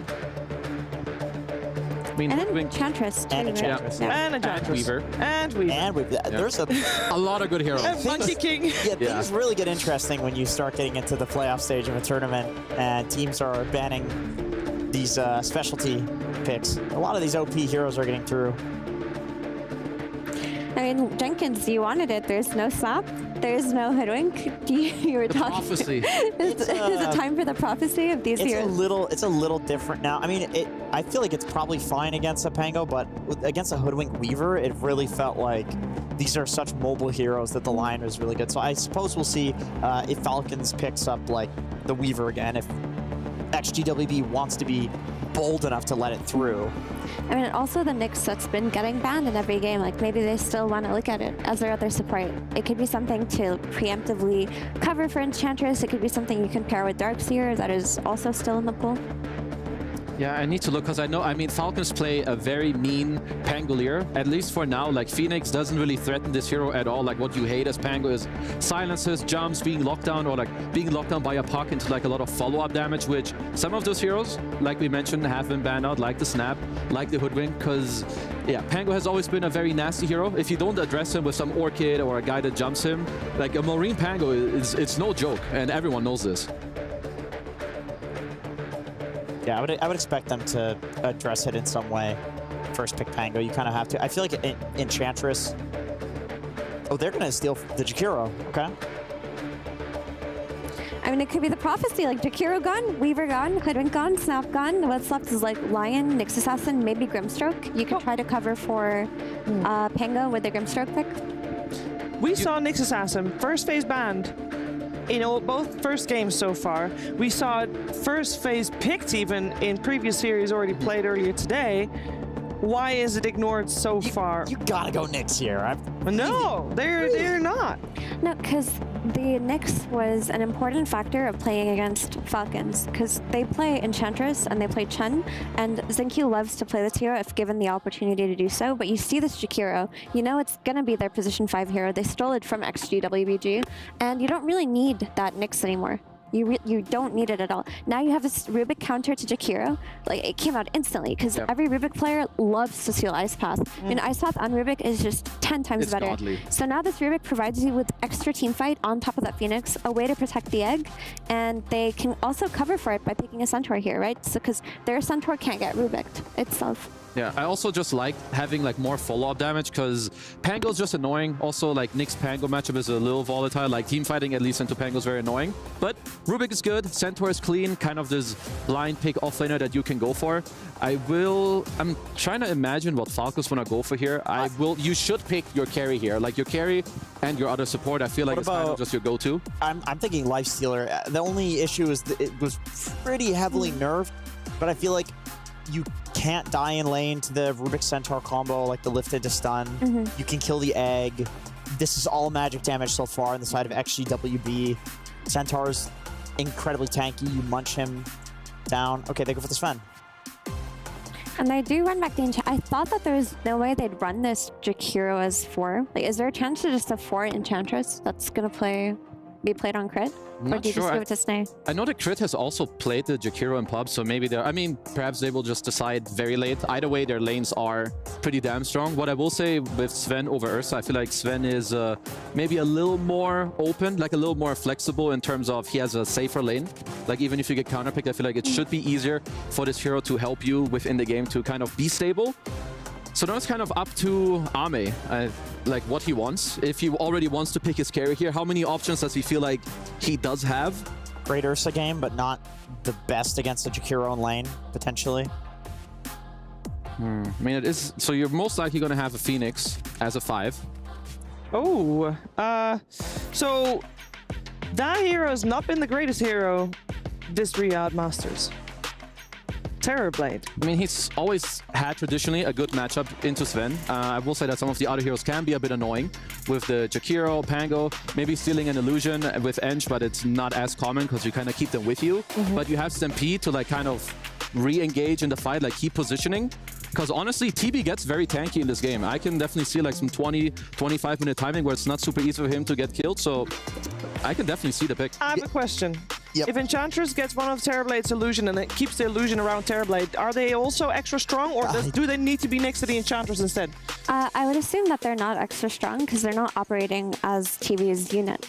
So that's just Enchantress's unit now. So that's like my initial assumption. Don't quote me on it. I'm not sure.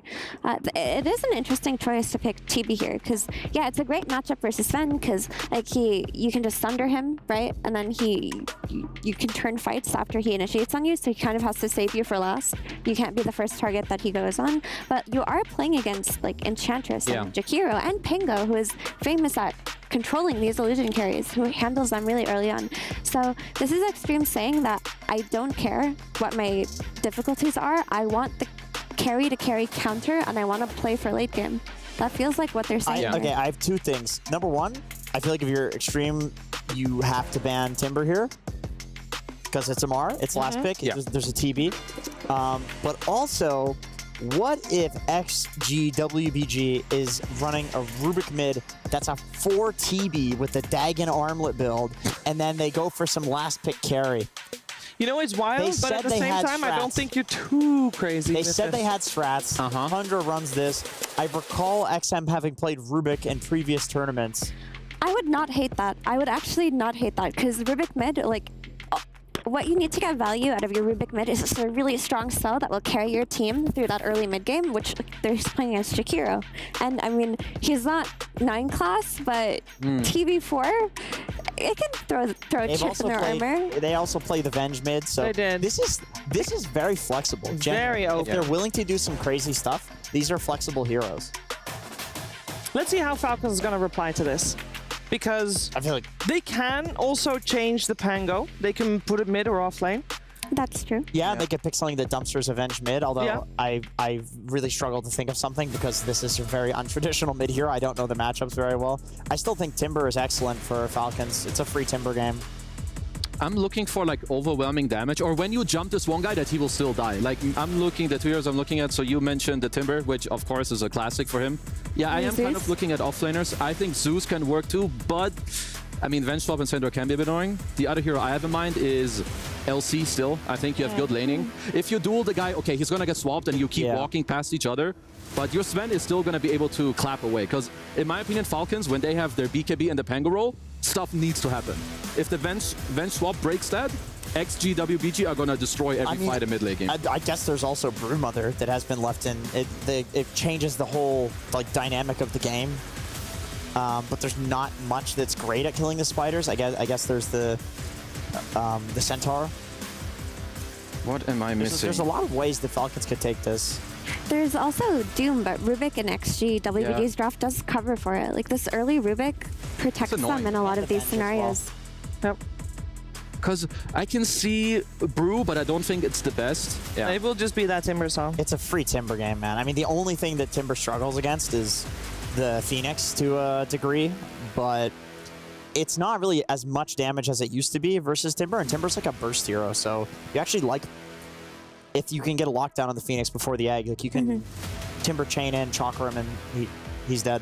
Yeah, I mean, Timber is overall weaker, and that makes the TV matchup a little bit easier for TV than it used to be. Now that he does overall less damage, he's no longer universal, so you are out CSing him on lane. He can still dive you when he hits level 6, so he can kick you out early. Yeah. But I mean, later on, once you get that Scotty timing on TV2, you become very high value versus a Timber. And I don't think it's an ideal TV game, honestly. And I think they picked TV just for the Sven matchup, but Falcons do have a means built within their draft to deal with XG's win conditions. So I think XG just have to win their lanes and hit an early timing, which I agree. It's not that easy. It's very interesting. Yeah, I think that XG, WBG are gonna be quite far behind, and they need to like clutch mid-game fights with like Manta Skadi or like Manta +1 item with like the Venge Axe as well. Because sure, you have Centaur and Venge to like disengage and kite the fight, but when you play this into 3 heroes who jump at you over and over and like they keep going, they're gonna follow your Stampede with the roll, the Sven, the Timber. I feel like XG, WBG are definitely on the back foot here. I'm happy to be surprised, but Falcons, man, come on, they got their bread and butter. I'm glad this went to 3 games, but this is going to be a quick one. I think you give Amar a free last pick Timber. You're making a big mistake. I don't know about quick one, because, I mean, they still have, like you mentioned, because ways to disengage, right? They have the swap, they have the Stampede, they have a means to play into them, but they're just going to have to play a better early game than they did in the first 2 games, because they do have a great core-to-core matchup. It's just that it's not free. It's not a free TB the way the 18 Morph last game would have won the game if it went ultra late. I'm going to bet 2 Shwarmos with extra pickles that Amar's top net worth at 15 minutes by about 2k gold. That's not a very hot take, so I will not accept this bet. Okay. You already owe me 3 Shwarmos. I don't. XXS has to pop off with the 2 supports. That's what I wanted to hear, because what I'm hearing is that XGWBG can do it. It's just a little bit harder than it was in game number 2, which they did do it that time around. But can they do it 2 times in a row, or will Falcons take this series? We're finding out together with Odie Pixel and Fogged. Thank you very much, Juvia. Let's find out in this deciding game 3 here between XGWBG and a team of Falcons. Fogged, so the Terrorblade comes through, but as we sort of hope for the panel, they have some concerns with Terrorblade. Are you sort of with them on that, or do you feel that maybe I may see something that we don't? Maybe he does, but I've still just, not been the biggest fan. I know me and Lacoste probably are the biggest haters of the Terrorblade still in a lot of the situations. I think some players are the specialties, especially Radon and maybe Ame in some situations. But yes, good versus Sven, but all other 4 heroes are quite good versus Terrorblade, especially in the early game. So overall, I would say, yeah, XGWBG, they got to somehow slow pace of the game down so Ame is able to get this timing. And yes, exactly like Kezu was saying, actually, I was thinking the same thing. XXS and the supports have to pop off. Jinkyu, he is given opportunity. He's playing a Rubik. He is playing versus Jakiro. He's playing versus plethora of spells that he can get some awesome ones. So I'm looking at him because he kind of owned in that last game and was the dictator of the pace. So let's see what he's going to be able to get. Because, yeah, I think Falcons, they really did get their bread and butter. Sure. Well, this Timbersaw pick, like, how much of a problem could this be for XGWBG if Lamar has a good game? I don't really see him ever have bad games on the Timber, and it's a last pick Timber into Terrorblade, which is it's a fantastic matchup through most stages of the game. You bully him out of the lane early on, you have massive damage even in the later stages, and you're just hard to kill. And looking at the damage overall from XGWBG, they do not have that big burst. It's really quite slow.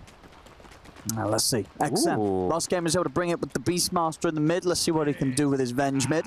He took the Soul Fragment. Who? Terrorblade. Oh, okay. So not the minimum Sunder. He's going to be playing around this one. I've still been seeing it back and forth between this one. This one I don't see taking that often now, but wants to be able to just farm and just slow down and farm and farm and farm. Because if he does get the farm, especially on some of these timings, I think Butterfly, Scotty are 2 of the amazing timings. Of course, that's a lot of gold, but when you're playing versus Sven, Butterfly tends to be one of the keys. As crit, a double courier snipe with the double attack. Oh, there you go. Goodbye to the salve there. DY's not going to be able to get that out to him. We saw him make a nice little play at the other game where he was able to harass, get low, and have his salve out. This time he went up that option. Does mean that Amar's start is going to be quite a bit slower since he is going to be doing some creep cutting shenanigans, at least at the start here. But he's going to be able to get that lane back as long as Amar doesn't die at the level 1, which he does look okay. Mid. I haven't seen this matchup, I don't think. I think maybe I saw it once. A lot of people are Venge mid against the Pango mid. Yeah, I think Venge should be pretty okay. At least think so. Get the farm. Pango can kill the Venge quite a bit easier, I would say, with rotations, especially once the 6 comes out, but been seeing XM playing it a couple more games here as this Vengeful Spirit. And it does fit around timings of hitting late game timings, buffing up the Terrorblade and stuff like that too, so. Sure, and do you feel for the most part that is kind of the plan here from XGWBG? They're looking towards that late game? Yeah. They want to try and keep this game going as long as possible and eventually outscale the Sven. Yeah, it does feel like it, because they do have this reset positioning and stuff like that with the Venge. Even if he does die, once you get Aghanims, you can always protect your Terrorblade to get these Sunders and kite the Sven. So I'd imagine that is what they are looking for.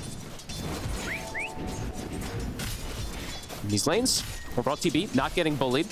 Venge doing well, and the top lane overall for Centaur, it should be pretty good. So the 3 lanes do look like they should be able to farm pretty decently on the side of XGWBG this time around. Bottom could get volatile if there's just some mistakes to come out from DY in particular, and see what Crit's able to do on the 4 Jakiro, because been seeing more and more of this Jakiro being flexed to 4 and 5 position.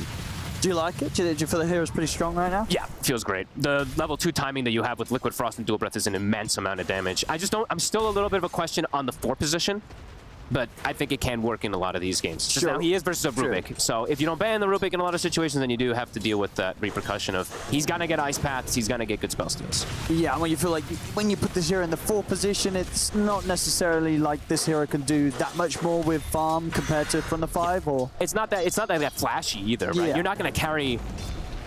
In most situations, I would say like 90% as a Jakiro. You know, your best thing is like an Aghanims kind of build, which isn't always the best either.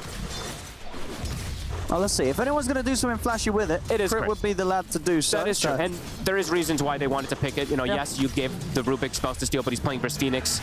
So there's going to be double hits. There's going to be coverage as well, too, for him to, you know, get some good burst damage to catch heroes. XXS. We'll be okay. I imagine for XM this game, I mean, as a Venge, the build's not going to differ necessarily too much, right, when you're playing it mid compared to like some sort of offlane or carry core. It's still going to be like Axe Rush into Manta, Dragon Lance. Yeah, something along those lines. It usually tends to be. There's not sort of any sort of secret tech you can do when you go mid and rush some sort of crazy potent item and make plays with. It could be something like Axe BKB maybe this game, because he's playing versus the Pango, so if he wants to act as like the pseudo front, it's obviously not ideal, but it could be something that he feels necessary just because Pango sometimes just forces people to go BKB when you don't want to. See though, so far, doing very good here, XM. Yep. 25 and 6 against the 22 and 1, so having that slight advantage here against Mallory's Pango so far, which not a lot of heroes are able to do so. No, and he just masses the stats, right? Playing this universal. Has even extra double branches on top of his wand, so eats the spam, has the stick charge just to be able to turn and fight potentially versus Mallory bottom. DY. We'll get a nice dive and actually connects the pole with that dive. That was nicely done. It's a half pole as well, so we'll be able to deny most of that wave. Amar wants to contest and not lose the money creep. Yeah, out of all the lanes so far, definitely Skeeter that's having a slightly rougher time. Looking back at kind of the lane setups, was this always going to be expected that the Sven was going to have the tougher time during the laning phase? I feel like it's a pretty free lane for the Centaur and the Rubik overall, unless XXS just makes a huge mistake stepping up, because they're just, these two don't dish out the most damage unless Snape finds some like amazing positioning with the creep. So yeah, I would say it would be a little bit slower for Skeeter. He's actually got double bracer as well too, which you don't see always, but since it's Sven with his new, you know, facet thing, since you get all this bonus damage from this, it does feel a little bit better to go on something like the Sven. Radiant's courier has been killed. Should be able to start catching back up though. Yeah, we're gonna have a move for the twin gate here. DY. Ooh, this could catch Skitter off guard here. He does have healing Lotus. He has a lot of HP, but they're diving. And can they dive the tower? They definitely can dive for it from DY. It's gonna set up for XXS to close it, but a good stun for Skeeter holds back the Centaur. Marin in return comes in with the TP at the same time. Falcons, they'll get aggressive onto Arme. They'll be able to take him down first. Immediately making that move, knowing that Arme has been left on his own. And when that move from DY didn't get them anything top, sure, it forced a reaction from Malrine, but that whole play made it very clear that Arme was completely on his own. I wonder if they communicated as well too that Skeeter had gone for all these stat items as well, because it's a very tanky Sven with an ice armor too. Yes, they have magic damage that comes highly between the three of them, but that is not an easy target to bring down. And yeah, immediately they capitalize on it. So Ame gonna get bullied out of the lane pretty early here now. Amar being able to get this kill means that level 6 is gonna come that much faster. He's just gonna leave the lane. Ame actually just TP's top to perhaps try to catch Skeeter off guard, but he's tanky. Yeah, I mean, can they really try and kill the Sven? It's very unlikely. It's kind of tough. I mean, bottom lane is just not really a place to be. Okay, GQ tried to kind of to get some XP, but he gets taken out. They brought 4 now. They swung in with XM as well. Sure, they put the meta, they get the push on. So they get the kill, they take down Skeeter, they're able to get some damage onto the tier 1.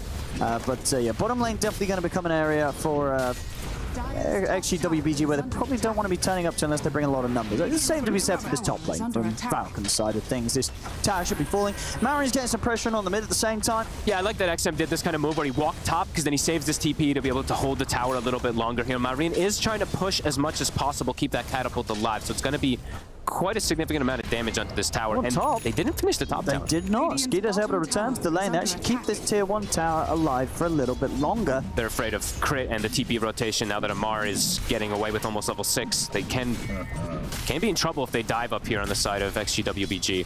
Crit also, I see holding. Yeah, he can hold for Ice Path, so he can get that extra lockdown. Wisdom Rune is still available on the right side. Will take them a moment to get there as Amar. That's the level 6. Top net worth. Good job, Jenkins. You called it. Congratulations. The last pick Timber is top net worth. Let's see if he's able to keep that position. To push in on the bottom lane. I mean, yeah. It's hard to bully him. They just don't have burst, really. Yeah, who comes down here? Who does anything to annoy Amar right now? It feels like no one. I mean, DY, he's dead. He is dead. Goodbye. I think you just don't want to come down here. No, nobody wants to be here. No, not at all. It's a killing spree for Amar. He's having an easy start. And it's a really good Timber game. Playing versus Terrorblade, playing all of these heroes that he can burst pretty easily and not get bursted. Not get burst from. I know bursted is not a word, sorry. Radiant's bottom tower. But the other 3 net worths are looking pretty good, even though Ame was, pressured out a little bit here. He is having a better time than Skeeter, but Skeeter, 3 points in cleave, can absolutely recover. And imagine they're going to have some stacks at the ready for him as well to back up too. Not too bad though for actually WBG. It's just, yeah, they have a Timber issue, so try to avoid this Timber at all times, or bring it literally everything to him. And how close is Xingqiu to 6? You need Xingqiu to, once Xingqiu gets 6, then you have kill potential more than likely on the Timber, but he has to get a good steal. Double bounty. Nice money. Tower's gone. Radiant's bottom tower. Let's see where Amar looks to go. They might go through this portal. Skeeter. He's getting stalked up top. The TPs are coming in. Let's see what XXS they does can not find. have 6. There's no Stampede available. Skeeter can start this when he wants to with the stun. Buy time for the rest of the team to come in. There's the stun into the God Strength. XXS will be able to stun and create a little bit of distance. He's pretty speedy here with the phase boots. He gets away. Into the trees, he is out. So nice XXS able to live.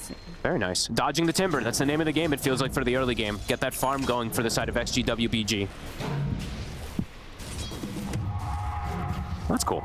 And Jinqiu, he's going to try to go for this more early game timing, I would say, for the Rubik as well. He's going down the vessel route, so wanting to have that extra kill threat. They want to find a solution for the Timbersaw. I'm up. Try and chase this a little bit. DY's already used the dive. Hasn't got 6, of course, to protect himself. Nice got swap. The swap, though. XM able to come He's in got clutch, the steal. DY alive. It's a very good steal. The best one Jinqiu can find. See if they've got enough burst to bring him down. So we get the timber chain away, Amar. Back over to the safety of Crit. XXS is trying to chase down Amar, but another timber chain keeps him at a safe distance. Amar gets away. He's got the steal, though. So now they have kill threat on pretty much all. This is the burst damage they need, and they have the kill threat on all these tanky heroes. So pretty much perfect opportunity here for Jinqiu to make moves around the map. Radiant's middle tower is under attack. XXS, this is a slow level 6 after a pretty successful lane for the Centaur. He's kind of just been forced to run around, so still not having that Stampede online. Quite late. Should be able to pick it up around the mid, but he's got a couple of heroes backing him up just in case he does get dove by Maureen. You know, Maureen with the Rolling Thunder ready. If he sees a chance to make a play. They want the tower. They still got Catapult. They're going to send the Centaur to secure. Can Jinqiu get the deny like he got in the last game? Sticking around for it. He can. He's a master of it. He's so clutch. This last game, you know, the game before, he was kind of that X factor. This one definitely has the potential with some of these steals. He's going to have to settle for the swashbuckle for now. What need have I? He's got a lot of good ones this game. I mean, Pango ones, Timber ones, Jakiro ones are all fantastic, so. Radiant are scanning. Maureen looking to make a bit of a solo play here with the Invis rune. Does he have any backup, though? I mean, catching XM, if he's ever catch him around sort of the stair area where he can keep him trapped. Still probably wants at least a +1. Because it's just definitely not the easiest. Yeah, especially with TP backup coming in. It's not really going to be something that's going to happen He's going unless to they get scout someone this. else. This could scout some type of smoke movement, perhaps. They're hugging the tower. They're playing careful. XM and Jinqiu not going to reveal anything here. Does have the smoke at the ready. Might look to make a move here. Snaking is looking to invade triangle, and yeah, there's the smoke. I might just settle for the Enchantress if XM can get the swap. And he can. And he can. Gets the heal off. Setups there. They've got the burst here with the 4 of them. In fact, Arme's able to turn up and get the kill himself with that last hit. Nicely done. Getting these earn charges, getting Jinqiu involved as well. Now he's got level 7 max nukes available. And overall, Ame, he's getting time to sit back and farm as a Terrorblade.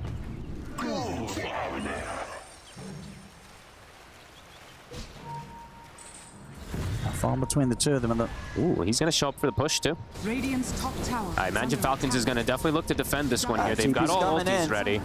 Macropire is just going to get set down straight away to try and dissuade the push. They'll back it up. They'll heal him up with the urn, too. I really love you. I like this build a lot, too, from Jinqiu. This is going to help a lot versus these tanky heroes early on. And XM is halfway to Ags. Some decent timings being hit. A 2k lead at the moment for Falcons, but most of that 2k lead is literally just Amar, if not all of it. Which is not terrible news for Falcons. No, definitely not.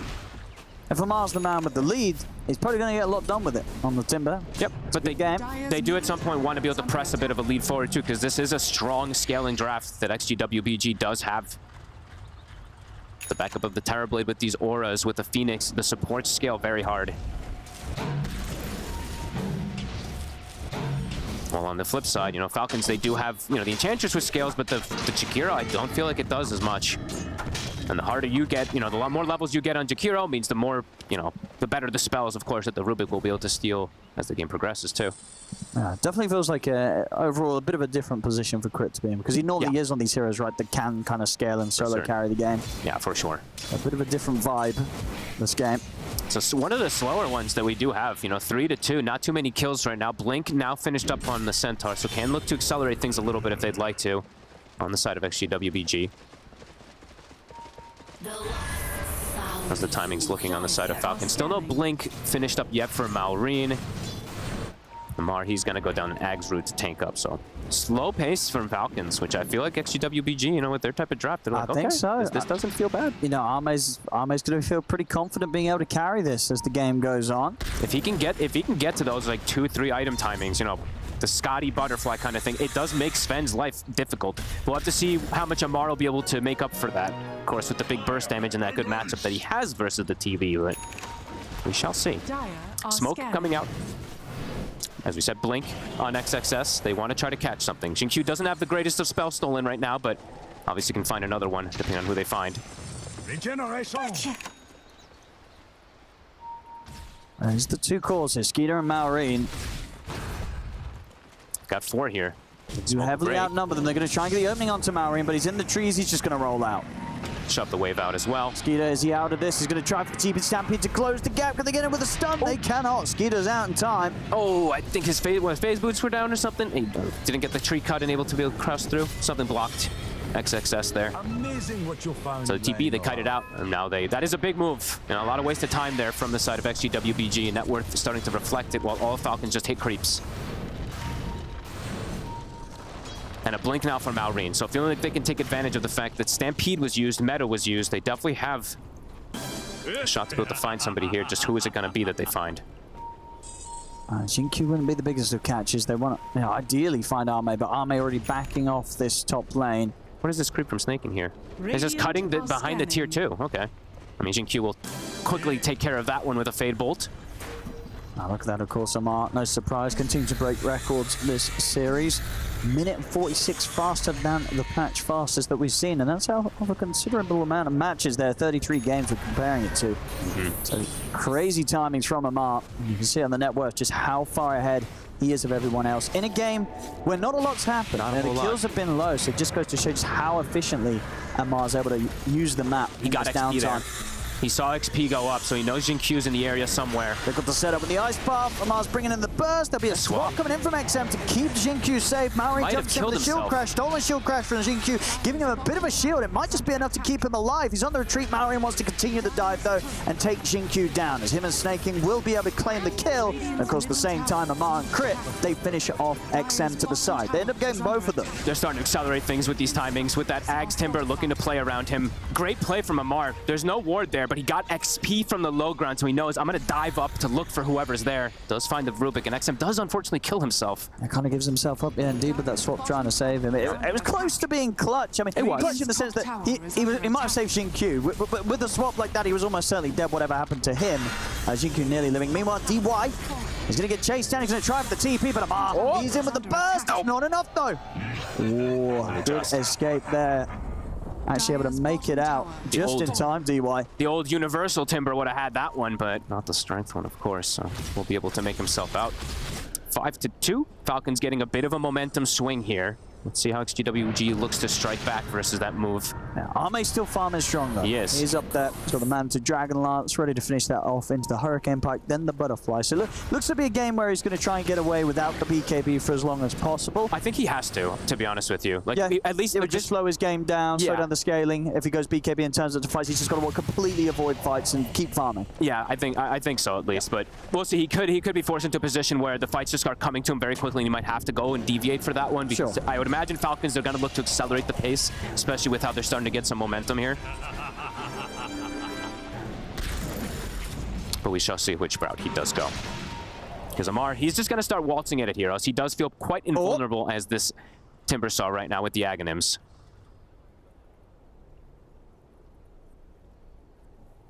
Yeah, the Timber Saw is definitely going to be quite the problem in these fights, and if he does ever find Arme is not going to be able to deal with him very well at all right now with how far ahead and how farmed Amar is. They do have the Vessel finished up, so they do at least have that, but Xingqiu has to get, he has to always have like one of these good spell stolens. The Chakram is always the best one to be able to have that kill threat because it's high pure burst.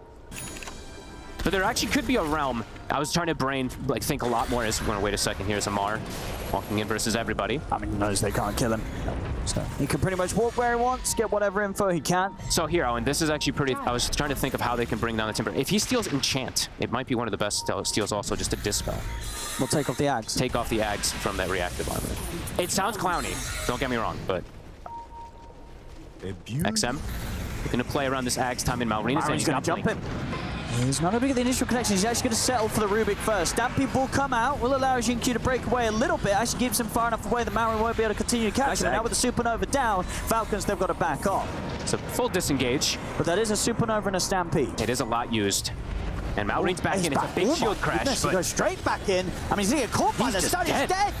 Well, that was a bit of a wild move there. Goes straight back into the midst of them. I think he kind of overrated how much that shield crash shield would do for him. I think he was gonna. I think he just thought he was gonna be invulnerable, but it's a lot of damage between 4 heroes with a wave of terror. Oh, it's 5, right? 5, sorry. Yeah. He won't be doing that again, Malrin. Nope. That's the mid tower going down. A bit of a mistake. A bit of a. As I say, I think he just really felt that he was going to be invincible. Spoiler, he was not. Hey, actually, and Ame is feeling like they are going to just constantly fight, so he has switched to queue up the BKB for now. And how much of a barrier did he get? Because I mean, he sees them grouped up. He wants to get it. What happened there? Didn't really get it at all. Did he? Did he not land? Did something interrupt him? Or? No, he landed. He landed. He had 800 something, I believe, but it still just wasn't enough. It was just that the bar above his head didn't seem like it shot up when he landed, but I don't know. XGWBG's looking to get some momentum off of this, trying to catch extra heroes. They have dual breath stolen with the vessel. Let's see if they can get the kills here. Xingqiu. They can't hurt Amar until that shield's down. Ice Path catches 2. I mean, the turning thing. Right now, DY is surely going to go down. No, he gets hit the dive off. DY's actually going to live. Can Xingqiu get away? He's going to find Xingqiu. So Malrin will come with the Rolling Thunder, set up on a Xingqiu. They'll also get on top of XM. So they do get the 2 of them after it all, and they'll be able to kill off XM's illusion immediately as well. And it's right next to Roshan, as the Rosh is shifting. They're going to see it moving over, so why not move into the pit? They've got the God Strength ready to continue pushing on for the objectives. They'll take this Rosh very likely. Oh, Extreme tried to punish the Timber split up, but then everybody just arrives, and now it actually just turns into a pretty sad scenario for them. Immediately as the Rosh shifts down, they tried to dish out all that damage, but Amar just tanks the brunt of it. And I'm just seeing these fights. Do you see how many spells they're throwing out to Xingqiu? They know how important this Rubik is. They're going straight for the Rubik. Macro, Pyre, Ice, literally throwing every spell. And have to always talk about this too, is crit skill build, not putting extra points in the Ice Path just yet. 4-1-4, so even if an Ice Path gets stolen, it's not as valuable. Still is a very good spell that you can get on this Rubik. And yeah, they're trying to get Xingqiu and messing him up. So now, with this Aegis, and back up, look for that Wisdom timing also, and gotten themselves this 4K lead for a moment. Okay. Do you like the building from DY? He's going to go for the big items, Atos into the Nullifier. They need a Dispel versus this, so I don't blame him. That's going to take a while. He probably just feels like nobody else can buy it, though, because XM doesn't want to. The Terrorblade never wants to really get something like that, so it'll take a while, but that is one of those answers. I thought maybe he just goes like a Yules or something like that, but wants to go for the big one. Spark of vitality. Yeah, and we'll see with the way the last few fights have been going. Arme very close to the BKB that he feels that he's forced to get rather than being able to go straight for the bigger item for the butterfly. I think that's feeling what he feels. The pressure's stepping up a bit from Falcons, and he's absolutely right. Certainly is. Falcons getting more aggressive now that they have the Aegis and they can start pushing these tier 2s. It'll definitely be a butterfly after that, but yes, then this will allow them to fight more under these instances of versus the Pango. Even if BKB queued up on the Centaur, and they're going to look for this fight. Everything is at the ready from Falcons, and they're going to smoke themselves as well. Radiant's middle tower is under attack. So they're able to find the haste in here, Falcons. The next fight, Malorine's got that ready to roll with.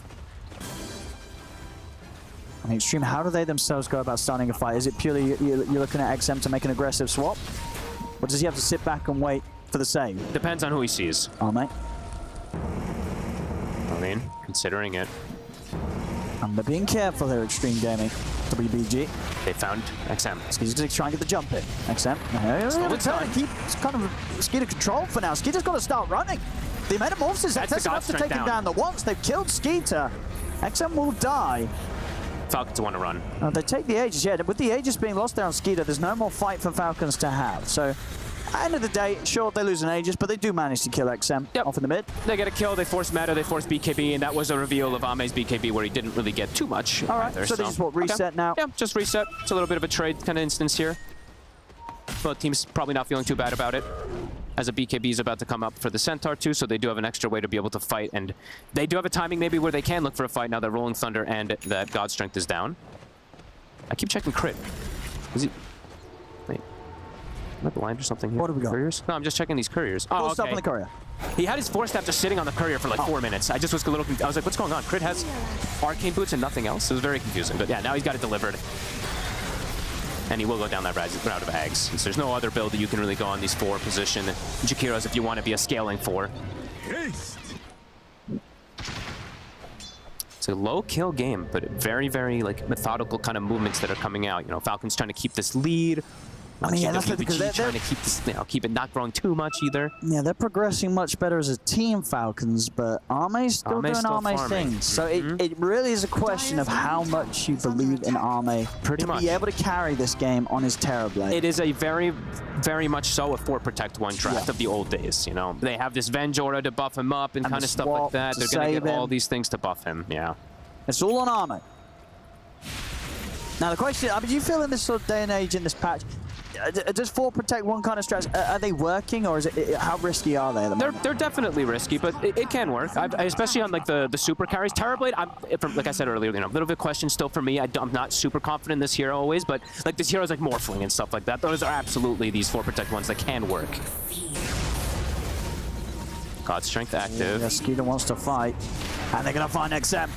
They're straining on the jump on him. There's no save for him at all. XM's gone. We'll see XXS try and fight back. They'll put the Stampede, trying to get XM's illusion out of it, but Skeeter's able to cut it down with the God Strength. Supernova's there. Falcon's going to back off. Amai's going to get tripped up by the stun. Will he get caught in the Supernova stun? No, he's able to break out in time, keep his distance. BKB's now looking awkward. They just literally see Ame BKB, and they just immediately disengage on him, and they tip him. Because it's a meta BKB used, and that BKB starting to go down rather than having this type of farming item. Falcons is playing around that BKB perfectly. I think they are, and honestly, kind of the few fights where he has you know, felt pressure to pop it. There've not really been fights where Falcons have been on top of him, so it's kind of arguable how much it's actually protected. Yeah, he's scared of the instant, like the blow up. Because if he gets caught from 1 stun, there could be a follow-up stun, and then he just dies instantly. So I can understand why he's popping it, but it's still, he is maybe using it a little bit early in some of these. But it's tough. It's not easy to just hold off versus a lot of chain stun that Falcons has. Chain stun and burst. I mean, Falcons, once they are winning these fights, you know, they're not able to kind of progress the game too much, right? Tier 2s are still being held up.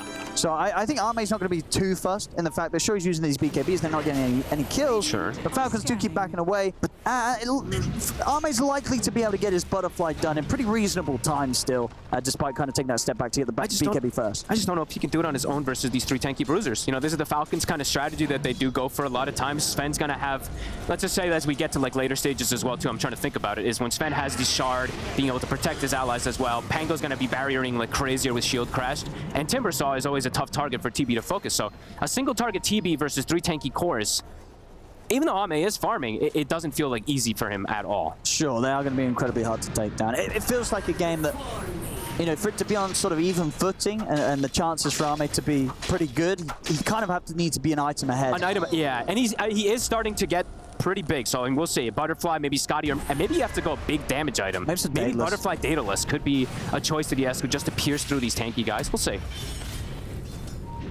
Because that lead, it's not growing massively, but it is growing and growing ever so slightly here for Falcons. XP and gold. And their team fight is getting quite scary as well too. I believe that the Aghanims is halfway there for crit. Maureen has one, so.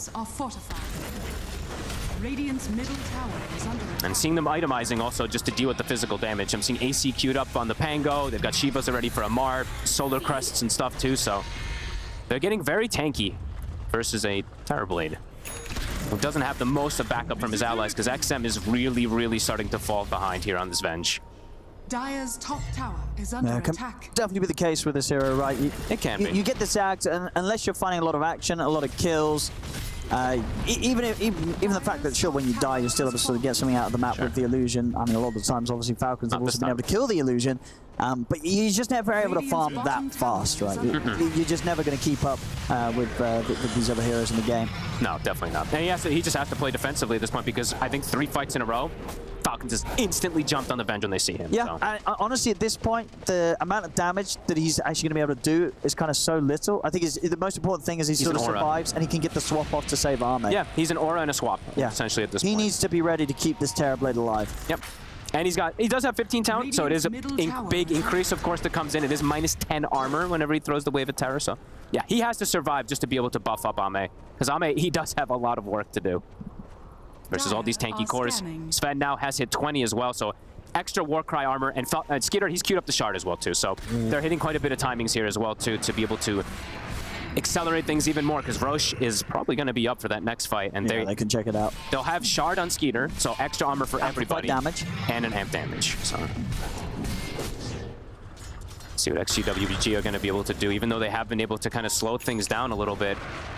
Doesn't feel the easiest for poor Arme here on his own.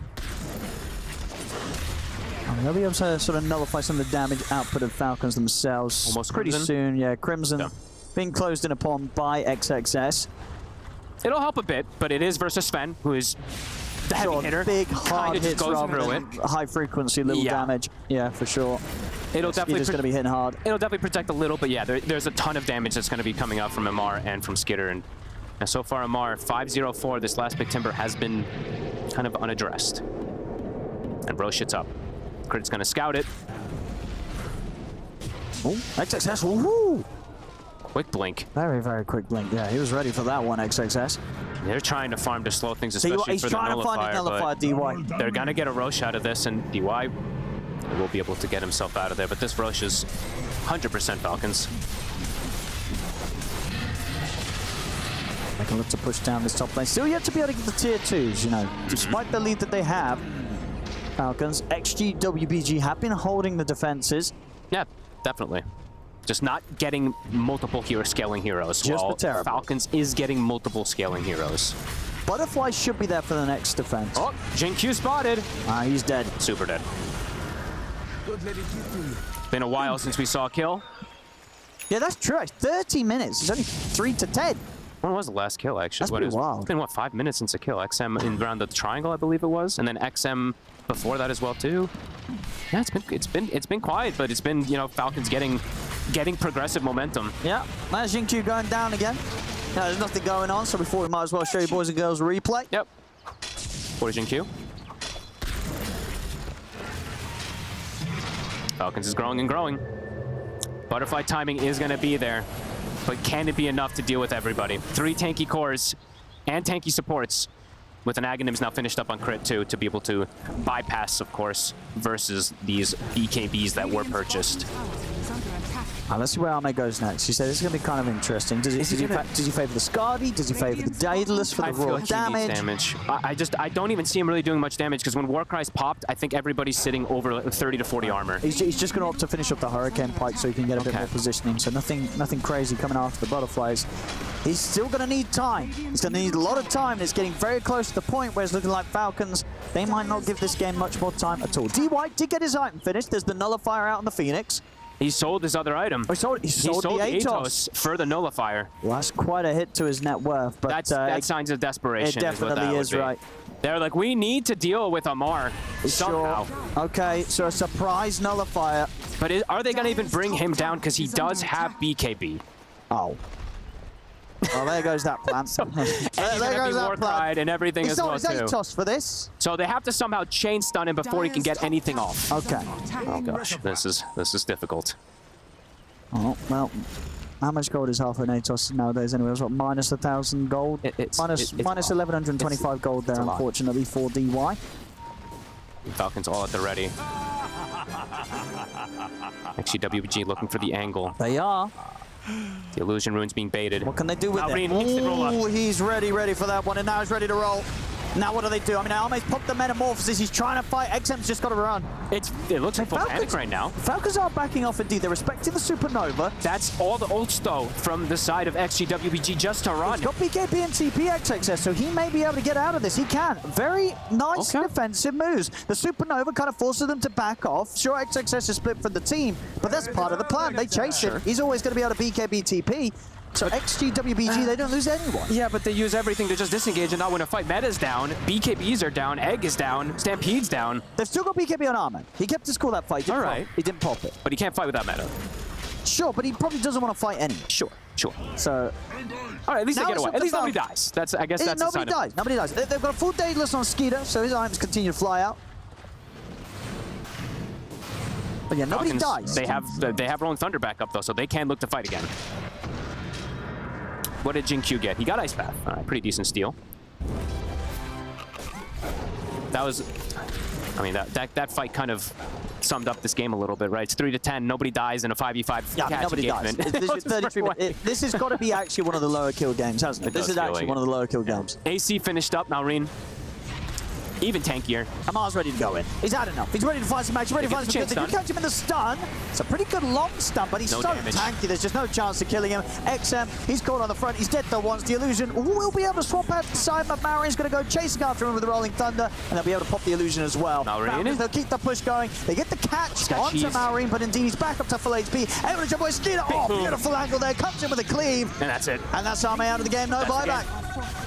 That's pretty much, I mean, Falcon just waiting to strike. And they strike hard. Yep. 60 seconds that they can go for at least 2 sets. Not a flashy win, a very slow, careful win, but a win nonetheless by the looks of it. I mean, I don't know what XG WBG is going to be able to do with just the two of them alive. No Arme, no Terrorblade for 50 seconds, and he's all their farm. He's all their carry potential off the map. I'm such a Terrorblade hater. I just feel bad for Arme. Yeah. He hasn't been able to do much of anything. They just disengage from him. They run from him. Every single meta feels like it's just been him to meta and run. Or meta BKB and run away. Falcon's just playing versus it perfectly. Oh, Falcons, they'll take the full set of racks bottom. They'll take the melee racks mid, and they'll back off. Yeah. The game does not end, but it does feel pretty close to it. Sure. We did get more kills on the board, though. We did. That's something. Couple more. 13-3 here, 34 minutes in. And we did see the Nullifier come out. It just the problem was they don't have the follow-up because meta wasn't up, and they probably didn't have the damage even with that meta. And then he just popped. Yeah, he can just pop BKB and reset. He didn't even have to actually use it there. Yeah, I'm considering what to buy next. He had the Daedalus queued up, and now he's like, maybe the Satanic. I don't know what he buys. I don't know what he buys. Anyway, it's tough to see what's going to really fix the situation here at this point, as everybody's just running around with what feels like 50 armor once they get Warcry up on the side of Falcons. I know it's important, yeah. The Warcry, of course, undispellable. So even if the Nullifier goes off to get the reactive armor, that always is going to come out to protect them, etc. Blah, blah, blah. So Falcons looking to strike again. Everything's up at the ready. Amar 706, as we said, the last big timber has done its job perfectly. Its itemization has been beautiful as well, and they're all grouped up waiting, just waiting for this fight to come to them.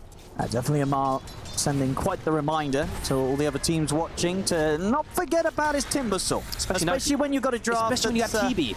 Yeah, not going to do too hot against a Timber. No. You let Amar get this, you're not going to have a good time against him. No. Could be the final clash here. Smoke on smoke. Oh, mate, he's on the front. Keep his cool, put the meta. He's going to get caught by the Ice Puff and the Macropire. Supernova's down. They're able to take Malrine out.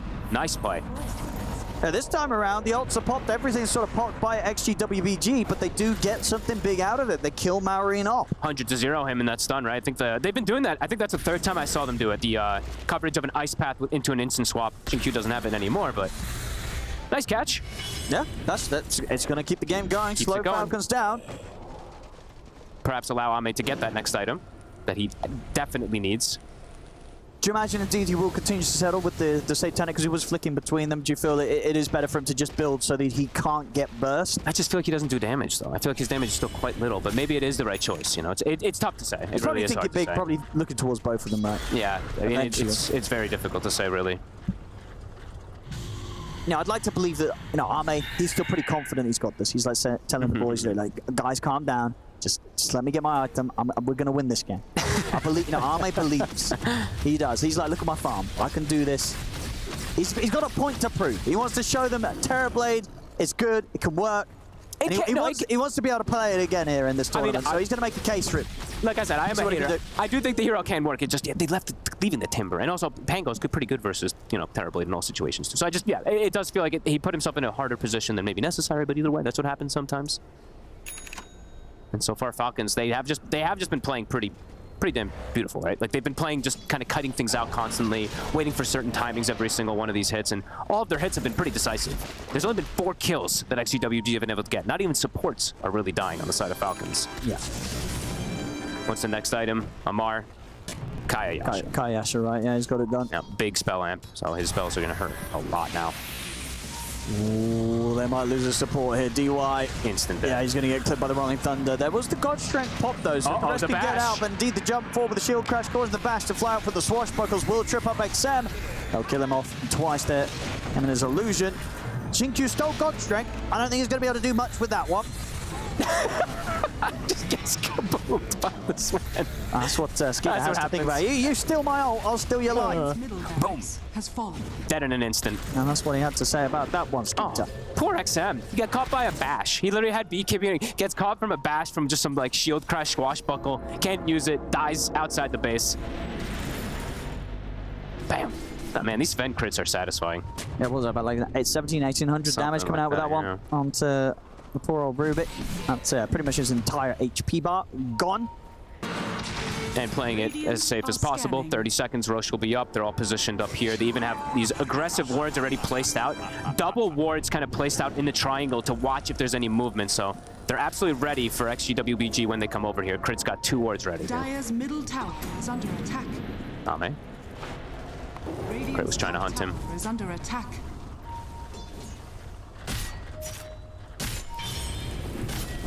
Dire are scanning. Still, you know, at this point, to be able to not be, you know, they're not forced into the high ground of their base, XGWBG. They're still able to get out. Got some neutral items, at the least. Falcons watching from the side. Stepping quite far out on this lane here, XGWBG. Who's the target that you want to initially go for, though? I've just been asking myself this over and over. You haven't been able to find the supports in the back because they have these 3 bruisers starting the fights every time, and you just can't really 100-0 any of these 3 bruisers. I mean, got Malrine once. Can't sneak a Roche, surely. You can baby burst Malrine if he's out of position. Dude, they're trying to sneak this. They do kill it fast. They're going to be able to sneak this. Oh, this is cool. All right, they may be 23k gold behind, down 4 to 16 and 40 minutes in. Oh, Roshan's trying to leave. He's not going to be able to. They're able to get the Roshan. Well, there you go. A bit of a turn up for the books there. Oh, but it did switch at the last second there, huh? It wasn't Aghanim's blessing, but it did switch to daytime for a second, so it is a refresher shard that's come out. So. Is that better or worse for them? Was there any sort of hype ags that would have been pretty nice for them to get? I mean, the Ags... Dude, maybe the Ag Centaur. Get Arme in the cart, right? There's too much theory craft. My brain's going to break if I really start going into it. Because they could have gone the Ags on the Phoenix and then refreshed the meta for the Terror Bleed and stuff like that. And there's a million different things they could have done. Either way, they'll have to deal with the fact that they're there's no way Arme wants to go inside this egg. But you know what I'm saying. You don't want to go in this... Of course to be fair, saying that, though, I don't think we've seen many Supernovas get popped, actually. They have been running away from them this game. It's just been disengaged. So the Supernovas actually, yeah, maybe it is kind of a safe place. I mean, depends, yeah, there's a million ways you can theory craft stuff like that, so. Because you could potentially be like, oh, Xinkyu with an Aghanims, like if he gets double spell steals and stuff like that, right? Well, so what is the big Ag steal this game? It's not a big Ag, it's just frequency. Having 2 spells and sure. being able to do. I mean, Macropyre would be the big one, but. Either way, not gonna happen. They got the refresher shark to just swap at the last second there, but it's a sneaky move. Honestly, they're holding on though. Like that's the crazy thing. It's literally 4 to 16. But are they getting stronger? That's my thing. Is Ame actually gonna be able to do it? Well, what's he got now? He's still queuing up the Satanic. Okay. Still, he's relatively close to it. Okay. Let's see. It's hard to see how he is gonna be able to do it because they're all just so durable. But is under attack. I mean, as long as Falcons don't hit the Ancient. XG won't lose. So if they don't play Dota, got it. Well, I mean, they're kind of chilling right now. You know, they're not being the most proactive. True. Did just get an MVP. Maybe they're that scared of Arme. Maybe they're terrified of him. They're like, guys, we can't end. Look at this Terror Blade. They're terrified. They're hiding from him. I don't think so. Well, what are they? What's the plan? I mean, he's got an Aegis. You know, they're like. I think Falcons probably are like. At least let's wait out the Aegis. They're chill. If they come outside, they'll fight them. If they see an opportunity where XGWG was to fight, they'll take it. But it's XGWG is not coming to them, so they'll chill. The swap might come though. XM. Well, XM. What can he find? Namaz. Angle. A bit of a tough one to take down. Definitely. They have to get the lift off instantly as the swap comes down and somehow chain stun him before BKB. Because if he gets BKB off, he lives. And yeah, they're playing it patient. They still have those 2 wards that they placed earlier around the triangle. Yeah, that one and the one above. Now, what big items are Falcons closing in on? Well, Crit's going for his E-Blade. I think Skeeter also just making sure he has the buyback. He did finish up MKB. He's 100 gold away. They're finishing up next big items. So I don't think that they're really too... obviously, it's unfortunate that they didn't get the Roche for themselves, but I don't think that they're too fussed by any means. No, they're like, we're getting more out of the map. Let's just wait out the Aegis, get our next round of items, and then... Also... Then maybe look to go for the game end. Also, they... Yeah. They were accumulating to build up to a block of cheese, Owen. So they did get denied the block of cheese. They are, I think they're they're a couple components away. They're like, I think that they're bottom though. I think there's enough lotuses in the pool. Whatever. They're close to having one if they ever got the cheese, but it didn't get happened. Well, that's what, I mean, they're not only going to wait until that Aegis expires, they're going to wait until the Roshan's back up. They want a block of cheese before the game look for fights comes to a finish. If it's around their vision, they can fight pretty easily. I mean, they're thinking, like, can we go on Amar? The answer is no. XM, he's going to die. The rest of them, they need to get out of there. Stampede's going to be popped. They will get everybody else back to safety. Just to run away. Gold lead just continues to go up. Continues to start up, actually. He's got the Satanic. He's going for the Scardy next, so... Okay. He wants to be as beefy as possible, have a bit of an answer to that regen, but still indeed not with necessarily a big... kind of damage out like a Daedalus. Which is fine. You know, this is, of course, probably the more standard build-up on a Terrorblade, right? But it's, as you say, just a question of whether it's going to be able to do enough to kill anyone. They're all getting even tankier. Amar, close to having a overwhelming blink if he'd like to go down that route as well, too. Even the supports just getting tankier and tankier, so yeah, we'll see. As you said, so it was incredibly difficult. Amar, considering. I imagine it'll be the Timber Chain, but does he want to go for the big play of damage? He's focused on farming. And so is the rest of Falcons, as we see that Aegis power play, of course. It's a 5k differential that they've been able to farm up on Falcons, and that Aegis is going to get reclaimed soon. That's true. That's true. But, you know, it's all relative. You know, they're like, hey, well, we got the Aegis, we lost 5k more in the gold difference between us, but we were already 23k gold behind, so, you know, what's an extra 5k? Sure. It's nothing. It's a lot. Amar, yeah, he's still hasn't chosen that talent. He doesn't like either. No. They're both pretty boring, actually, aren't they? No. Well, Timber Chain one is a lot of range. It's so fast now. I love it. Actually, it's so nice how fast it is. Either way, they're just farming up. Aegis is reclaimed. I keep checking these. I think they have it. I think they have enough for the block of cheese. Oh, they got the block of cheese. They need two more. I think 2 more lotuses. I'm having trouble doing that. Dude, I mean, at this point, you don't end just to get the block of cheese. You really don't. You've got to get that block of cheese first, otherwise the win doesn't count. It actually, it's a death loss if you win without block of cheese at this point. We've only had one, right? I believe it was G2IG that had one during the play. We did have one. Yeah, we did indeed. They want to get one under their belt too. And they did win, so it's 100% win rate. So if you want to be super certain about getting the win, you make that block of cheese. That's true. And, they'll be able to do that in what? A couple of minutes. We'll see when Roshan's going to be back up. Yep. Because yeah, you need 3 greater healing lotuses. They have 2, and then they have the great healing lotus, and then there's 3 more bottom and 2 more. Yeah, there's enough. So who wants the block of cheese? Is it Amar? I think he's invulnerable. I mean, who cares? Just give it any of the 3 cores. Malrine, actually, honestly, because he's the only one who's potentially actually killable. It feels like. Do you not buy Rapier on Timber at this point? No. What do you mean? You no? buy Rapier, but. I think Amar's tempted. No, that's literally no. Owen, Owen, no. He's gonna sell his arcanes, buy Rapier. No, never. He's got 9k gold. That's Ame's friend then. Ame's friend. Let's see. Yeah, okay. No, indeed, yeah. Sell boots and why would he buy? Of course he's gonna overwhelming blink. 25% spell amp. I mean, that's a lot of spell amp. This is what we deal with, ladies and gentlemen. I mean, come on, it's 46 minutes and 4 to 17. What are you supposed to say? So with us. Where's the block of cheese? It's when they need the rose showing. Oh, they need to take it away from. Wait, no, wait. They're 100% just not going to end until. If they end before the block of cheese, we're going to have thousands of viewers bitterly disappointed. Absolutely. You know, if they're going to kind of take it this slow, then Amar. Oh, he missed. He missed. Doesn't matter. Chain. You see how fast? Oh, it is so fast. Snay, How's Also Arme scaling. doing? Arme's nearly got his Skadi money. What's he gonna? He's gonna sell treads by Skadi? Might as well, right? Do you hold on to buyback now, or is buyback irrelevant? It feels pretty irrelevant. Especially if we pop meta, right? If you pop BKB and meta, who cares about buyback? Feels pretty irrelevant. Yeah. Get those treads sold. Get your Skadi. Would you like the Skadi, or would you actually still like him to consider something else? I would say I wanted him to get more damage from a long time ago, but whatever. You know what? These guys know way better than I do. So he is. Arme is a master on the Terrorblade. Yep. Actually, how many Terrorblade games has Arme played? I'm gonna have a look whilst we enjoy this peace and quiet. Whilst we wait for the block of cheese. It's not gonna be peace and quiet for long. Oh. DY. Oh. No. They're on him. They get him. They get the jump in the road to take down the Phoenix. They'll get a swap in from XM to save Xingqiu. It's landing to back off. They're full retreat now. Arme getting caught. He's able to force back with a Hurricane Pipe. Marin's got the catch on Xingqiu here with the Rolling Thunder. Xingqiu able to get the stolen shield crash up, but the damage comes in from Malar. Takes him out. Both support's gone. Let's see if they're going to come in with the buyback. Xingqiu has got his XXS able to put the BKB. He's trying to run the impetus. Coming. Can he get back to the fountain? He can. XXS gets back to the fountain. Amar, he's looking to dive. He's able to dive and kill off XM. There'll be the buyback coming in from Xingqiu, but no buyback from XM. They're trying to. XM swap. The swap. Skitter. It's got the setup here under the tier 4s. They have the damage to take Skitter down. They don't. Skitter on the retreat. Caught by another magic missile. Rings in. XM still able to play up here, of course, with the illusion for now. Amar is in with a burst onto XXS. That's XXS gone. And he does not have buyback. He's out for 70 seconds. They'll dive in. They'll kill off Xingqiu.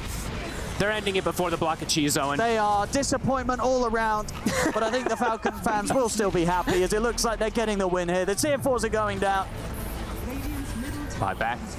They're going to look to dive. They want the fountain. I mean, they do. Marion wants... Oh, he's going to get swapped in. He doesn't care. He's too tanky. He's able to tank a few tower hits. Now they're on a turn and see if they can kill off Arme. Arme kept in the base. They won't get the chance to kill him, but they will get the chance to get the game. GG is called. Falcons will take this game 3, and with that, they'll be moving on in the upper bracket 2-1, and they'll be knocking XG WBG down to the lower bracket. As slow and methodical as it gets, and I think they've really started to recognize, yes, this TB's farming, but it doesn't matter. There's no damage. They disengaged from every single one of the metas. It felt like they played it pretty perfectly, and XGWBG, the game fell apart pretty quickly early on, especially around that 25 to 30 minute mark where, yeah, Falcons just everybody's scaling super hard and it's only Arme really getting much of anything. Yeah, it really was. And as I said, I don't think we're going to see sort of situations like this again where Amar gets that last pick Timber Saw. There's no way. Like everybody, all the other teams right now, they're watching this and they're going, well, that's certainly not going to be us. No, unless you have some other answers that are coming from some of the other heroes. The problem is that none of their heroes really answered it. Like sometimes you see, yeah, it gets last pick, but you have some type of like Ursa or whatever, some like heavy magic damage that's going to be able to burst it or something. There just really was nothing. He ends the game 12-0-10. He's flawless performance. Yeah, from the two of them down on that lane, right? Crit as well. 100% kill involvement. Yeah, 0 deaths on the Jakiro. I feel like you don't see that a lot also. 2-0-50, so hats off to Crit for just never ever dying in this game. And yeah, the Amar Timbersaw, we might see it again, but if we do, it's going to have to be earlier in the draft because teams are not going to let him get it through as that last pick in these sort of situations. And yeah, XGWBG, they'll have another chance down in the lower bracket. But, and, you know, there were signs of, pretty good signs of strength, especially in that game 2, right? We did see the team has potential, but game 1, game 3, very much all Team Falcons looking as hot as ever and playing as cool as ever. You know, they don't mess up when they're ahead. We're going to head over to the stage to get an interview here with Malrine. Thank you very much. I am joined by Malrine of Team Falcons, where it was quite a lengthy series for you, but I was hoping to take you back to game 1. I was hoping to take you back to your Sand King, because you're actually platinum on Sand King and Dota Plus, but that's pretty rare for a mid laner to have that much experience. How did you already know that mid Sand King could be a thing even like 3-4 years ago when you were really getting pubs on him? I mean, at the start of the patch, I was looking at Sand King and every couple of persons, like I would say 33, was tapping me this hero is a real trash. I mean, I'm trying to figure out how the hero works. I was like playing 30 pubs, and at the end of this 30 pubs, you see what is happening. Every guy just playing the Sand King with bronze, just have like 10 games and trying to copy me. It's not fair. Just let me play this hero. So then even after the nerf on the Aghanim Scepter, you still knew, you were like, this guy's got potential, I'm gonna keep grinding him. I swear I have like something inside of me. I was like, I have the wish, because like I knew this hero can work. I just need to figure out how like to build the items on this hero. Because usually people just silently, like without using their brain, feeling the same, like, you know, the start of patch people saying Tinkers are dead. Yeah. And now, like, everyone's saying it's more even broken than it's before. People just need to start to use the brain a bit.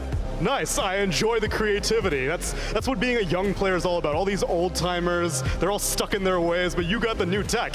How about in game number 2, they had the choice between sending the Beastmaster or the Slardar mid. You ended up last picking Monkey King, and then to us, it looked like they ended up swapping and sending the Beastmaster as like a backup plan. Were you prepared for either hero? I think we kind of got surprised that they actually swapped the hero, and we realized it can be a problem in future games, but at the point we was picking Monkey King, I was about to crush the Slardar in the mid and then gonna steal ball of it, but I mean, game still was playable, it was good, but we should to do perfectly our timings to realize and just dive in as much as possible, but with kind of FK and they just get the items that just better than our heroes. Like, it was hard to deal with it. Fair enough. As a result, though, you still end up winning the series, which means that you get a rematch against Gaming Gladiators, which was one of the 2 teams to 2-0 you at the beginning. What's revenge looking like? What are you going to do better? What are you going to do better than, I don't know, 5, 6, 7 days ago? Compared to the first day, we probably will play Dota like a humans. It's probably the first type that we're going to do. And second, I'm only just going to get the fun, and the main point of us is good communication, and I was working on it for half of year, for all this year, for this tournament. So we'll just try to show our best Dota. Well, I appreciate the communication with you, Malrine. Congratulations on moving forward in this upper bracket, and we'll send it back to the studio. Thank you very much, Tsunami and Malrine. It is a 2-1 victory from Falcons over XG wbg, and this game number 3 was very dominant. It took also a long time for them to feel comfortable enough to go high ground. That's of course credit to XG from being able to still delay the game as much. But boy oh boy, Effie, this game was very methodical. It was very methodical. It took a long time to end, but ultimately Falcons were ahead every minute of the way. And you can chalk this honestly back to a very interesting drafting choice by XG, because on that 18 pick, they picked Terrorblade.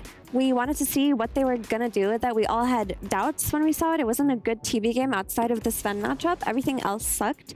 So I thought that XG would have like a cool play that they did where they utilize the meta early, or they do a smoke, or they have any kind of timing that they play for. But nothing really happened out of it. They also left Timbersaw in the pool. Because they didn't even feel like XG were playing bad or anything. They did everything that they could to enable TV, and they held on for as long as they could, but they just drafted themselves into a corner, it felt like. Yeah, I feel like this is one of the biggest outdrafts of the tournament, at least so far, because like we are saying, they didn't even play bad. It's just incredibly hard for them to win this game, because all the time you have a Timber there, they should have banned a different last hero, but even then, maybe you should have picked a different carry. So if you're Extreme, I mean, I'm a little disappointed, because I feel like they played well, but it's a near unwinnable game. But it's a self-outdraft too, because 18 pick carry is when you want to pick the best thing possible. Terrorblade! Yeah, that's why I was theory crafting some weird like TV armlet Dagon stuff. I thought they were going to take a page out of Tundra's book just because it looked otherwise like a really bad TB game. I thought it was some like next level. They said in the interview, it's like, oh, we got some strats. Just wait until you see our strats. And it's like, oh, you're making it look like you're picking TB into a really terrible TB game, so that way you can swap it to another position. And then also they picked the Venge mid, which did look decent for them before. It was like good early. They won the lane in the previous game we saw with Venge mid, and then kind of was useless, and then good again in the late game. But it was good in the late game because it was against Doom. It was like the Doom counter, right? There's no Doom in this game. Maybe they were anticipating that was what the last pick was going to be, but then they're like next leveling them, or previous leveling themselves, because then Amar just gets his best hero in a free game for it, and he 1v5s. It took a long time, but the whole game, it was over 20 minutes. Yeah, it was a slow bleed to death chokehold situation. We're going to start with the highlights at the very beginning, though, where we did see some early rotations coming out from Ame Jenkins. Yeah, well, originally I submitted this as a highlight because I was, you know, very impressed by the, let's see, this is level 3. I don't believe this is, oh no, this is... He's slowly coming, here he is. Slowly coming. So basically he gets first blooded by the Timbersaw, and then he rotates top. This is an amazing rotation from him, particularly because I think this is the only thing that he could have done at this point to stay in the game. And he was second on net worth for like the majority of the game, which is very impressive by him as a carry player to figure out the only thing you can do, because he can't go back to the timber lane. No. He's just going to continue feeding, right? So he makes this one move, it opens up the map so he can take that area, farm the jungle, push out the lane with illusions. Like, it's very, very good. But then you have a 1v5 draft where the TB is the only hero that has net worth on his team against a bunch of TB counters. So it's like, how is he gonna manage this? He doesn't even go dataless at the end when they had no damage. He just goes for Satanic too. So question marks. Question marks today. As we look at our next highlight. That is yours, Effie. Yeah, so I wanted to highlight the only fight that XG like really kind of decisively won, and basically it didn't even happen on the accord of them playing incredibly well. Like, this part is great where they use the supernova and the swap shield to disengage, right? So after the supernova, you know, they're chilling, they bring their TB in, and actually Pango just shield crashes in and dies, right? So that's something, and then off of that, they win the fight and they take the tower, and it looks cool. We think to ourselves, wow, they brought their TB in for an early play, they get the tower, good stuff. But actually that only happened because Mallory chose to go back in and shield crash into the entire enemy team. But that's the only fight that they won. And even the entire game. Like, and even when they got these wins, I didn't feel like it really gave them that much. And that just goes to show you how hard this game actually is to play. Yeah, and I think we have another highlight that shows exactly that. It was the highlight that Fox said summed up the game. Yeah, because what just happens, you know that Falcons will play these type of heroes. You have TB, you need to commit meta BKB. You have Egg, they're just gonna like literally roll away or chain away. You're also not dealing any damage to this Timbersaw. And it's just like, look, like you didn't even do anything to them, and now basically you can't do anything. And 10 minutes later, there's a similar thing. You use your meta. Also, like, look at Ame's items, like we just pointed out, they didn't really deal damage. They do get this kill here, but every time they have to use everything. And the only way I feel like maybe someone could have won this game with TB is if you go like some super greed build. Like, I imagine your Toro would have gone Manta, Butterfly, farm, right, Radon. You farm 2 items and you do it only to scale. And you play on some 4 item timing with Daedalus, you get the Aegis and go fight and win. Because this game, your TB is full net worth. What's he doing? He's BKBing, using Hurricane Pike. You don't win like that. You're losing long fights. You need to build high damage to make the fight short. You don't do it, you can't win. Overall, at the end of the day, this third game especially, it was a free Timbersaw game. So our MVP has to be none other than Amar, because he took that freedom and he ran with it and he smashed it. Very good. We'll forgive him for the issues he might have had in game number 2, but overall his first game, Legion Commander, played another solid game there as well. Well deserved. Yeah, he really did. I mean, the LC game, he was getting these duels left and right. He won his lane. It was kind of a giga stomp by Falcons, so you can say that everybody looked incredibly good. But in this game 3, he really cemented it. He called for the Timbersaw pick and he just took over the entire map, right? We kept talking about how XG outdrafted themselves, but Amar played an incredible game. Whoever came to that bottom lane in the first 10 minutes was just getting killed by the Timbersaw. They were like bringing in TPs and allocating resources to try to take him down. He never really went down, and his side of the map was the death zone for a long time, Jenkins. I will say, in terms of the last pick Timbersaw, I do think it's important for these players to prove themselves as being worth the last pick occasionally. Like, otherwise teams are going to look at you and think like, okay, maybe we can leave this in. Now this warrants the Timber bans in future games, because there's a lot of pressure on you as a last pick player. It's like, okay, we gave you the perfect game. Now you can't just have a normal game, right? You have to stomp. We gave you last pick. So him being able to take the pressure on his shoulders and then he actually does stomp, it's like, okay, well now people need to think about Amar, and then maybe this happens with Malorine, and then they need to think about it with Malorine, and then all of a sudden you get Falcons, you get peak Falcons.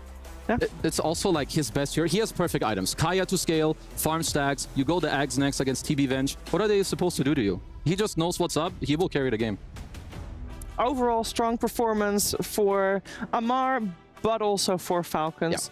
A 2-1 victory here. I think a lot of people at the start of the day were thinking it was going to be a 2-0, so credit where credit's due. Actually, WBG was able to push out to that game number 3, so that should give them hope. And of course, they're not eliminated because they just dropped down to the lower bracket. I believe we can take a look at the brackets, but not before we check in with Purge.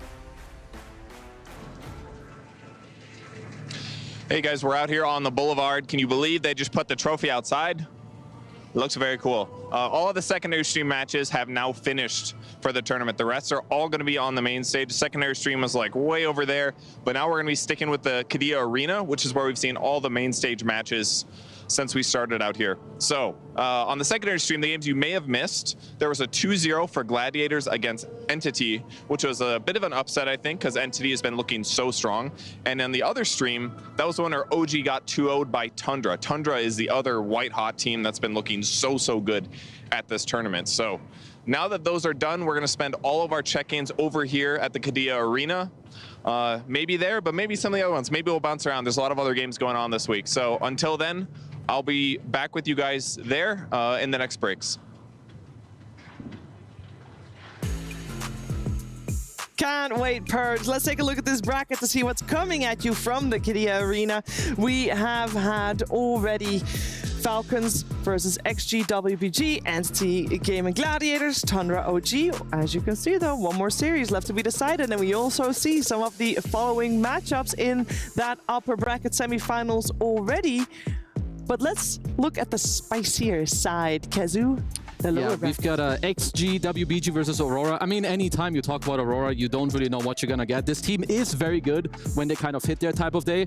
Entity versus the bottom bracket team, honestly, I feel like this is quite the banger to me. Jenkins? Yeah, versus the big banger team, definitely. I don't know. If you're against Entity after their group stage performance, you're pretty afraid. You should be. But then if you're BB team also, how many times do we have to go over this rhetoric of like, this is the most individually skilled team in Dota. They can always do it. You know, it's not like Entity is going down into the lower bracket against like Aurora. It's like, okay, you know, Aurora's like 50-50. Maybe they'll have an off day and we get a win. It's BB team. It's pure emotion. You throw the first game, it's over for you. BB team's gonna crush you. And Entity already 2-0'd BB team in the group stages earlier. So we'll see what kind of lessons were learned since then. That's for tomorrow, by the way. Tomorrow's going to be very spicy. Eliminations. They're not yet on the agenda today because there's one more series, as you saw, in that upper bracket. So we're going to take a break, but when we're back, it's time for Team Liquid versus Spirit. See you soon.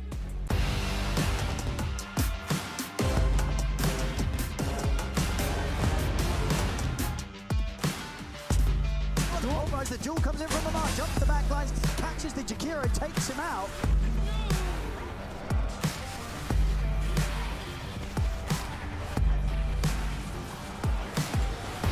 They cannot fight us. Just put together. Big Lotus. I got them all, guys.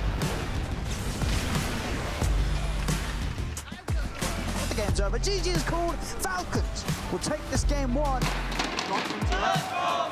going to try. They're going to sell onto XM. They're going to go straight for the Beast Master. XM's able to get BKB off. They couldn't burst, and they're barely getting down to half HP. XM's able to turn with the Raw over towards Malrine. Xingqiu's looking for his target. Who does he want to go for? He's trying to chase down Snaking. Arme's picked one, triple kill Xingqiu. He's able to get the setup so they can find even more. The finger comes in. Arme follows up, gets the ultra kill. XM absolutely making up for what was quite a rough game 1. He's ready to fight some match. Ready to fight some good. He kept him in the stun. It's a pretty good long stun, but he's so tanky. There's just no chance of killing him. Disappointment all around, but I think the Falcon fans will still be happy as it looks like they're getting the win here. Oh, he's going to get swapped in. He doesn't care. He's too tanky. He's able to tank a few tower hits. Now they want to turn and see if they can kill off Arme.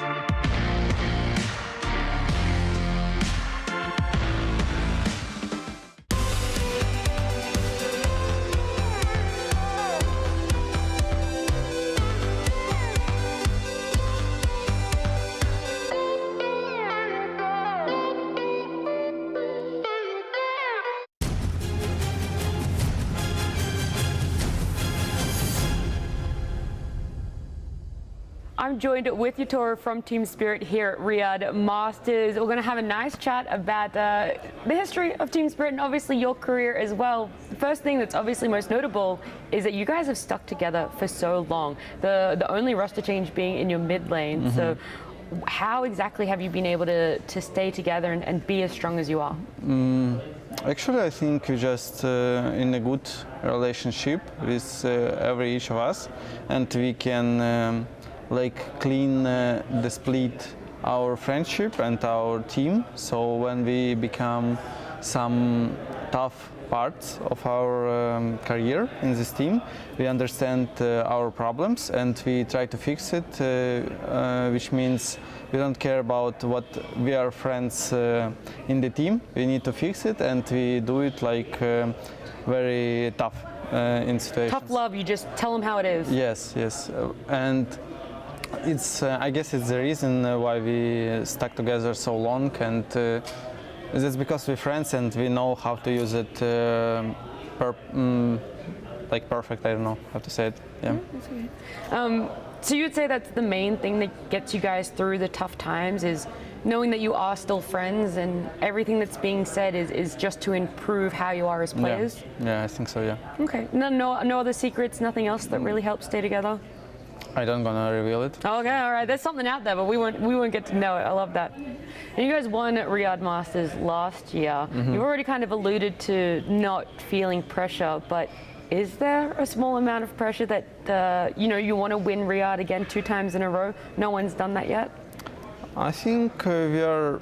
It's not our goal. Our goal is just playing good as much as we can.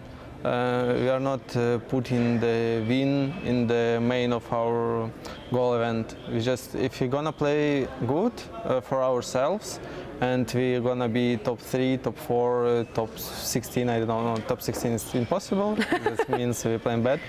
So it's not our goal to win tournament. If we're gonna win tournament, it's gonna be great. But we are focused on our performance, I guess, as a team. And I'm very excited to see how you guys are going to be going in Riyadh Masters. But thank you so much for joining me and spending your time.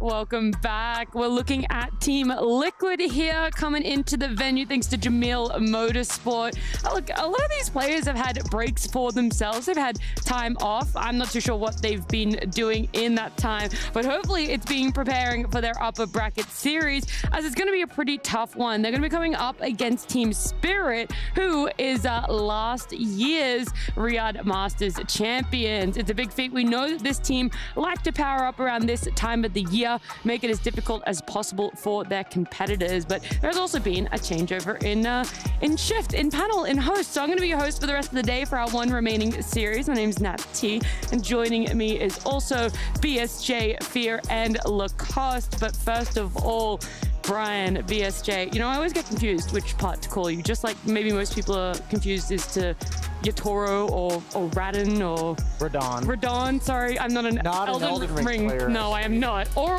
Twitch stream watcher, because that's what he he's not a player, but he said he's been falling down the rabbit hole of watching. It's definitely a game that you can get into because it gives the same sensation of watching a Dota player be miserable, like when you're picking Doom and ruining their game. That's what Elden Ring does to your psyche as well. But looking at Team Liquid, you know, both these teams had solid performances in the groups. Liquid was third in their respective group, while Team Spirit was second. But Team Liquid actually had the better record because Group B was a little bit more lopsided with the records, while Group A was literally like within 1 or 2 games of each other going into the final day. Yeah. So, I mean, for Falcons, right? They came out and they were at the bottom, and then all of a sudden it was they were top in the groups, and so Spirit as well, just kind of making it down there. By the way, we're so lonely here. Yeah. You're in Lacoste doing something else. That's what happens when the previous series goes super late, people. We are swapping the mics of the previous group. Are you coming in, Lacoste? Are you ready? Okay, all right. Nice, Let's bring him in. All right. You know, it's a panel constantly moving. That's what I'm going to call it. But Lacoste, give us some of your thoughts about Liquid and maybe the differences in Group A and Group B that might be prevalent in this series. Yeah, I mean, this is the Riyadh Masters 2023, pretty much grand finals where Team Spirit did win 3-1. Team Liquid, they were kind of, broken, even I would say, in the previous year because they got so many second places. They got 3 out of 4 first lands. They got second place. The Gaming Gladiators, they're just their kryptonite. They were unable to play. And Group A and Group B, let me just take a look. I'll give you a different question today. Okay. What do you feel about 33 coming into Liquid? Is he going to be the key to maybe break what was last year's grand final and not have that repeat and get a win? Potentially. I mean, Zai was a beast of a player, of course, but 33, I think he needed a little bit more time to get into the team. He is one of my favorite players to watch because he always does these small things, and I feel like some of these heroes that are in current meta right now that he really likes to play. He started with the Brewmaster. I believe they were 0-2 after the first day, and it was just not looking good. And then he swapped things around. Beastmaster picked up.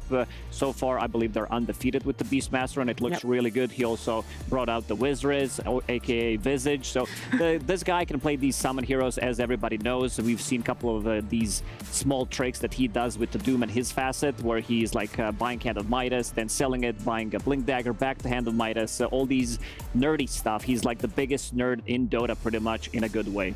All right, well, look, very quickly, whilst we've had your thoughts, Lacoste, let's actually hear it from 33 himself, as I'm sure Purge has gotten him ready for an interview right now. 33 from Team Liquid, how are you doing? Hi, I'm doing good. Good. So towards the end of the group stage, you guys had a really good win streak. You were just winning game after game after game. Then you end up playing against Entity. You guys lost 0-2. How's that affected you guys right now? I think we don't really mind it too much. Obviously, we kind of wanted to win, but the game was a little bit lower intensity for us.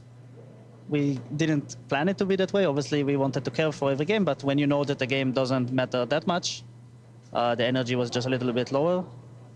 I think the first game was pretty easy for us, but we kind of fucked some stuff up, and then the enemy, just had much better late game lineup. And then second game, I already forgot what happened, so that's probably not a good sign. Probably was a rough game. That's just wash it out of your memory. That's better. It's better. It's a good skill to have at this stage. So sounds like you didn't really care what the results were going to be because you're going to beat every team anyways, right?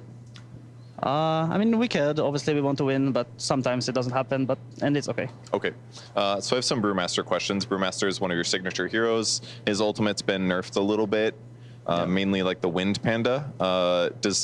The most noticeable thing for me, at least, is I feel like when I hit 6 on Brew, I split and I get a kill because you get like 2 Wind Panda hits in. So does the hero just function a little differently right now around that time period? Is that why the Spirit Vessel build is more popular because you need more damage or something? Yeah, I think that's one reason why the build when you max nuke is a bit more popular now, because before it was that if you get level 6, nobody can really come near you and you just get to chill and farm your Radiance.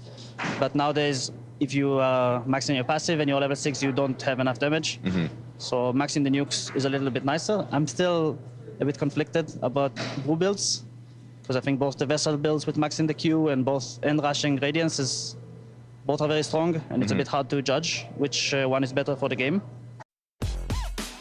I'm sure 33 and Purge could have gone on for hours and hours talking about the intricacies of not only Brewmaster, but a lot of other heroes that have been popping up in the meta that seem to fit what 33 likes to play. We already talked about Lacoste very briefly, that Beastmaster, the win rate that they have on it, but more overall, just the play style. That Entity series they touched briefly touched on, that they went 0-2. They said it was an energy thing, but I also think there is an element to it, Fear, about the play style. Was everyone on the same page of what they wanted their heroes to do?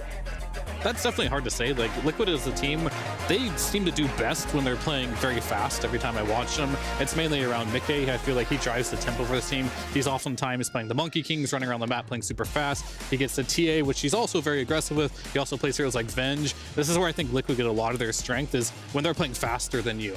And against a team like Team Spirit, I feel like that could definitely work. It might be a little more challenging, and maybe why when they play Gaming Gladiators, they don't do so well, because that team is also really fast in the early game. But Liquid, their big strength is definitely the speed in which they play the game.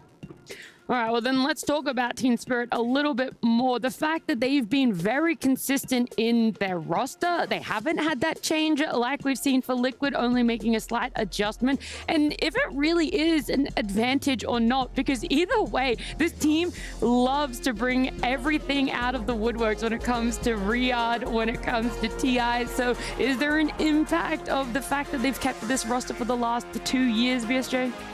Oh, I mean, absolutely. When I look at Team Spirit, I actually think their supports are a lot more important to their strategy than I would say for Team Liquid. Like, Team Liquid supports absolutely enable it. Boxy's like a maniac. He always wants to go, go, go. And Insane is quite like the enabling support when it comes to like Oracles and Svens and such. But when we're looking at Mira, he's been popping off with Hoodwink. He's been popping off with Nyx Assassin. And when we're looking at Miposhka, he's got one of the smallest hero pools of the tournament so far. But his Elder Titan, 5-1. They only win 8-6, remember, in the group stage. So having a hero that's 5-1, being such a signature in the draft, like when we're looking at the priorities of bans, I think Team Spirit's gonna have to prioritize cores. They're gonna have to get rid of the Sand King, potentially the TA from Liquid, the Monkey King, the Tiny, while on the other hand, Team Liquid should probably target the supports of Team Spirit. I do like that you brought up their record at the moment. Well, what was their record in groups? The fact they went 1-1 with every team, Lacoste, except for Heroic, who they ended up 2-0ing. To make it so close, how are you in a best of 2 having such that coin flip? One game feeling like it's so in control, and then the next one not. They've been also experimenting a lot with some of their drafts, especially like the Slark in a really bad matchup where he was buying Soul Ring into Radiance. We've seen them play Terrorblade as well, which I personally don't find the strongest hero right now. They did win both of these games with Terrorblade, but on the other side, on side of Team Liquid, they did manage to beat 4 Terrorblade. So I think this has something to it. And you did mention, Brian, the ET pick, which is, you know, very interesting. That did, you say, 5 out of 6 games, but Team Spirit, they also lost the 2 ET. So I think these 2 heroes are going to be heavily contested. All right, just like every other team, they've had that break date for themselves. Try and think about what they wanted to bring to playoffs to continue their upper bracket. So let's catch up with Purge, who is joined with Yutoro. Hey there, I'm here with Yutoro from Team Spirit. How are you doing, man? Good. Good. We were talking about your group stage a little bit before we started. You guys began with an amazing 2-0 against Falcons, pretty huge match, and then you guys went 1-1 against every other team. So do you want to talk about how the group stage went, from your opinion? I think we just had a couple of mistakes in the first 3 matches of the group stage with drafts.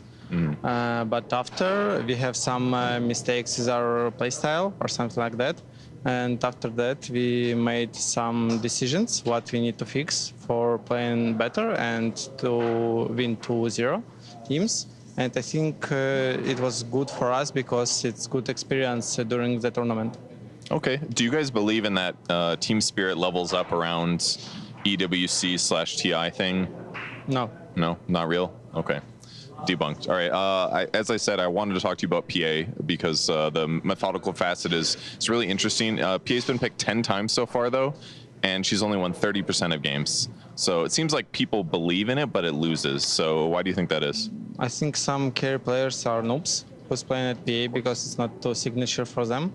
My opinion, it's a really strong hero, but you should pick it correctly because he needs a lot of items. Like she needs BKB, Battle Fury, and Nullifier started the game and do a real impact in fights. But now meta is like you need to be aggressive. You need to start games like in 10 minutes. You need to take a lead. And after you should keep it, how we see Gladiators and other teams playing in this tournament. So I think she's good, but maybe against some teams it's not good enough. Yatoro supporting the claims of Fear here about that aggression, about why, you know, certain heroes aren't really working in the meta, or he even used the exact same team example as you did. Yeah. You know. Did you watch the interview beforehand? Yeah. Is that what it was? Yeah. No, of course not. But, but I do think something he said was his words, not mine.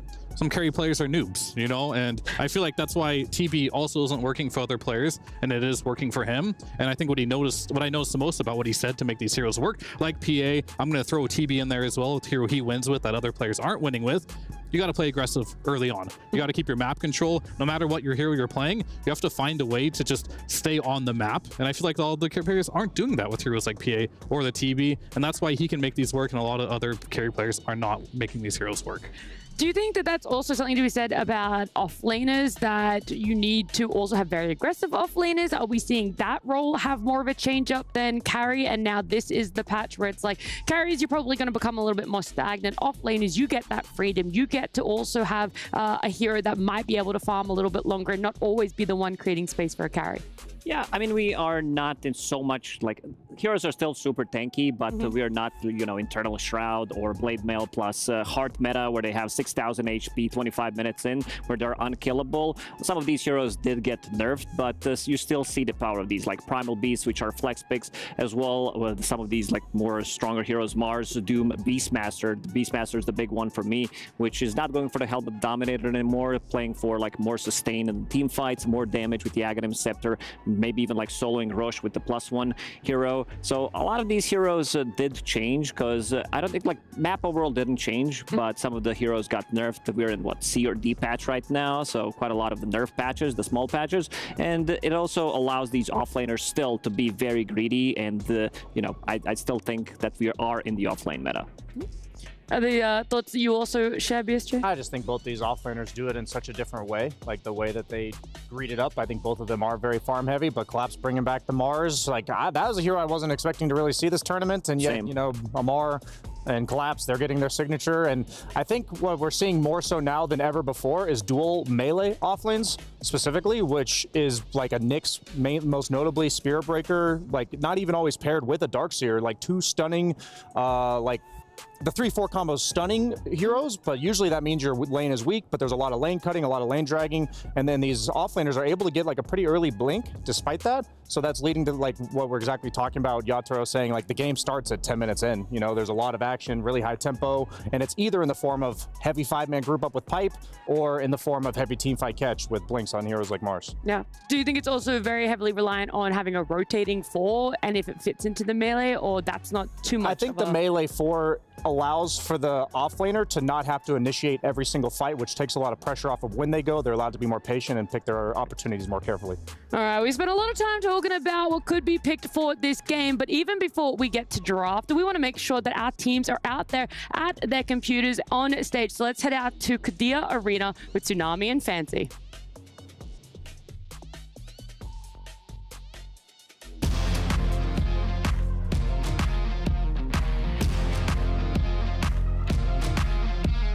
I feel like we just started the day, Fancy, and already we've got 3 of our 4 semi-finalists locked up in this upper bracket at Riyadh Masters 2024. Our second semi-finalist is going to be decided after this match, but our first one is already decided. We're going to see Falcons going against Gaming Gladiators, especially after Gaming Gladiators going 0-2 against Entity. They had an amazing run during the group stage, and going 0-2 against Gaming Gladiators, it means Falcons are not going to have an easy match. Yeah, I think Entity will look back and be like, I don't really know if time zone 4 position Faceless Void was the play, but hey, that's the beauty of double elimination. They go to the lower bracket, they still got a shot. Meanwhile, on the other side of the bracket, we had Tundra get their 2-0 against OG, but Fancy, we don't know who their opponent is going to be quite yet. That's right, we're going to have such a good match right now, and that match, we have witnessed something similar to that match a year ago. But we're going to talk about that after we welcome the players. And for the first team on stage, please welcome Team Liquid.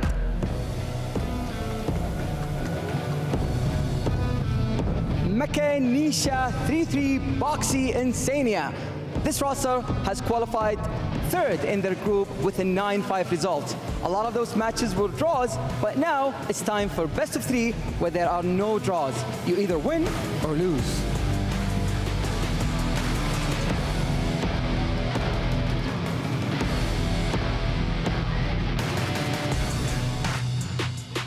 And their opponents, it's Team Spirit! Radan! Laurel, Collapse, Amira, and Miposhka. You already know what time of year it is. Every time we reach summertime, it's Spirit time. And these guys have been really giving a Liquid a run for their money for a whole year now. Not only just in Seattle, but by golly, it was just exactly a year that this was our grand final. This was the matchup, and this was where Spirit began to cement their legacy. Miposhka, if you don't mind, take your key over to your booth. Players, take your seats. And Fancy, let's get this game started.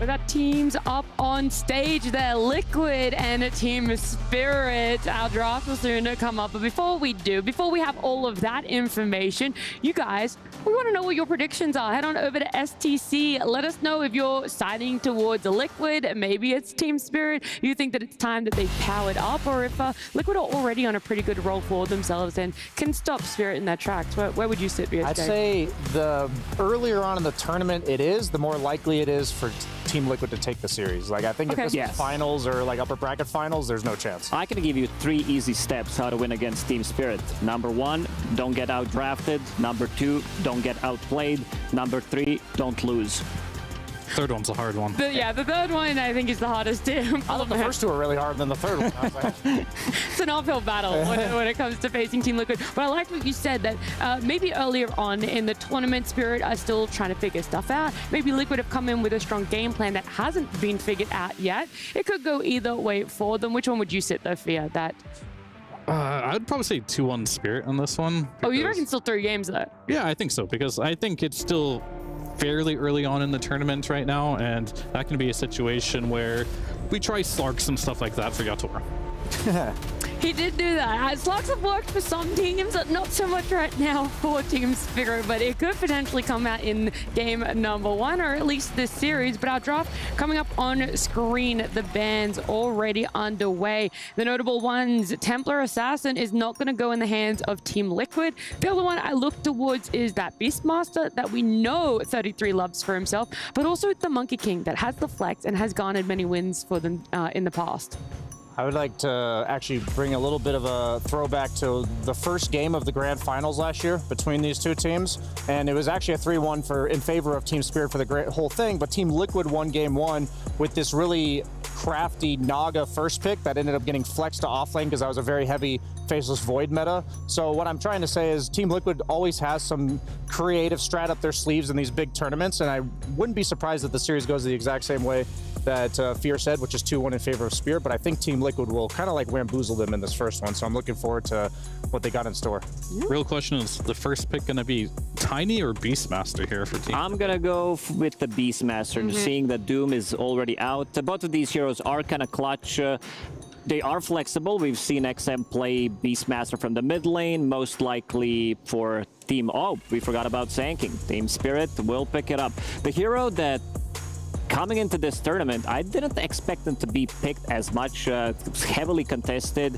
One of the stronger mid laners, just doesn't lose the lane, Stinger, Caustic Finale, and also anti-stack hero. You're trying to, you know, make some stacks, and we all know that Team Liquid is one of the teams besides Team Falcons that stack the most, so having Sanking in the team, if you pair him up with another hero or both supports, you can easily go in a triangle after a successful gank and take their stacks. Something else that I heard in the previous cast, I'm trying to remember who actually said it. I think it was Fog. So maybe people that weren't tuning into that one, is that Stinger doesn't grant Magic Wand stacks. Yeah, it doesn't. Or charges, sorry.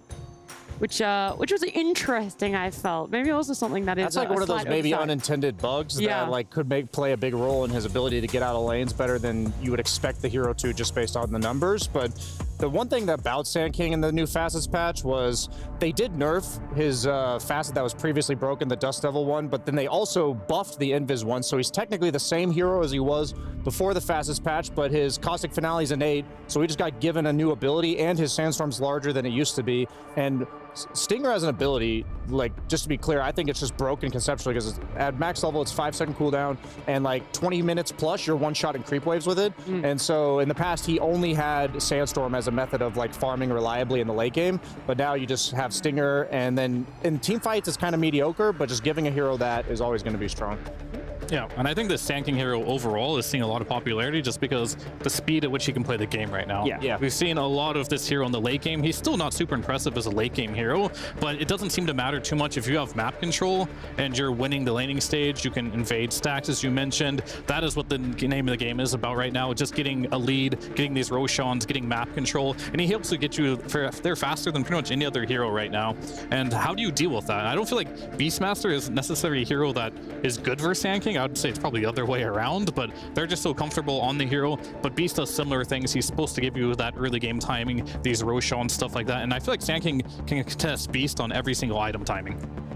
You are a BKB Blink buyer, though, on the side of Beastmaster, and I think any heavy commit BKB heroes are probably the way to go against Sand King. It's like you don't want to be in the Sandstorm, but you also don't want to be a ranged hero just getting Blink stunned. So it's kind of like a catch-22, and I would argue that the best heroes are the Blink BKB ones because Sand King against BKBs is just... Yeah, I want to see what they're going to pair this up with. Rubik, probably, knowing that there is Sand King on the other team. Okay. The Boxy Morphling. The Boxy Morphling. Coming into this tournament, he was spamming Morphling like crazy. He was playing like 15, 16 games. It's still a flex pick. You know, you can also get the Rubik yourself, so you have Morphling and Rubik on your team against the Sand King, so double the fun.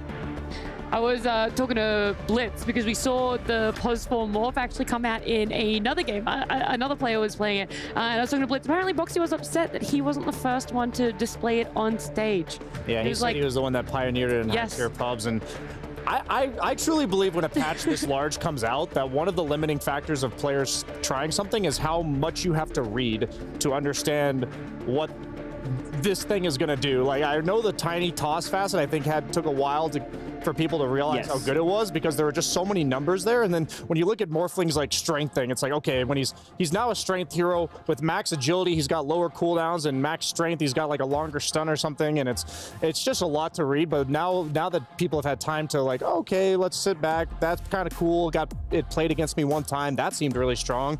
I'd say it's a bit better to take Rubik Morphling against a hero like Tiny than it is a hero like Sand King. So, but maybe the Morphling might just match up against Sand King mid. Like, I wouldn't put it past them to have Nisha play that either. And also Doom is banned out, so that's one of the heavier counters to Morphling. Just get the Doom on top of him, also forcing him to go for Linken's as his first item in this matchup. Doom is banned, so there is still an opportunity for them to play this as a safe lane. That's the 5-head brain right there. Like, so you have the Sand King. That's going to get stolen by Morphling. And then Rubik is going to steal the Morphling Sand King spells, and they're going to have 2 Sand Kings now. It's getting wild out here. As long as you have one Imba hero on your team, then you just need to make sure that they can mirror it, so then you can steal it. Perfect. 3D chess over here. It really is. But I do like the fact of what Team Spirit's doing.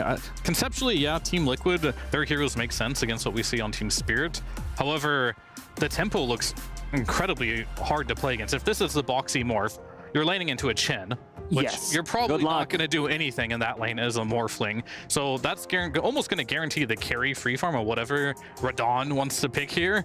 And then on the sides, you got a Sand King. This hero just can't have bad laning stages, just how he is right now. So it's almost guaranteeing that Team Spirit is going to be off to an early start here, where Team Liquid is kind of angling for, in this mid-late game, we're going to win that one team fight, and then we're going to have like the OP heroes. I'm just wondering if they want to keep this Morphling as a position 1, maybe get a Nyx Assassin. This is the hero that looked...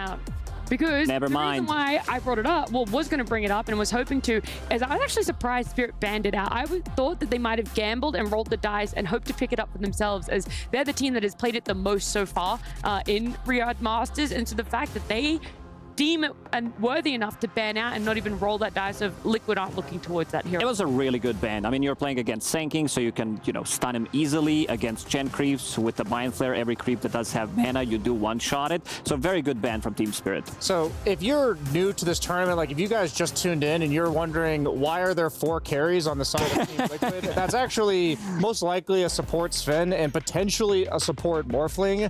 These are just heroes that were given facets. Sven's barrier now does an extra 240 physical damage barrier when he uses Warcry, which also is amped up by armor, so it's even better than 240. And then Morphling also, we talked about that already. So this is almost certainly based on what Liquid's been doing all tournament, is Sven 5, Razor 1. And Razor's a hero that always just wants to run in, and he has that critical threshold of like, if I link you and run at you, are you able to actually do enough damage to fend me off? And so with a Warcry BKB to Razor, that's why the combo is so good. And Isn't this just like gift wrapping like a Terrorblade or the Slark I talked about potentially for Yatoro here with these 4 heroes?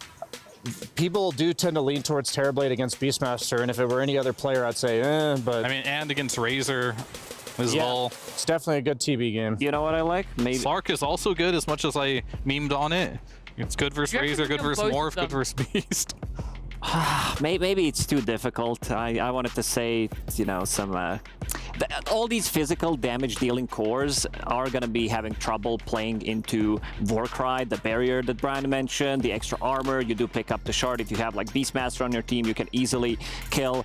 I wanted to mention one of these two, but they will pick Phantom Assassin here. Not because you want to be able to break the link. That was my biggest question mark. Like, which carry do you want to pick? Something that can get in and out of the fights. I've also played the Strength Morph against PA. It's not fun. That's the Morph, by the way, because like, first of all, if you turn into PA, what's the point? You know, her spell's already 0 cooldown, and she can actually get on top of you, kill you pretty easily. Good versus Beastmaster as well. Can disengage a Link or burst. So pretty good pick overall, if they can make it work. I'm leaning towards making this Morphling a mid based on what's happening in the draft. I think that like PA as a pick, she kind of falls off in lane after like level 5-6-ish, where like support rotations through Twin Gates start happening. PA only wants a 2v2 or a 2v1. So Beastmaster's set up to potentially get picked on, and I personally, maybe I'm underestimating the support Morphling in lane, but I don't think that that's going to be enough to get them off the ground. They are banning mids though on the side of Team Spirit, so they're respecting that it's most likely a 4-position morph. I mean, I would like to see the carry morph personally. That's generally like a good matchup versus PA. As well, Razor would just go mid in that case. Okay, that'd be fine too. Some good old Razor fight. Just kidding. And then last pick, just, you know, go back to the good old days of like some Mirana 4 here to lane with the Beastmaster, deal with the Chen. Or Crystal Maiden, I'd be okay with too. What else is good versus Chen? I feel like they definitely have a Chen problem, because like Chen PA is exploitable, like if you have the right heroes. But if they put a Morph down there, I feel like it's giving probably the weakest level 1, level 2 hero in the game, PA, a free lane. And this is a hero that, generally speaking, isn't picked very often. And actually, that's what we talked about in the interview just now. Like, you don't know when to pick this hero. And typically, I think that when you pick PA is when you know you can have a lane. He lied. It's very rare. They know exactly when to pick this hero. And he did mention the build that, like, what the PA needs in this game. So I did check his Dota Pro tracker to see if he was going for the build that he suggested. Did go for that build 2 times out of 7 or 8 games, so not even the majority of times. Yeah, you know, so he has to wants to us all. camouflage his own stuff, what he's going for. But what he mentioned basically was Battle Fury, BKB into Nullifier. Nullifier, really good hero, of course, against Sven, against his Warcry, the barrier, dispelling it immediately, the extra damage that you get. Oh, if he gets Shard, you can't dispel it. Does the Nullifiers dispel the barrier? is my question, because it doesn't dispel the war cry itself. I actually don't know. It's probably not worth the money if that was all it did. Yeah, but Sven still needs to get the shard. Yeah, first item. That's what they all do, right? Well, you have Razor. He's pretty good at taking Tormentor, so I imagine, just win the 50-50 and just win the 50-50. Just win the RNG. Just be. It's like Lacoste's 3-step to beating Liquid. Don't get out drafted. Don't get outplayed, and don't lose. And just flip the heads. That's it. And for Spirit, the last ban for Team Spirit. Now, an offlaner is what we're looking for them. Brewmaster Primal taken out of the pool. I guess two very disruptive offlaners that would make for a great chaotic fight. What Team Spirit were looking for. What options are still left for that, or do you hope to take a different route? No respect for Mars? Am I missing something? Maybe. Yeah, I mean, I'm leaning towards Mars. Mars or Centaur. I think just choosing what fights you're going to take and how you take them is what their fight needs. Oh, Magnus. Oh, he's bringing it back. Of course. Why The clutch. I mean, you have now a steroid for your Phantom Assassin. Wonder if he's going to change the build around. Probably not. You still want to have that Battle Fury on PA, but, extra cleave never hurt anybody. Not on your team. On the enemy team, it did. It's just to help PA get her item timings faster. That's what it is. I mean, we'll have to see. There's a couple ways you can play it. You can either just have like Mag just playing with the nukes and the skewer, or you can go get stacks, get PA the stacks early on, and she could just they go for Echo Saber or something like that. I've seen this build before where you just fight a lot. We'll have to see how they want to play it, but most likely you just go for that Battle Fury right away.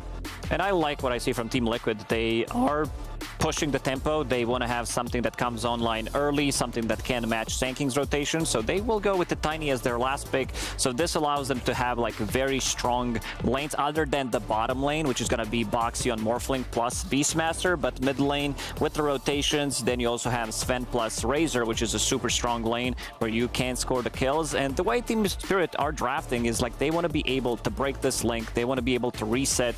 So, Sanking with the Burrow Strike out, Rubik Lip with the Shard, PA with the Blink, Skewer back, or a Force Staff on Magnus. It does feel like they want to reinitiate multiple times, which I really like to see. I just think this draft sets up for Liquid's tempo, and what I'm concerned about when I see Beastmaster, Razor, Tiny is they're all like 1 or 2 item heroes, and you want to usually invade this. Maybe I'm underestimating the Sand King Chen, but I don't think they can do that, and I think Team Liquid's got it. All right, let's hear some more thoughts. Purge is standing by with the coach of Team Liquid, Blitz. Hey, thanks, Nat. So Blitz. Sorry, I took too much time. Every single team bans Beastmaster against you guys in the first phase, or they pick it, and if they don't, you get it. So I think my audio just came through.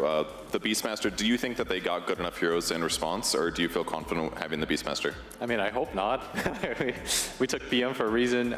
We think Ned is probably the best Beastmaster in the world, so hopefully it doesn't get countered. I mean, I didn't anticipate getting it on 9, but we'll take it.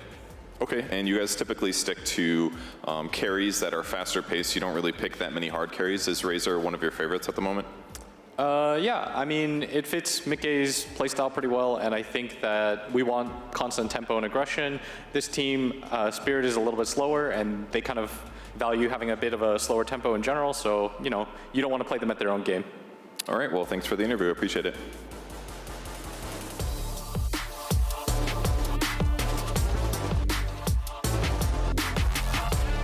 Blitz don't want to play Spirits at their own game. But what game can they not play, really? Spirit has to be one of the most skilled teams in all of Dota's history, and feels like you can't really run them over, you can't outplay them, you can't beat them in team fights. That feels like maybe their specialty. What can you do against Team Spirit? Do you think speed is the name of the game? Is that the key to being able to beat one of the best teams in the world? Well, they got rid of Toronto Tokyo, so you can beat them at luck. You can outluck them. Ah, there you go. As they got rid of their best strategy. It's a tough team. I think Team Spirit really shines in these series as well. Like, they'll drop a game, they'll get some 1-1s in the groups, but when it comes down to these BO3, BO5s in the grand finals, they are a beast to be reckoned with, and Liquid are going to meet their match here. Now, this is a Liquid team that has looked a lot better than they have the entire year. I'd argue maybe the best they've looked all year, and have found a lot of what is working for them at this tournament. Boxy has entered evil Boxy mode. We're going to try and make this 4-position Morphling shine. This is an exciting in the booth. This is an exciting game to me because I think Liquid, again, they're finding what's working for them. They're going back to some of the Zoo, the tempo for 33. Going back to the fighting carries for Mickey with something like the Razor. Playmakers for Nisha and Boxy. This is what makes this team function. And at the same time, on the other side, I mean, come on, like, we have a Yatoro Phantom Assassin, this guy's signature hero of all time, and a Collapse Magnus. And I think what's even cooler is that he did not choose to go methodical, which if you are a Redditor, you probably saw that recent post. Somebody made a long, lengthy essay about why people, all these pros, are going methodical and why they should consider Veiled One. I have no idea if Yatoro, of all people, managed to spy that one, but it seems like he agrees with that person. He's going to choose the Veiled One, so he's going to be a little bit more elusive, a little bit hard. When he jumps in, he's going to be able to get several hits in before he's actually spotted out. So this will be interesting to see what exactly he plans on doing with this. Everything else seems to be as expected. If you haven't been watching this tournament, haven't been watching Liquid, or somebody else was doing this, right? The support Morphling. We're going to be seeing that Flow, rather, facet. So the Strength Morphling, this has been picked up another times throughout the groups, but maybe you've missed it. But this is the kind of thing. People are jamming the Strength Morphling and trying to work off of this really low cooldown that you get off. Yeah, Tundra's the other team that comes to mind. Yes. They're willing to flex that hero around, especially since I think all their players will play it, right? Yeah. We have a quick pause here. But I do think this PA facet's interesting, because if you think about how he's going to play these fights, he wants to go in and he wants to have a window where you maybe don't need to immediately pop BKB without getting roared or linked or Sven stunned or whatever. Could prolong his window to jump in the fight and have impact with the Empower before he gets dispelled or something weird happens to him. So I could definitely see the value. I mean, the real question mark is no reverse RP here for Collapse. Really? Surely he would have considered it here. No. Please no. Unless you're doing Phoenix. Has he played this hero before? He knows how good the RP is, right? About Magnus, I'm pretty sure. I'm going to trust his judgment that reverse polarity is not the play. You know, when we get into playoffs, it's the first time that we get to judge the strength of the two opposing groups, right? We had Group A, Group B, people everywhere, I think, all around looked at Group A and said, oh yeah, Group A, much stronger, of course. We have Team Falcons, Team Spirit. That automatically means they're the stronger group. And then you add in the fact that Game of Gladiators is also informed. Group A must be the strongest group. And that's probably right, but Team Liquid have a chance to be able to perhaps rebuke that notion if they can take down Team Spirit here. And I think one part of that entire narrative that's really interesting, and Purge brought it up there in the interview with Blitz, is that there was a difference in meta when it came to Group A and Group B. Group B rocked the Beastmaster like none other. Group B, Beastmaster all day, every day. Group A, not nearly as much. And part of that is probably just the teams. Liquid, obviously, very much favorite. Tundra, they like it a lot. So it's like, maybe some of it's just a bit of sample size and, you know, favoritism of the teams, but you heard Blitz there talking about how they feel like Beastmaster is the strongest hero and it's 33's best. So we're going to actually put that notion to the test, and it's one of those little meta things that happens when we get to these big tournaments, right? The groups separate, a meta develops within each group, and then in some ways you kind of see which group was right about their idea. Yeah, you better hope you're on the right side of history, because there have been many a TI where you're in that bad group and you have a lot of catching up to do. Or if your meta is just worse, it's difficult to recover. To me, the biggest difference, you're talking about the Beastmaster for the Group B, I think the equivalent for Group A might have been this Sand King. It really got pushed up high priority by some of these teams, especially Team Spirit Falcons. Even some of the teams that got eliminated were playing it as a result. Yeah, they were, Group A was also more willing to do like 3-position Sand King, just to like keep the Sand King in your draft. Maybe you don't do it mid, but you still run it somewhere. And we did see this hero get challenged. That's the interesting part. Is I felt like there were games where, okay, I can see people figuring this mid Sand King out a bit. We saw some of the game where the double Mage Slayer came back. Early Pipe is in the meta. You can just triple BKB rush, maybe negate some of the hero's impact. Anti-healing can be pretty strong, like we've even seen Doom versus Sand King. Just doom him. He can't do this Bloodstone shenanigans, right? Sure. I feel like there were some things that got figured out about this hero, and I think people lost a little confidence in him, and then he just came back. And it's like, oh, no, we don't care. We're just going to first pick him anyway. We know what he can do. Well, as far as I can tell, there isn't really a Mage Slayer hero here for Team Liquid. So there goes one of the potential counters. Maposhka looks like he is in trouble, very much dead, caught in the middle of the jungle against a Beastmaster Hawk that will eventually hunt him down. Just need the vision for it. And another round, and that'll be 33's first blood. Man, the Hawk's so strong in this meta with the blood grenades, just chase people down. You get caught in those open jungle areas, you are a goner. First blood for 33 with the first pick Beast. He is enjoying his offlane life right now. And perhaps the most important for Team Liquid, if we're gonna, keep with this narrative of do they have the answer to the Sand King, Beastmaster is probably gonna be one of the better answers, right? Between his Aghanim Scepter and the pipe that he will eventually build up, right? You will have this kind of a matching, sustaining AoE force, right? I think that's the interesting dynamic for me. Between this Beast Sand King that did get first pick, does one kind of answer the other? I could see it go both ways. I think it is pretty tempo-based. Traditionally, Sand King was good versus a lot of the Zoo heroes, but obviously, Beast, is he a Zoo hero now? Probably not. Yeah. He's more of just a frontline anti-BKB damage dealer. And so, in that sense, I think this matchup got worse for Sand King. But Sand King is also a little bit of a different hero in that you have like this mega AoE Sandstorm and he has healing mechanics himself. Yeah. I think it's a little weird. So I would agree, I kind of favor Beast here just because you go in, you roar up the Sand King, you pop BKB, you're just on top of him. Seems pretty favorable because it's what you want to do anyway. There's also there's a burst on both sides, right? You have a Phantom Assassin who, once you get strong enough, can maybe burst down the Beastmaster before he starts getting his full drums going out. But you also have the time much earlier. Mickey just gets what doing? He did not see that one coming. Full stick charges on Mira, but he just didn't have the resources on Razor. I mean, maybe this is, I would take a fast trip to base and say you need to get some CS, but maybe not the kill you wanted to give up to the Magnus, who was falling behind in this laning phase. Collapse, getting the least CS here, getting the most punished on the regen. That's a big boon to what was a rough laning phase for him. And this is not a man on this hero you want to give extra gold to.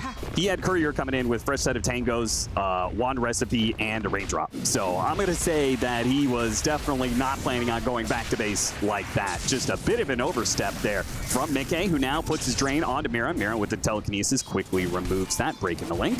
Slane has felt more annoying than Liquid than I think they wanted it to be. Yeah. That Collapse getting some extra regen can stay up on the lane. I mean, you look at the CS, they are punishing him, but it's a Razor versus a melee hero. Sure, you have Skewer and Lift to break the link, but this should be mostly a lane dominated by Mickey here. And at a minimum, he should be free farming it outside of some Fade Bolt, whatever. On the flip side, I feel like Yatoro, he is getting a dream start here for the Phantom Assassin. You can't really ask for much better than this in the first 5 minutes. Basically free farming top of the CS chart, top of the net worth chart, has not had to buy a lot of regen because he has that Chen on the lane, even got the heal creep. That's a super nice creep with the PA here. Incredibly efficient. And Poshka did go for the Satyr as well, so got a little mana burnout early, and now I mean, this is just extra gold into the Phantom Assassin's pocket. Exactly what you want if you are a Yatoro here. The more levels you can get as well, he got a lot of solo XP. Like that Chen kill, super nice for 33. Downside is Yatoro got some solo time, and his levels are also pretty solid right now. It's almost a level ahead. Considerable for this hero. Liquid looking for the gate backstab, pushing in with the catapult. Yeah, I mean, Spirit have to have a read on this. You're gonna give up a lot here if you don't rotate the Rubik or somebody. Yatoro, aka Radon, playing a little bit farther up on the north side of this tower, knowing that the rotation could have come from below, and it never does. So, well positioned. Maybe the Chen creeps dissuaded a bit. I mean, you also don't have the most damage here, I guess, if you're Liquid. This early Morphling Sven duo is not the best at nuking people down. No, they are going to be heavily reliant on the Tiny to pump out the damage, which is where Nisha's matchup is so important. Maposhka going to get run down, but Marl makes the counter move here to get the kill on the opposing support. Insania for Maposhka as the trade-off. Honestly, I don't think Liquid are too sad about that. They got the TP out of the Sand King, which is a big one for this early game. Could open up a Beastmaster dive later. Got the amp damage rune out of the Sand King as well, which is nice. Downside again, though, is you're giving more solo time to Yatoro down here. And he is just about to pick up his level 6. Now he is... This is the dream laning start for a hero that is not supposed to have it. I think he's scratching his head like, huh. Wish I could get this in my pubs. Yeah, maybe he wants more support Morphlings to play against. Because that's got to be a big factor, right? Yeah, for sure. Beastmaster's a strong laner, but we heard Ace earlier in his interview talk about how you view offlane, and it's a teamwork experience. Your support makes a large impact in how the offlane goes. And well, of course he's going to say that in the interview. I mean, let's be real. Every He's also the man that do all player all the says time. Toss over to set up, useless. crash landing, almost kills Mira outright, and Collapse, who already used his skewer because Mickey, maybe this was part of the bait, put the drain on it, the link on him early, Collapse skewered out, now it's on cooldown when they go for the dive. Sal for that too. Bit of extra gold thrown away, and that's a much better rotation for Liquid. Got what they were looking for with this kind of collapse behind the tower, except this time they're going into the weak Magnus instead of the strong PA here with the Chen to back him up. Very easy rotation. Get some tower damage, Nisha gets some extra gold, and just go straight back mid, looking for that 8-minute power rune. Would love a haste rune here. Now we had amp damage for 6. And it's going to be a shield rune. Insania will see if he takes it before the Burrow Strike. He does. Laurel, they're actually going to go for it here. Dust, crash landing right on top of Laurel for heavy damage, and the tree gets thrown. Not quite enough damage. Insania is going to struggle to keep that damage going out as support Sven not going to be able to do it, but maybe Nisha can get another round here. Nice Burrow Strike down to low ground. Good call by Laurel. Yeah, beautiful juke. Tree to fog him and down the low ground. Dire's top tower is under attack. It is the Sand King, though, getting pushed around a bit. He went down to that the bottom lane and got that support kill, came back. Now he's been pushed out of mid a bit, so Nisha is beginning to catch up in net worth in that regard.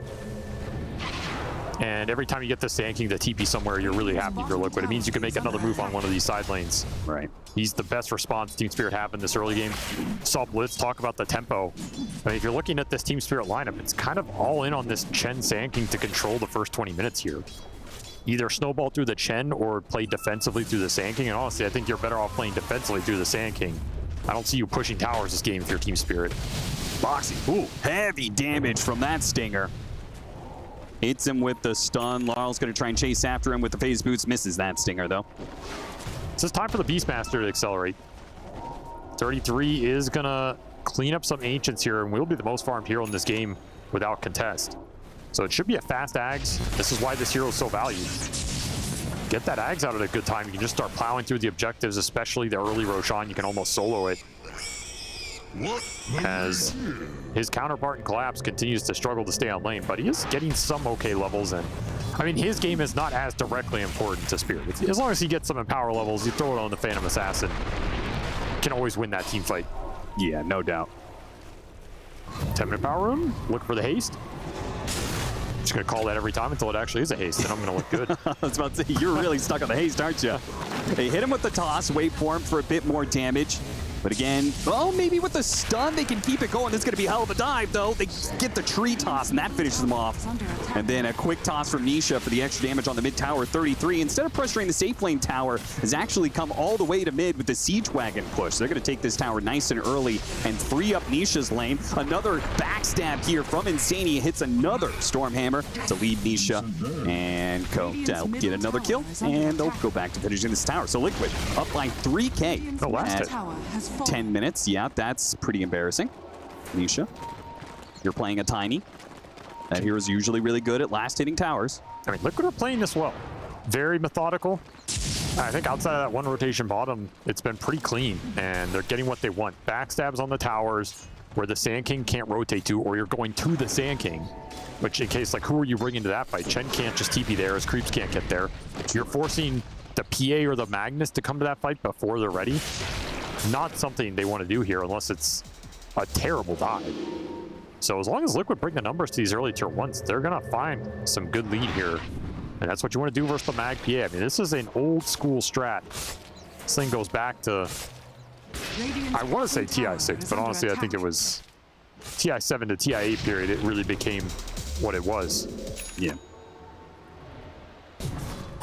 Battle Fury going to be up very soon for Yatoro.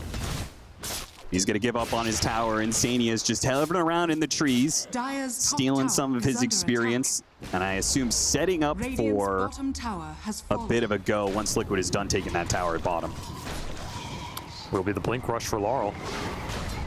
Once more feeling the pressure that this game is not going to allow you too much time to get greedy here on something like a Bloodstone build-up. You're going to have to fight here if you're Spirit to hold on to your Ancients. This Battle Fury PA with the power is only as good as you have the camps to use it for. I will say, I do feel like the mid Sand King looks worse when he's pressured into going fast blink. I would agree.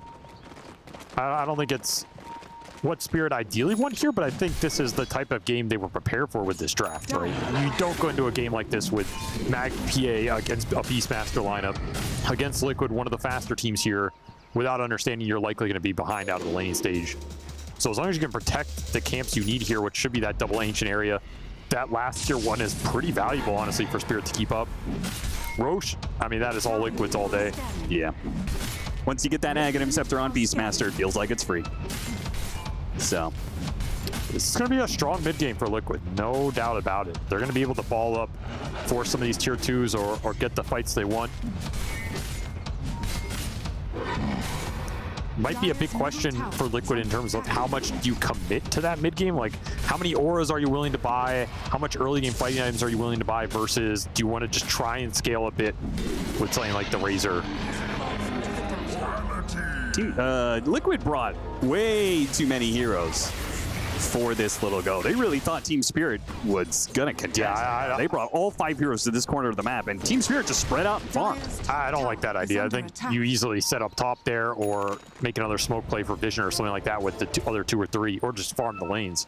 There's no way Spirit are contesting that Roshan. Well, they're gonna try and recover that space by smoking out, going to the other side of the map through the gate. And they'll deal with the wave that's pushing in, and looks like they're making an invasion, but they're not going to be the strongest force. And Team Spirit, they have their Battle Fury. They have their Blink Dagger. Collapse is ready to get a pickoff. Yeah, they know exactly where they are right now off the D ward. I mean, you can see how close they're huddled together. They want this 14-minute Wisdom Rune. Felt like Liquid were going to gun for it. Instead, they'll smoke back into them with the Magnus Blink and the Sand King Blink. This is a big timing for Spirit to get something out of it. Razor would be huge for them. Yeah, if they get this pick off on Razor, turn it into the safe lane tower, that'll be a pretty heavy net worth sweep that they'll get for themselves. This is another kind of betrayed smoke in the sense of the lanes are all in for them. They are going to run into Mickey here, so as long as he hit the skewer back into the Burrow Strike, he is done. And Team Liquid not even going to bother to try and rotate. They TP 0 heroes. I'm surprised Liquid gave up that depth there with the other 2 lanes going in. No one had shown on the map for a long time. It's limited things Spirit could be doing. And they end up not only losing the biggest carry on his way to Manta, but they're going to give a tower over to this Phantom Assassin during their Aegis period. Spirit gets to hold on to their Ancients, the 14-minute Wisdom, and that offlane tier 1, which is decently valuable here. Yeah, that feels like a situation where Mickey just needs to farm back closer to his tier 2, and if they go that deep, then you can punish them. Yep. Right? You could TP some people on a tier 2, some people on a tier 1, take a full team fight. Because these kills are the ones you just don't want to give up these big core kills versus the Mag PA. Like, you want to make sure that you control when the fights happen and you have as good a lead going into that. So you win those pivotal moments and you don't allow them to make the comeback. 33. I want to fight this. Telekinesis grabs him before he gets off a Primal Roar. Gets it off eventually here. Laurel whipping the Burrow Strike. Hits the epicenter though. Almost enough to finish off Boxy. Not good enough, so they both die. Yeah, I don't know about stunning the boars there. I don't know if that was intentional or not. Had no Sandstorm instantly either. He just really wanted a good stinger pop, you know? I felt like it was going to be a nice 2-man Burrow Strike into the more kill Boxy, clean up some summons. Instead, Liquid just get everything there. An awkward moment for Team Spirit in this game. Poach is going to lose his courier, continue to just try and farm up this Chen. Get some kind of map pressure here. But the space is being taken away very fast. What could have been a 2-man stun. He probably only kills Boxy for it, and they still trade 1 for 2, but... I mean, maybe he was going for the Rubik plus the summons, and then you pop the summons. Or, you know, the Morphling plus the summons, and then you pop summons, kill Morphling. Sure. Because that beast has Aegis anyway. I could understand that play. Maybe just didn't line it up. Either way, you were talking about the importance of Team Spirit, like, methodically setting up pickoffs. And that one definitely felt a little rushed attempt from Team Spirit and gets them into hot water pretty quickly. Uh-oh, Utoro's going to be caught out. That is not what you could afford here. Losing their big carry. Finally, he gets hunted down. He had been finding so much free space around the map, starting from a successful lane, but you still have a long ways to go until PA is an actual real hero. And this is going to be the period of time where you're going to feel that the most of pressure coming from Liquid. Rough death to give up here. Radiant's top tower is under Need as much farm on the Phantom Assassin as you can get. Liquid get a real efficient kill. Just carry straight into that last tier 1. Now you're going to open up these ancient areas. You can get some vision out here. You can deward with the time you have. Know that Epicenter was still on cooldown as well, and you're building up the auras on the 2 supports. It's going to be the Greaves for the Morphling, and just drums into something here for Insania. I'm thinking about a quick little pickoff, but they will not get it. And look at that mid lane, man. Somebody has to show. Yeah, shove all the way into tier 3. With the toss doing some extra damage, the creeps hitting it, somebody has to respond from Team Spirit, and Team Liquid will make a fast move to bottom. Actually baiting it out. Yeah, they TP out. Insania's trying to bait it out. But really, they're originally setting and looking at an Epicenter blink play on a 5-position Sven. Like, that wasn't inherently that valuable in the first place for Team Spirit. They don't stick around for it either. They just want the PA BKB. I mean, that's it. Gotta line this BKB up with when this Aegis expires, which should happen here during this in-between Roche time, and then get that fight out of it. Is that BKB going to be worth that much, though? Because they are playing up against a support Sven, something that Entity, Liquid, you know, these teams have been bringing to the table specifically against these physical damage carries. Just the overwhelming amount of armor and shield that you get from this Warcry with the shard and stuff, it makes it so these early physical damage dealers just don't do much. It's just early enough that you don't have it, so there's something to be said for that. And you do have some cleave mechanic going through. You can clump some heroes up with RP and cleave through them. Also helps you bypass some of the resistance here. That's true. They will be supercharging this PA. Dire's middle tower. Oh, even better if they can find Misha first pickoff. Hits him with the avalanche, tries to slow this down. So it does give his tanky, team a little bit of time to be able to TP in. Not enough to save him, but maybe they can hit something. RP grabs 33 as well. Stuns come out. They try and chase after Team Spirit. They're fighting in division here. Trying to get the toss up onto the cliff. Not quite worth it. At 33 at half HP, finally gets off the roar, and the drums start going. But Radon goes for the kill, and they turn around with the Primal Roar, and they do manage to get the kill. Yatoro, though, is now stuck on the wrong side of Team Liquid Heroes. He gets his hop back over to Collapse. Thanks for the help there, and the assistance further. Collapse throws his body on the line, drags 3 heroes away from Yatoro to buy his carry the space to TP away, and he gets out. What a move from Collapse. I mean, there's so many small things in that fight that go well for Team Spirit, and they barely get out with a team fight win. Huge double RP on the Beastmaster, who's walking in that fight looking for the Roar, because that is a tough target to bring down on the Tiny. He gets piped at the end as well. Have to commit everything on him, but they managed to line it up. 3-man skewer to save Yatoro, who blinks to a Golem and dodges a Morphling stun. So close to being a disaster here. They pick their targets well, and Yatoro, he just waits for a lot of this fight. He's not even here at the start. Letting the other boys get the job done.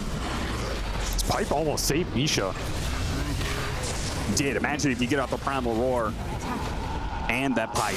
Couldn't maybe actually bail Misha out long enough. This steal, Mira, great timing. Primal Roar turnaround with Yatoro jumping back in. Massive play. Absolutely huge steal here from Mira. I mean, he has good spells to steal this game. It is something you got to think about if you're Liquid. Take this Rubik out. They're going to take him on target. He still has that Primal Roar, and he's going to try and put it to use to save his own life here. It's going to work. He's got the extra movement speed. The lockdown on Boxy helps him get away. He did have to trade. Well, he didn't have to, but he did trade out spells. I mean, if he gets any of the Morph, that would be huge. If he gets the Tiny Stun, huge this game. The Roar, definitely big. Plasma Field, not even that bad. You can also steal this Sven Warcry, which could be pretty big for your team here. As Liquid, I mean, they're doing a decent amount of physical. Yeah. There's some really impactful stuff here if Mira can come online. And, I mean, hey, just like that, this PA's, you know, he's in the top 2 or 3. And his BKB is done. Interesting. They actually, the shard ends up going over to Mickey. So it bypassed Boxy. Insania already bought out his shard. So now they've got the little walk the dog mechanic, which may not be the best against the Magnus and PAs, mobile as they are, and Sand King actually, but we'll see. Might be a situation where it keeps the hero just close enough. It's still good. Like, you might pull this PA out of a target he's trying to blink away to or something. Sure. You never know. The Rubik one, also not bad here for Team Spirit. Upgrade some of the spells and might be able to lift somebody out of a Roar, make Liquid go in deeper into the fight, but they are just eyeing the second Roshan. You definitely want to do Roshan off cooldown this game if you are Liquid. Accelerate this objective as much as you can. And this is a Roshan that Team Spirit have the power to be able to contest. With their double blink daggers initiations, they have the opportunity, but they lack the initiation here to get the Primal Roar off on the Sand King. And with the BKB on the Razor and that shard pulling him in, are they going to use the RP to try and bail him out? Collapse says no, not for now. Mickey diving past the tier 2. Is BKB now worn thin? Is going to be RP'd underneath the tier 2. Try and get the stolen skewer away from Boxy to be able to heal out Mickey. Mickey getting some distance. Radon, Yatoro needs the vision. He can't quite get it. He misses the kill on Mickey. This time it's Liquid, who use all of their heroes in conjunction to bail out their carry, and they will wipe Team Spirit in the process. The power of Pipe and Greaves right there. Team Spirit feel like they have to settle for a single target RP, and they pay a big price as the rest of the support can come in and disrupt that play. Even with a 9-second full duration VKB on Yatoro, he just doesn't get the crits. And this is just not the type of start that Team Spirit are looking for. They have to use a lot of defensive capability to bail out the Sand King, who dies anyway. They lose the Rubik in the process. You're basically taking a 3-on-5 at this point, and you still have all the heals left in the tank. That move from Boxy. He's like, nice move, Collapse. I could do that too. Just beautiful spell casting from Liquid, and they know their strong points in this game. Willing to take that fight before doing the Roshan, and now they get to go back to it and claim it as a freebie. You can just push straight down bottom if you really want to after this. Yeah, that was going to be my next question, is like, how far do you push this as Team Liquid? Because you are on a timer, right? You don't want to go PA Magnus going lane. I don't feel comfortable with that. You definitely want to keep pushing. I mean, you get this Crimson on the Beast, I don't think you're losing a 5-on-5. Like, I mean, I say, yeah, you could still get 3 or 4-man RP Burrow struck, of course. Yeah, skewered back to tier 4s and yeah, stuff. the high ground, I guess, is a concern with the skewers and the dagger spam. But relative strength, I mean, this has got to be one of the largest peaks that Liquid's going to have against this Spirit squad. I still think there's a world you could take that fight inside Spirit's base with the triple aura here. Like, you have Greaves, Pipe, Crimson, Drum, Sven Shard online, Pavis, plus a Roche banner right now. It's so much 5-man sustain and buff. I don't know why, but the Pavis makes me laugh. Like, so many of these big auras, and they're just a Pavis on top of everything else. Maposhka gets spotted here in the corner. Uses the Hurricane to push back Boxy. Boxy gonna catch up with the waveform here. He's just trying to keep pace until his team can join him. Until an actual killer, some real damage. And now that they're here, they'll take the kill. They'll take whatever creeps they can get. Boxy's been quite the... It's not like the clearest, Morphling game where he's doing a bunch of really cool stuff, but he keeps on turning into the Chen and stealing some of these creeps. 33 gets the pick off on Mira, but he is entirely alone. Not entirely alone. Misha hits a huge combo that one-shots Yatoro. 100-0, the power of a crash landing Tiny with Conda. Absolutely evaporated. 1,200 damage in a second and a half there. If you don't BKB, you're absolutely done for. And that was maybe an opening for that PA with the roar on cooldown. The problem is, once you use that roar, the drum's also going that entire time, so he's not the easiest kill to pop right away. I mean, 33 still did around 500 damage to Yatoro there, and he was basically stunned, so... Well, that's going to be tier 2s wiped off the map pretty quickly off of that, because Liquid obviously were kind of pushing in 3 lanes at once. So tier 2s all down now for the side of Team Spirit. But the question remains, how are Team Liquid going to be able to break the high ground here? Any sort of small pickoff, even a support pickoff, would give them perhaps the incentive to do it now. That's the thing. You're power spiking right now because you have all these auras, and you have all of them as an advantage over Team Spirit. Which means in a straight-on 5-on-5, you are extremely advantaged. But if that hero gets pulled in deep on the high ground, it doesn't matter. 33, a good read. Knew that Yatoro was going to be coming out here. Pops the BKB, a desperate TP away. That does make it. Oh, that was extremely close. You can go high ground now, though, right? You still have Aegis. Oh, yeah. For 2 minutes here, and now there's no BKB on the Phantom Assassin, which means your only play here is Spirit is to land a skewer, and if that gets interrupted, it might just be the game. Boxy now turning into the Phantom Assassin to blur himself. Burrow strike on 2 from Laurel. Team Spirit are going to have to make a lot of these little plays. And if Laurel just gets picked off without any interference from Team Spirit, it's going to be just a terrible start for them, as he just cannot seem to get away. Looks like they're going to try and play off a buyback here. Mira, good stolen toss to keep Mickey off. Oh, collapse. Toss back on Anisha, though. Getting collapsed would be perfect. That is the biggest threat on the side of Team Spirit right now. He tries to make back to the fountain. He just can't quite make it. Hits the wall, slams into it, and just dies like that. Elena Barrick's gone, and another toss back, a beautiful one, as they just keep on going. Misha gets all the pickoffs, and is the game just over like that, Avery? The Morphling and the Tiny just destroyed them in that fight. The tossbacks here, instant tossback on collapse from Nisha as he was going in looking for that 4-man RP he would have gotten if it did not get interrupted. Liquid are on point with this push. They know their timing in this game, and they have Radiant's middle barracks. just diesel train straight through it here. Oh yeah, and they're trying to use their buybacks now because they know this push is actually happening too fast from Liquid. They have to use that gold. Epicenter coming in, Burrow Strike only on one, hitting the Razor, all the damage shrugged off by a pipe. A waveform through, Laurel surrounded by heroes, collapse. He has to hit a haymaker here. He has to hit some sort of incredible skewer back RP, and all he gets is 33. A little fish in a massive pond that is just Team Liquid net worth 30,000 ahead. They're trying to drag him back. They do manage to get the toss back there onto Boxy into the fountain. He's not dead. Nice play from Mira, but it's still not enough. Boxy will not die. A support Morphling goes into a fountain and comes out swimming. Mega's gone. Collapse is gone. This mag strat had no time to come online. You have one more buyback here to look for something, but good luck. Yatoro just doesn't do any damage into these auras. Just one shots the Chen. This is just the crash landing Tiny. Collapse.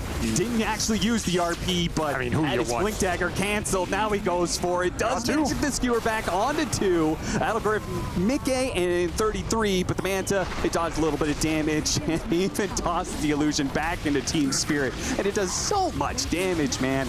GG is called. Team Spirit seemingly had no chance after that second Roshan. The game just ended almost immediately.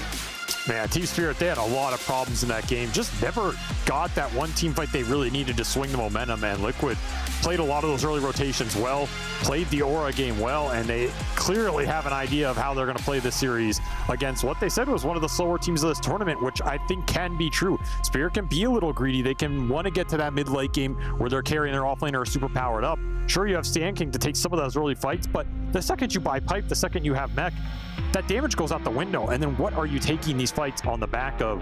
Liquid understood their idea of this game and executed it to near perfection. And I mean, man, that Morphling just looked ridiculous in those fights. He's at 4,000 or 5,000 HP. He's turning into the Rubik who had toss, and then using the stolen toss to toss the Rubik in.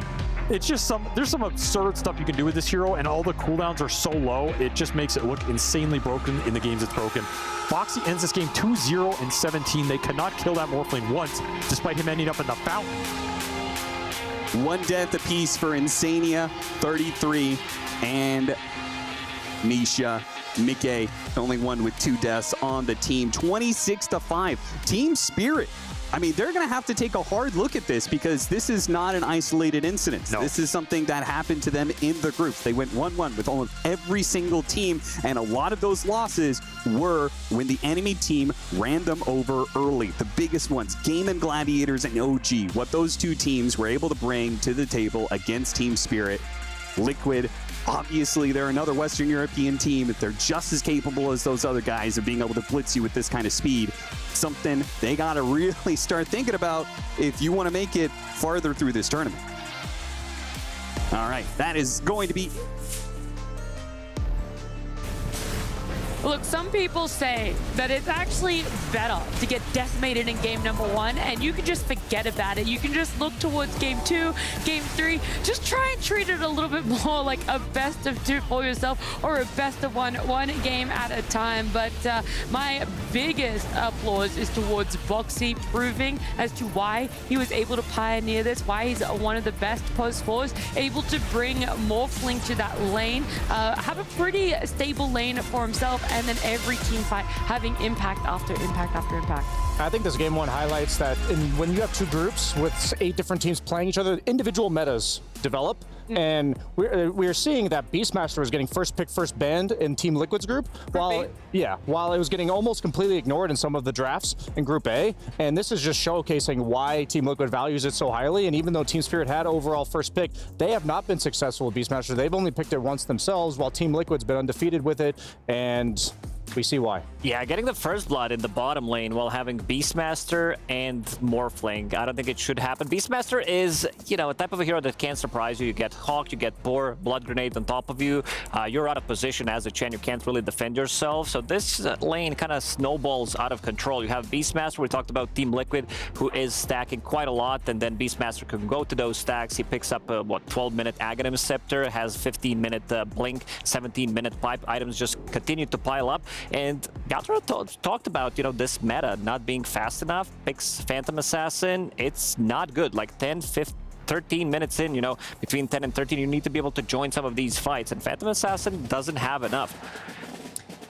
Yeah, so, he was, sorry, I was just going to round out the Yutoro point that, you know, even when he did get those items, it was still a really tough game for himself. But of course, you wanted to look at this mid, the Tiny, and the rotation of the Morphling yet again. Yeah, I chose this one. This is kind of a beginning, 10 minutes in. They are bringing the heroes in the mid lane, boxing with some nice body blocks, and we see the power of this toss. The Tiny facet is just too good. He's getting that multiple times. Look at the damage on the tower. 33 also makes a rotation. They get another kill out of that with the toss slow. Feels really good, and this is just overall a really great 24 pick Tiny for Liquid. Do you know what the skill build was for mid Tiny there? 1-4-1. 1-4-1. Okay, and that's the standard? That's standard, yeah. All right, perfect. Fia, let's hear from you. We haven't heard from you and your thoughts about... Welcome back, Fia. Yeah, welcome back. I actually don't even know if you've said anything yet on this panel. How are you?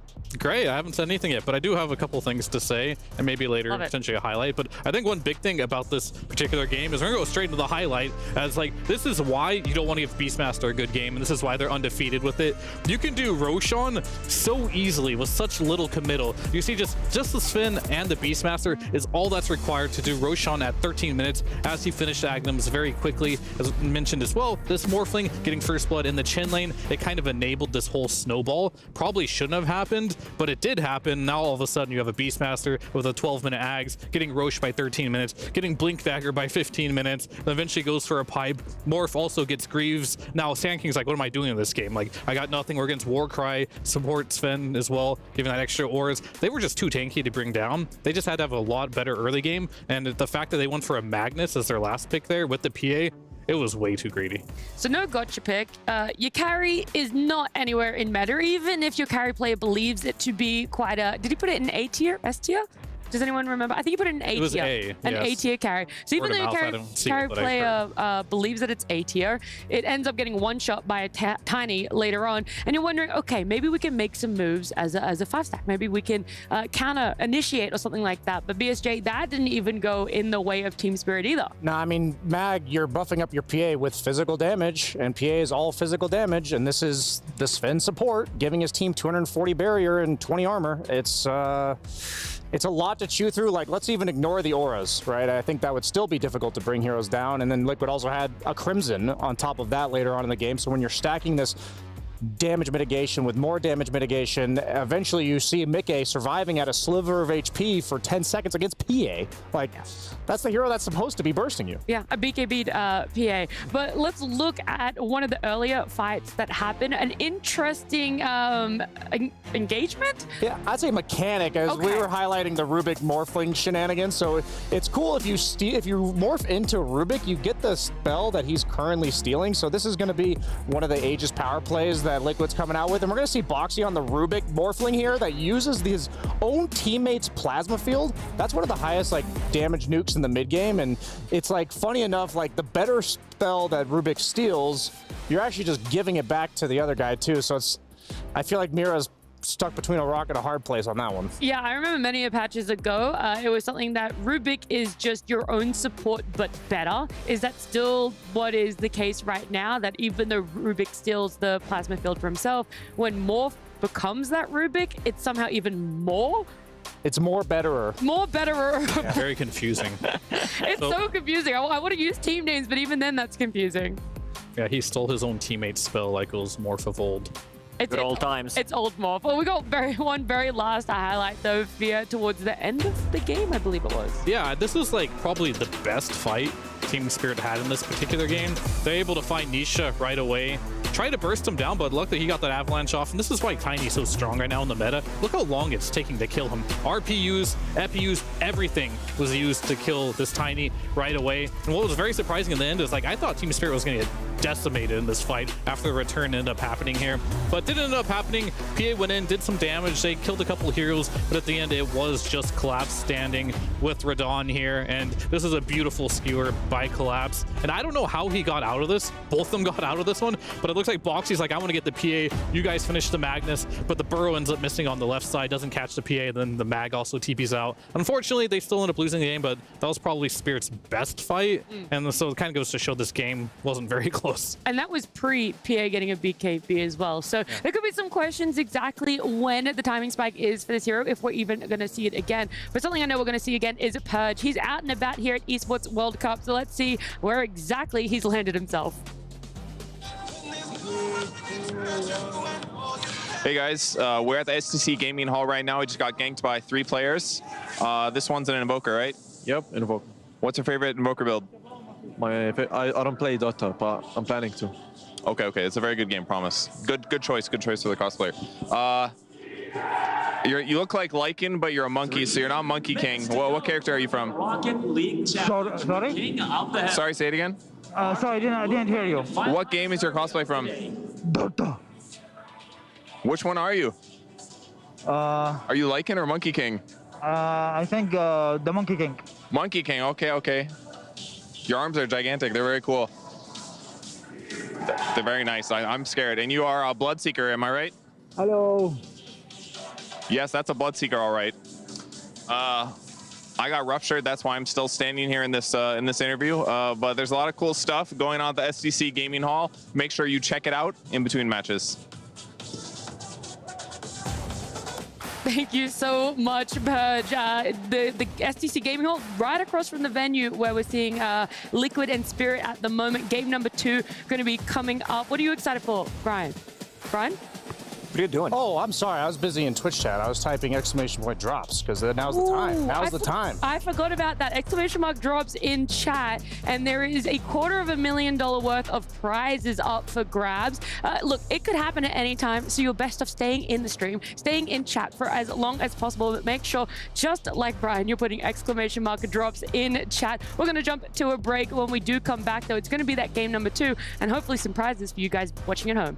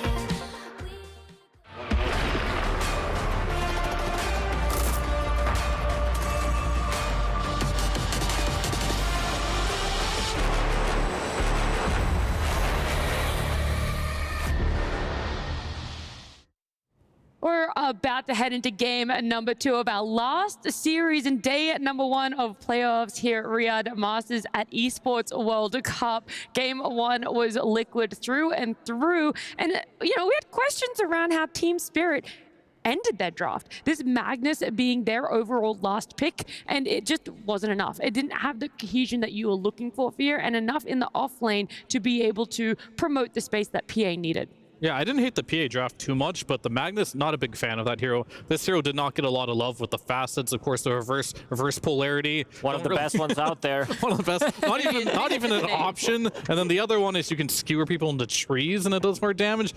It's not great, right? And I think they kind of baited into picking that. And the one thing I do like to see Collapse play more than anything throughout his pretty much entire career is Blink Initiators. And typically Magnus is a hero that can do it, but it's not so great this patch. So Primal Beast has been a hero he's been really good on. The Mars, these type of heroes, I want even a Centaur, something like that. These type of heroes will be better for Collapse just in a game like this. So hopefully they don't get too into their heads and be like, hey, we have PA. That means we have to pick Magnus now, do the combo.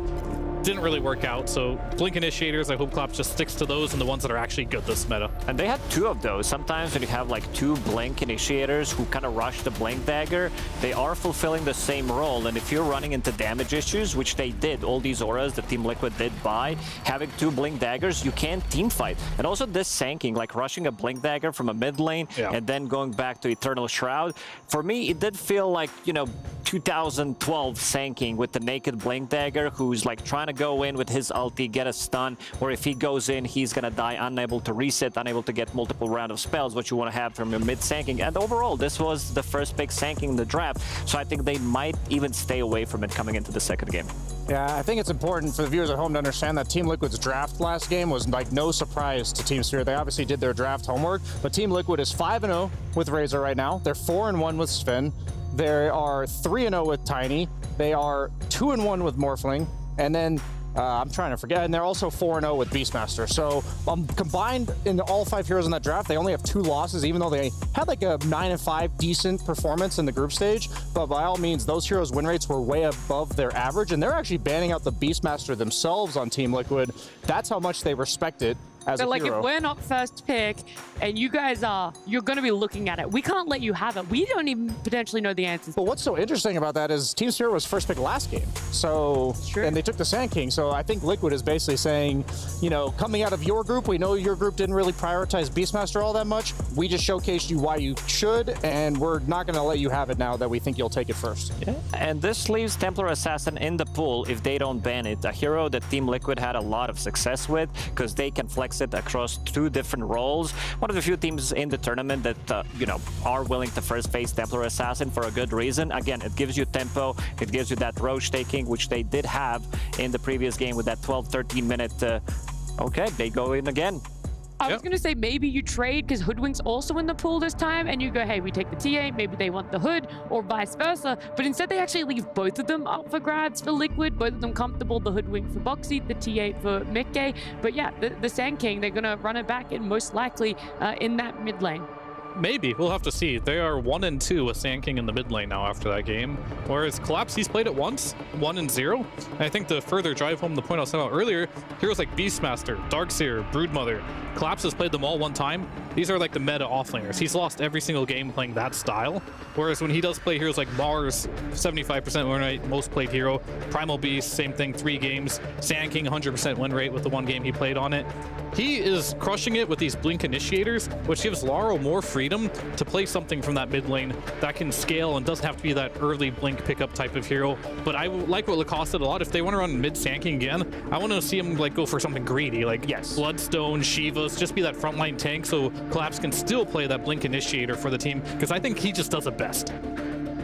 Definitely agree. I mean, he shines. And also, one thing that we do say quite a lot when it comes down to Team Spirit, when they're playing on stage, when they're playing lands, they are the clutch team. But it needs to go to the mid game, it needs to go to the late game. And so far, they did struggle playing some of these, against some of these early tempo drafts. So I want to see something that can punch back early on. A lot of respect going towards that move because they took their time with what they wanted to ban, and it is just, man, maybe we misjudged the power of it. Maybe we misjudged exactly where they were going to finally place it. It was flawless performance by Morphling there with his new facet. Flowless. Yeah. Got it. I got you. I was going to say that I feel like Tiny, it was almost criminal that Team Liquid got it absolute last pick. I'm looking through Team Spirit's drafts. Tiny's ignored in like half of them. And once again, in Team Liquid's drafts throughout the entire tournament, it's pretty much always banned or picked. So it's like another group discrepancy in terms of the meta. And I think they were like, well, it must have just not been on Team Spirit's radar because Liquid really hadn't picked it that many times because it just wasn't available. And they were like, well, we got it 24th last game, so we're going to first pick it here. We had Beastmaster last game, even though you had first pick, and we're going to ban ourselves. So I think Team Liquid's like, I don't know exactly how much I love it. What do you guys think? They're kind of like taking the same heroes or like valuing the same heroes, but they're taking them in very different order in the way they're picking them. Meta does change. Like you play a BO3 on the stage, things are gonna change, especially if you like just won the game. Team Spirit in this one, they're gonna be slightly more stubborn, so they will pick up Sanking one more time, which I did not think it's gonna happen. But this is an interesting one. This is, you know, not revealing anything. It could be two melee offlaners, something that Brian did talk about in the pregame, that it's a bit much more common nowadays, and especially when you have Darkseer, you can enable this Tiny, and this is a very good ban. This Scepter Troll, new popular build where he can dispel Darkseer. He kind of goes like, man, what am I doing in a team fight? I can't move, I don't have Ion Shell, I have no damage whatsoever. And it's also another one of those carries that kind of gotten better after the group stages, because people were not touching this hero too much. They were also going for the old build until Ame showed that this hero can be played in a different style. There's two heroes I'm looking from Aposha, three actually. One of them is like, he's played Ench a lot. Shadow Demon could be good versus Darkseer, but the big one for me, I mean, of course I picked Sven. That could be the carry. I like it a lot. I want to see a Phoenix. That's the hero that Maposhka does play a lot. I really enjoy it versus Tiny. I enjoy it a lot against Darkseer after he uses a wall combination. Just drop the Egg and Sunray, you kill all the illusions right away. And of course, if you don't burst him as a Tiny, he's going to get Egg off and do all that percentage-based damage here. And I think Sven is most likely just going to be the carry for Yatoro here. Classic counter to the Darkseer. Not a great illusion you take of him. He can cleave out the waves pretty easily as well against Ion Shell. And if things get a little dicey, he can just go jungle. One hero I love against Sven, though, just in the entirety of the game, is Spirit Breaker. And we've seen Darkseer, Spirit Breaker be like a very potent combo. And the reason why I say it is because Sven is a BKB burst hero. You have Bulldoze, which he never really builds to deal with, unless he has Ags, which we don't see much of anymore. And you are BKB piercing disable consistently. You have the charge into the ulti, into the bash. You're a target he doesn't want to go on. You make it difficult to go on other targets. And I would be very shocked if Team Liquid does not go for it here. So Team Spirit, they wanted to still keep this Sven as a flex. They did not want to reveal anything, even though Fierce said it's a really good Enchantress game, of course, but they want to have this Sven flex. They want to see two picks more, what Team Liquid's going to go for, and then decide whether they want to go for this Enchantress or if they want to pick a different carry. Yeah, it's pretty smart, actually, because you could, in all technicality, use the Sven as a 5. Yeah. Potentially. It's not great versus Darkseer, but they can make up for it with, like, just a better carry matchup if you do show your carry on Team Liquid right now, because that is one of the big problems with Sven right now. He does have a lot of bad carry versus carry matchups. What do you think about the flex of Tiny? Not just in this draft, but kind of overall right now. Because when we're seeing the Tiny get picked up, majority of the time it is into that mid lane. But you got to remember that Tiny for so long was a support. It was played in that pos 4. Good call, Brian. Doesn't matter. The Spirit Breaker coming out pretty much I'm just thinking as a carry Sven, I'd 10 times rather play against 4 Tiny than 4 Spirit Breaker, just in the game itself. Yeah. And also core Tiny, like you're getting free armor. You're going to be. It's really hard for Sven to find targets to burst here. I'm wondering, like, yeah, Sven's a really nice tempo, and he's always done that as a carry. He's going to hit his timings, but Jakiro's now like attack speed slow on top of it. You are picking, this is something we've seen multiple times, which is picking Jakiro into Rubik. I'm not exactly sure, like, why teams are doing that now instead of before. Too good of a hero right now. Good, yeah, it's like he's insane amount of damage that he deals at level 2 with his facet that he, you know, Blood Grenade, Dual Breath, the slow from and the extra damage, of course. Forgot to name the Liquid Frost, there we go. Yep. And also they have big wombo combo with the Darkseer. True. You need something, so Ice Path very, like, even Tiny with the Avalanche Toss is gonna be quite a lot of damage coming into it. And again, Team Liquid picking speed, picking up these aura buyers, Mech, Guardian Greaves, Pipe coming out. So they needed something. They needed a dispel mechanic, great against Bulldoze, great against the save, of course, good save on his team, and also against the Darkseer, of course, very good. I mean, it was one of the 3 I mentioned. It was either going to be Enchantress, Shadow Demon, or the Phoenix. This one, I'm not a huge fan of it, just because I feel like their team fight's a little lacking. I would have liked the Phoenix a little bit more, but the advantage it does has, it gives you that innate purge with your ultimate there, where you can just get rid of the bulldoze. You can also stop the chain stuns on top of the Sven, but typically you're going to wait till he BKBs on the Spirit Breaker before you do it anyway, so I don't know if that's going to save him a ton.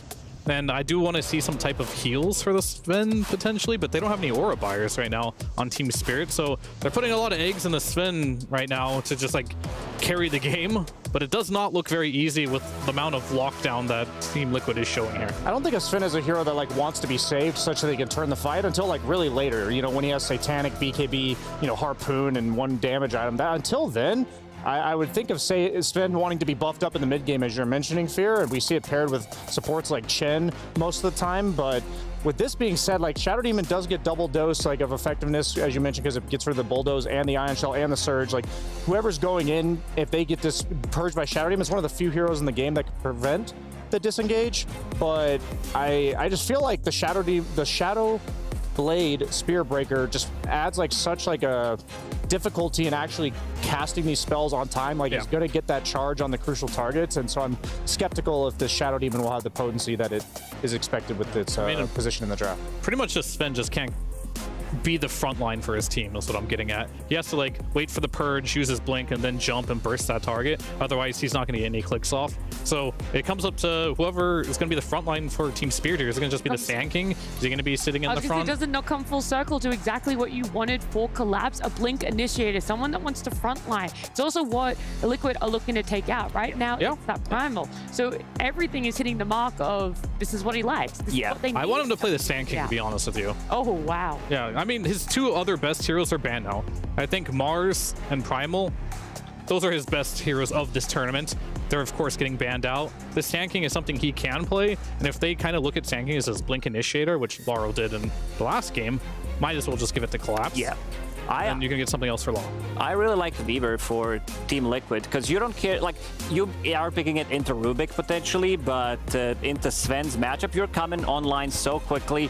If you get, because he's anti-Shadow Demon. As a carry, you don't care about eating that ulti. You're still going to be able to run away. There's the second one that was played in the previous game, Razor, which would still, I think they have quite a lot of options on Team Liquid to counterpick because they will also get to see what they're gonna be playing against, whether that's a Sand King or something different. Relatively good Lifestealer game, or maybe even if I know that Venge. What's Laro gonna pick though is the question. I was thinking like Underlord as like an aura buyer for them. I'd like to see Laro play Ember. I'm still stuck on the Sand King knopping mid, but it looks like he will be mid again. We'll see what that comes from. This makes more sense with like the Blink Dagger, I suppose, rush on the Sand King.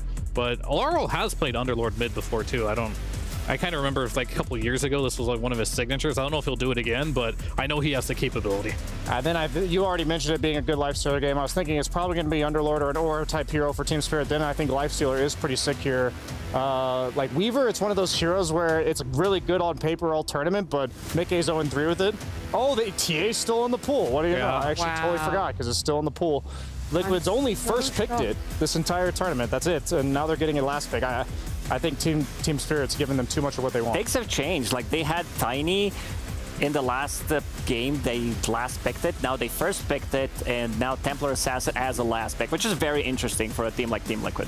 I do like that they held off on picking the TA for themselves because they wasn't sure exactly where this Sven was going. Try and make sure that you are getting that later game carry-to-carry matchup. But yeah, still shocking no matter what. The fact that it was still in the pool went all that way. But where exactly are you feeling with these drafts now completed, Fear? Team Spirit, Team Liquid? It's kind of a tough one, but I definitely like Liquid's draft overall a bit more here, but TA just isn't the same carry that it used to be versus Sven. You have way less refraction to work with in the past, but yeah, I can't ignore the fact that Sven as your hard carry against a Spirit Breaker is going to be a tough one. Agreed. Yeah, I mean, you actually picked 2 of the heroes, one for each team. Now, BSJ, so you got to decide. These teams are so good at drafting that they're kind of forcing the other one to pick a certain archetype of hero. So don't give me the credit, give these drafters the credit, as it's just, this is my favorite type of Dota to watch. This is such a strategical game of back and forth chess in the draft, and we get to see the moves come out now. And last but not least, Lacoste with his thoughts on these. Yeah, I think the speed, they wanted to match the speed, pick the Underlord, so that they also have Aura, something to come online quickly, have that Twin Gate so they can go through it, maybe try to outnumber Team Liquid. Same matchup in the mid lane. Want to see how Larl's going to do, but giving Team Liquid edge in this one again. All right, we're liking what Team Liquid has pulled out for themselves. Like you said, Lucas, the mid matchup going to be repeated for themselves. A very different sort of hero on the off lane in Team Spirit. Collapse going for something completely different. A Magnus and an Underlord. Not sure there's too much crossover there. Did anyone not give their predictions, though, of what's going to happen in the later game of these two drafts? Well, I think what's crucial is the Roche in terms of how we proceed into the late game, because Sven and TA are both heavily map control-based carries, because they farm really, really fast, but if they are able to utilize the entirety of the space on the map. So that first Roche, I think we'll probably go towards the side of Team Liquid, but we'll just have to see about the second one. We will. We'll have to see. We'll have to wait, but we'll get more words as Purge is with Silent, the coach of Team Spirit. Thanks for joining me, Silent. Can you tell me what Sand King does for your draft and why it's so good right now? We think it's very good hero to flex till the end of the draft. You can flex it, and he is feeling like very strong at the middle and off lane. Okay, and you also picked Shadow Demon. It doesn't have a great win rate right now, but I feel like Mira is probably the best Shadow Demon in the world, so is it still okay, considering it's good against their heroes? Yeah, Mira is really good at Shadow Demon, but Miposhka will play it at this game. Yes, and it was Darkseer and Spirit Breaker. You can counter them with his ulti, so that's okay pick, I think. Yeah, I agree too. Okay, well, thank you for joining me. Now we throw it to the casters, Cap and SVG.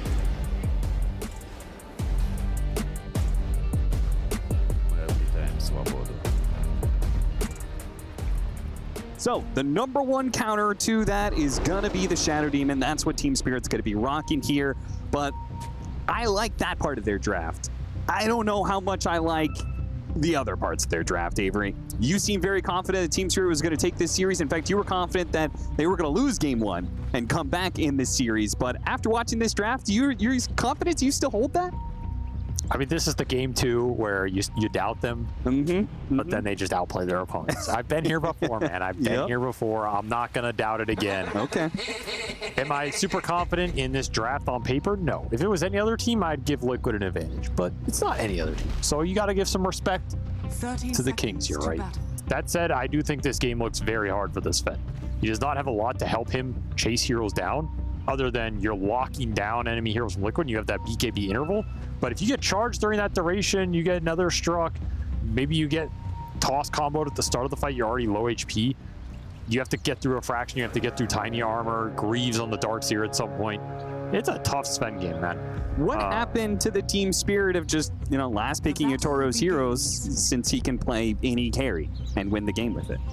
What happened to that? Why are we giving him PA now and now this early pick Sven? I just don't think there's many carries in the meta that you last picked that actually carry the game anymore. I think that pool used to be a lot of the traditional Agi carries, which are either very underwhelming, things like Phantom Assassin or Terrorblade, which, yeah, they can win you the off game, but they're not just the 1v5 hyper beasts they used to be. And you're playing in a meta where it's dominated by these big aura teamfight offlaners that really dictate the pace. If you can't keep up with it, you fall behind, and then you're playing an underwhelming hero from a behind position that can't kill anybody. That just feels ultra bad. So you either need a carry that can accelerate itself with farming mechanics like Sven, or you go fight, or you have some sort of damage mechanic that makes you overwhelming in the late game, which is something, I mean, the only one that comes to mind in this meta is Ursa. Like, Ursa can actually cut through these guys in the late game because he doesn't care about your auras. He builds the stacks, but he's kind of a unique hero in that regard. And we did see the Ursa get banned out last year from Team Spirit. They were afraid of it for a good reason. I was going to say another point to add to that is just I've been looking through the picks of this tournament, and it's funny when it comes to the unpicked heroes, there is a lot of carries in that list. It just seems like there is a number of carries that are just simply not viable. So if you have somebody like Yatoro, aka Radon, who has this very wide carry pool that he can play, it's got to be a big hit if just like half of those heroes just straight up, you just don't think that they're actually viable. And Team Spirit are probably one of the teams who are being more experimental with their carry pickups. Not too many Phantom Assassins at this tournament. And yet I believe Team Spirit, that's not the first time they drafted it here. So I agree. It probably does hurt them more than some other teams because I think that's what they prefer to do. But geez, they would really like to do that. Second time in this series that he completely underestimates the off lane of Team Spirit and gets burst.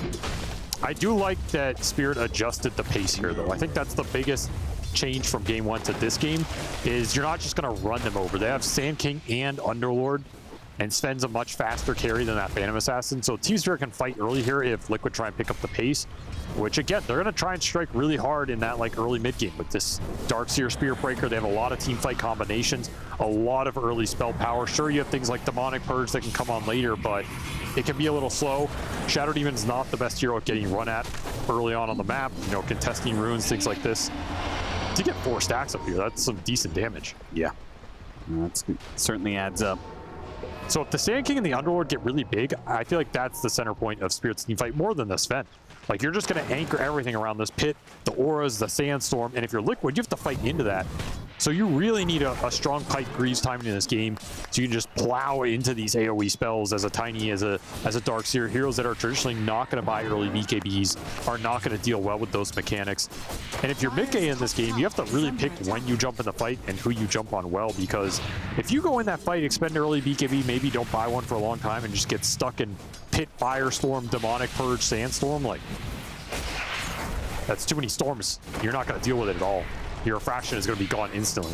I'm glad you brought up TA because in the topic of unique carries, this is Liquid's unique carry, right? They were the ones who came out with this Templar Assassin. Collapse is going to die here. The charge coming in from Boxy might be able to bail out Mickey as he might have lost the fight to Mira, but now it's easily won. They get 2 kills in this bottom lane. Nice rotation by Boxy, making use of the Ion Shell that was put on him too.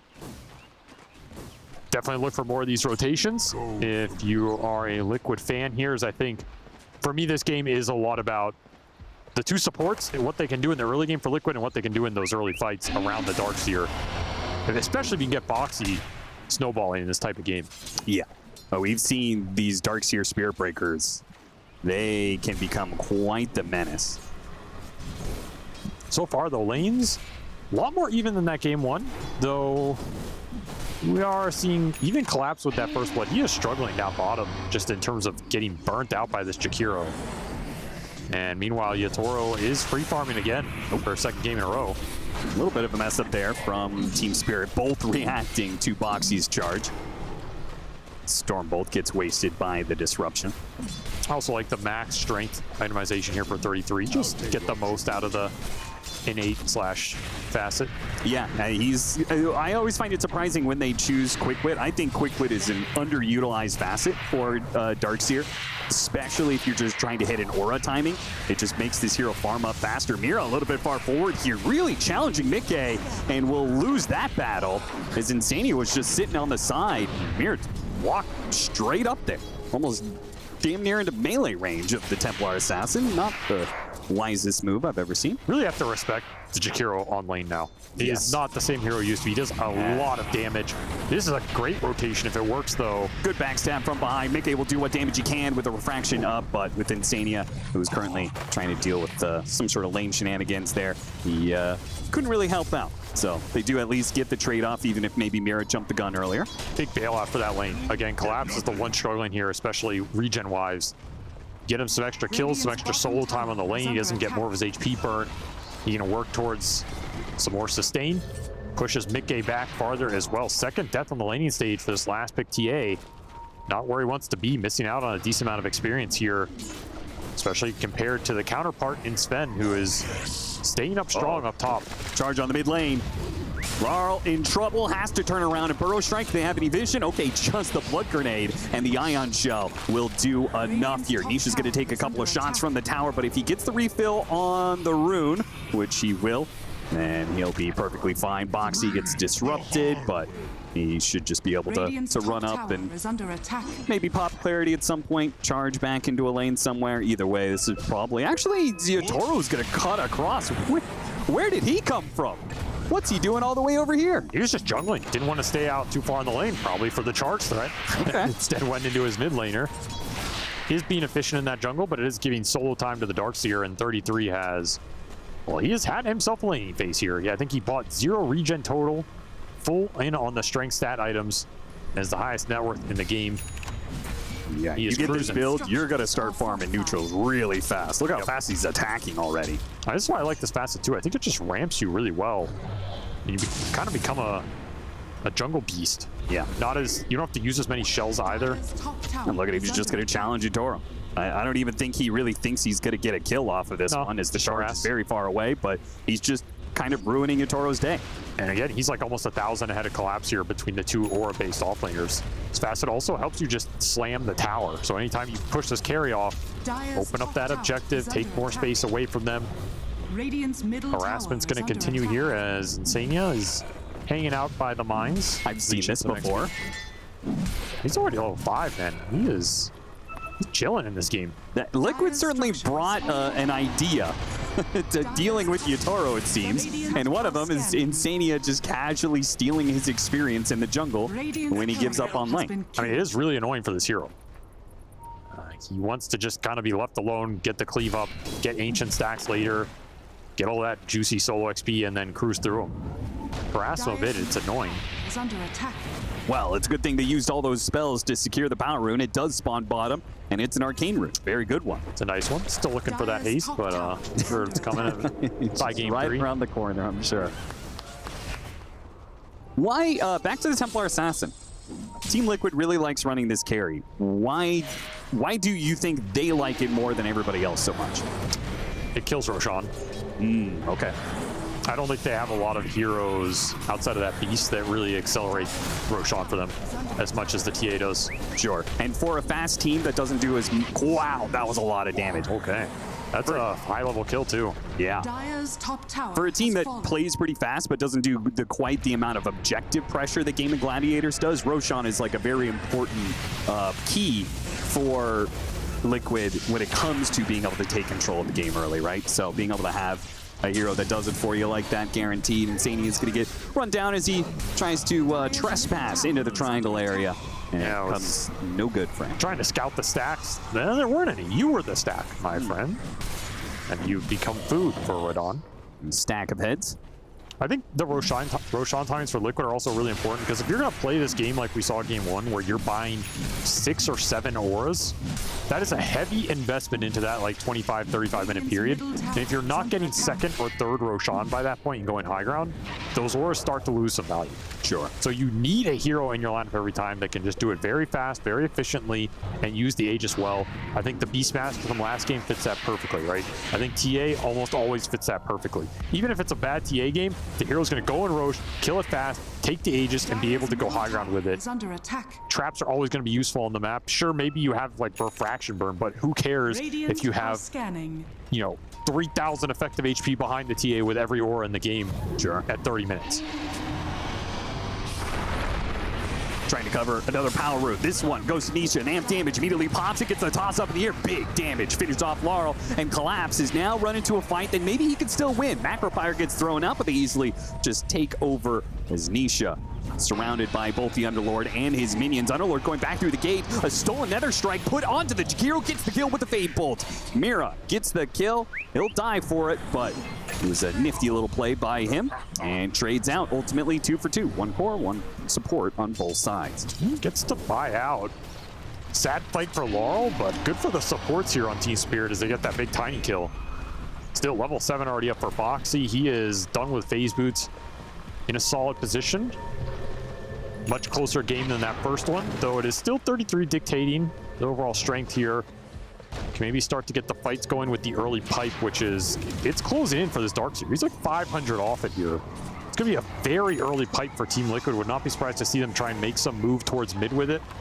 Ion Shell, this tiny or Spear Breaker just force the engagement. They almost have this blink as well. Well, the Siege Wagon is now dead, so part of the push is gone. Blink Dagger is almost up for Nisha. Yeah, but this tower's low. It's a very juicy objective. You also have your vision around mid on that cliff. Seems like the natural point to make the move, unless you feel like you can hunt and find Yatoro in one of those jungle areas.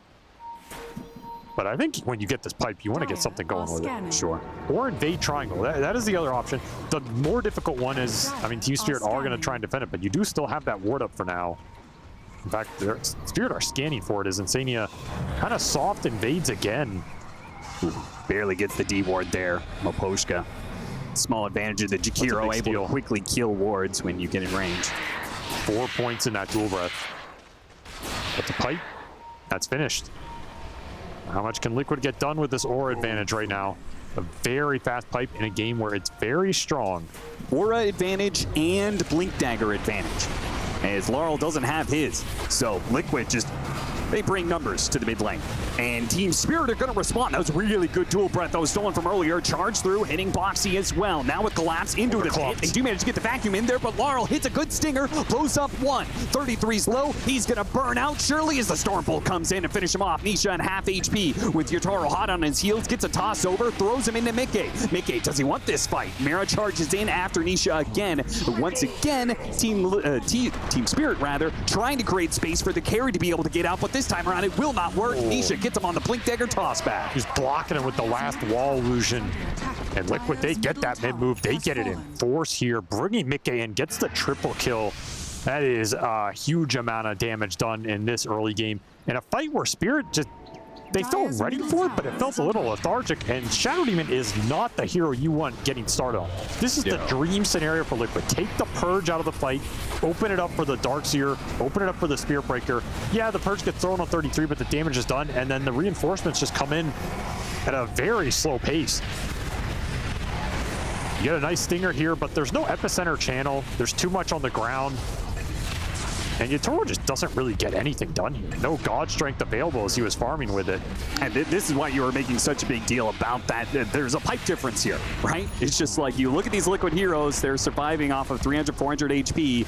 One pipe use in that team fight makes a huge difference. 100%. Such a big aura here, especially with heroes like Tiny when you have so much HP early. Dire's bottom tower. That's a big team fight win Liquid we're looking for. Going to try and continue to snowball into the 14-minute Wisdom Rune.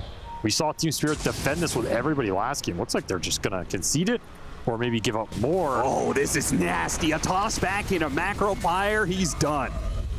He is cooked, and that's going to be a 14-minute Wisdom Rune. The Team Spirit worked so hard to defend last time around. They're making a move on mid, though. A big kill if they can get it. Mickey is just overwhelmed by the constant assault of magic damage. Still, though, Epicenter has now been used, and Boxy's created some space. Nobody's going to be able to get here from Team Liquid right away, it seems. Misha from a distance is too low. It's the Avalanche, but everybody else. Oh, gate like for the other one. Oh, okay. Collapse making up for his carry sins here. As he reclaims it, early blink on the Sand King, actually getting something done in this game compared to that game one. Those two tempo setters strike back for Spirit. Again, this is a game where you're not, I don't think you're going to be able to run them over as much as you did in that first game if you're Liquid, just because, man, this Sand King Underlord are tough to run into for the Tiny. I think Misha, the second that Pit Firestorm's out, it's tough for him to just go in. Item timing wise, I mean, the difference, Beastmaster already did Roshan by this time, right? We talked about what TA gives you versus what Beastmaster does. Obviously, Lead Templar Assassin cannot give you nearly as fast as a Roshan as the Beastmaster does. So this item timing, Mickey really needs to be crisp on it. He's already died several times. The Desolator is about to be complete. There it is. And then we'll see whether or not they're actually able to do Roshan from there. The big question is, can you just walk in this dire side pit, force the objective here if you're Liquid? I think there's a decent argument for it, but it's a lot scarier than that first game. There's a world where Spirit can test that they're very fast, and they get a fight with Sand King Underlord in that pit, and that is just nasty because you have 0 BKBs. At the same time, it's probably still a fight that Yotaro doesn't really want to be at. Yeah, the Sven's useless in that fight. So it's probably a 4 versus 5. I think you do just force it if you're Liquid. I mean, this is kind of your game plan. This is what the TA is supposed to give you. You need to start doing it as fast as possible. You could also just take the team fight with the Desolator, try and get some charges up. And Team Spirit, Misha gets a combo onto 2 with a charge on through. Both cores are dead. Wait, we used the other strike to get even more. He just leaves Yotaro for the rest and actually went for the the Shadow Demon. So Spirit Breaker picks up an extra kill for them. 3 kills right away off of Ward. The Team Spirit are pinging now, but the damage is already done. They have been wasted. Tiny just does so much damage. It is stupid to look at sometimes. Yeah, I think this here. Crash Landing's just a dumb facet. Guys, it's broken. Accept it. Just ban it out. Just don't let anybody have this hero, man. Well, I don't think I don't think Sand King's good. I think Tiny's broken. If I'm looking at that exchange in the draft, I'll take Tiny every time. Yeah, I also feel like I'd rather have the Tiny. Maybe the ultra late Sand King is scarier, but I think everything else just favors the Tiny. Yeah, I mean, another part is like, you talk about the burst damage, it's just easier to do it on Tiny. He does more, but then he can also build Conda. Right? That's just something that Sand King can't continue that line when he matches up against these pipes and stuff. Like, he has this sustained Bloodstone build, but he can't do that extra scaling burst because Tiny can just build Conda. Well, looks like Eternal Shroud's going to be the answer here for Laurel against all the magical bursts. Would be really good this game if he can get it up. Speaking on that line, by the way, Nisha's going to physical damage build this game. Blink, Echo Saber, he's going to go BKB. I was wondering if he was going to commit for BKB, because, I mean, if there were ever a game for an earlier Tiny BKB, it's this one. Bottom tower is under attack. Can't blame him here. And then if you're going to go BKB, you may as well scale into the physical. Sure. Collapse Pit's going to be able to stop that charge. A lot of obnoxious things for Boxy, but what's even more obnoxious is the Tiny. Got another toss back. A lot of Atos trying to keep Mickey at bay, but he will still be a part of the kill and still get a Desolator stack. Regeneration. Tiny is snowballing, man. 3-1 and 9 for Nisha, and he's got Ores behind him. He's got Surge plus Ion Shell behind him. He's about to have a Shivas on the Darkseer to back up that Wombo combo if he can ever land the vacuum into the Avalanche toss crash landing. It's might just be fight over. And we take this early. This is super scary. It's 18 minutes and they're taking that tier 1 and tier 2. That means they are probably in a good spot for Liquid to take the Tormentor away from you. In which case, that's just another round of objective. When you can take your Tormentor and the enemy Tormentor, boom, 2,800 for yourself. Denying 1,400 away from Team Spirit. That's another just going to be a massive net worth swing. And this is going to build up really quickly for Liquid if everything goes according to plan. Now, Team Spirit are trying their best to put pressure out on the map. Oh, look at the setup. Boxy's about to get... Oh, he hit him with the first hit bash, too. He already had the charge set up, but he went for the hit. Got it on the post, got the vacuum back in. Drags him in, and Laurel has to burrow strike out, leaving 2 corpses behind. All right, Misha, I know you're looking for more here, but let's chill.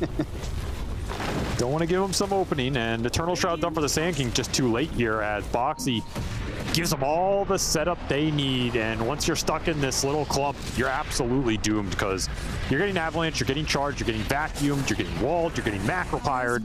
There's an ice path. And Boxy finds another one. Man, he is. This is going to be just like that Beastmaster setup. You've got the hero that... Oh, this is so sad for Yatoro. Yeah, he has to stand and fight. That's all he can do. Hope that he can get the kill on Boxy. Almost does, but not quite. Boxy waves goodbye to Yatoro. The lead is starting to build here for Liquid. They're controlling the map, getting all the lanes in. Use this Aegis really well. Still has 2 minutes left. Feels like it's been 5. The rate they're going. And again, is this Sven going to scale in this game? We pointed to the problems in the draft. It doesn't look like it's getting much better. The Shiva's already out. Is going to really debilitate Yatoro's impact in a fight. And you don't have some big vacuum to clump him for the stuns and the Sven cleave to come through. You have a lot of single target lockdown between the 2 supports. You have a Pit that's okay, but the Pit is not going to control the BKB Tiny once that's out. Struggles in this series continuing for Team Spirit as they just have not disrupted Liquid's game plan at all in these first 2 games. They're getting the auras, they're getting the team fight timings first that they want with them. They're getting the Roshans with their Rosh Killer, and then they're just using that Aegis to take over the map. You gotta stop this at some point. Because they're just getting to do everything they want to do. Play once again. Mira goes through the gate to grab it and will be himself grabbed. Oh, that's a one-way mission. I like that it wasn't the Underlord that went through the gate. Yeah, you go through there, my man. I got the last one. You'll be fine, bro. Trust me, there's nobody there. Truly a kamikaze mission right there. 21-11, a 9,000 net worth lead for Team Liquid. picks up the other Wisdom Rune on the other side of the map, and it seems like Collapse will still be the victim of such as Macropire and Ice Path being pump faked a billion times by Insania, and they're catching Laurel on mid. Bro strikes to the low ground, tries to TP away. Damage comes too thick and fast from Mickey as another Desolator charge goes his way. I mean, it feels like this game has come down to the Darkseer came online faster than the Underlord. Like, you're still looking for this pipe on Collapse. You just can't take a fight, and because you can't take a fight, you're getting caught on the map. And TA, man, does this hero make catching people easy. You can go shove waves with the traps, you can safely kill another wave by yourself, get all the lanes in, and then still get vision on random parts of the map for the setup. It's so hard for Spirit to find the vision here to get out, and they have been relegated to the base. What are you even trying to hit here at this point? The BKB has done for the Tiny as an S and Y is finished for this Fen. These are not equal in what they're going to do for you. I mean, this is not a play. I'll tell you that much. What, sitting around your tier 3? Yeah, this is, you know, gotta make something happen here. Yeah, and that is a good rune. The way they're currently smoking, they're not going to have anything happen unless Mickey is to farm this I mean, he is the best target they can jump. That is the literal dream. He's going to have 33 right behind him, so they might be able to get... Oh, no! He got the blink away before the damage came in. Oh, that's bad. Now they're going to be slowed down by the Shivas. Mickey is going to be able to hit them from behind. 33 is just going to charge in. He knows this fight is good for them. All they have to do is just catch as many heroes as humanly possible, and it's going to be a lot. It's going to be 4. It's going to be a 5th one spotted on the trap. Misha jumps for him. Can't quite get him, but they will take a 4 for nothing against Spirit. The team was just not ready. Laurel makes absolutely the correct play, which is instant stun that TA. You have to take the opportunity when it presents itself, but there was no instant lift follow-up. Demonic Purge came through, but he's able to get the blink off without a chain stun. And that is going to open up the front door for Liquid here. I mean, this could be one of the most shut-out series Team Spirit have ever played. Yeah, that's a very good point. I struggle to think of a time that Team Spirit lost 2 games in a series like this. But I don't think they've won a single team fight this entire series convincingly. Yeah. They've scraped out some kills here or there, but so what? Another just mass smoke. Trying to find something as Liquid are on their way out, but they give up nothing here. And if they don't take something soon, it's going to be another Roshan for Team Liquid. 40 seconds. That's, I think, if you lose that fight, if you're Team Spirit contesting this next Roshan, that might just be GG. And that is going to be rough because they will not be having a BKB for Yotaro for that fight. They have level 4 vacuum on this Rubik right now. Okay. I mean, that is a comeback mechanism. Yeah, you get him inside the right Burrow Strike pit. You have an amazing lineup for vacuum here. Mass TPs to Roche. Yeah, they want to get set up before Team Liquid does. Interesting move. You have another smoke to use with it, though. Otherwise, likelihood you run over some TA trap or ward is pretty high. Also, with top lane and mid lane pushing in, it becomes more and more obvious as less heroes show. Collapse is going to be the one.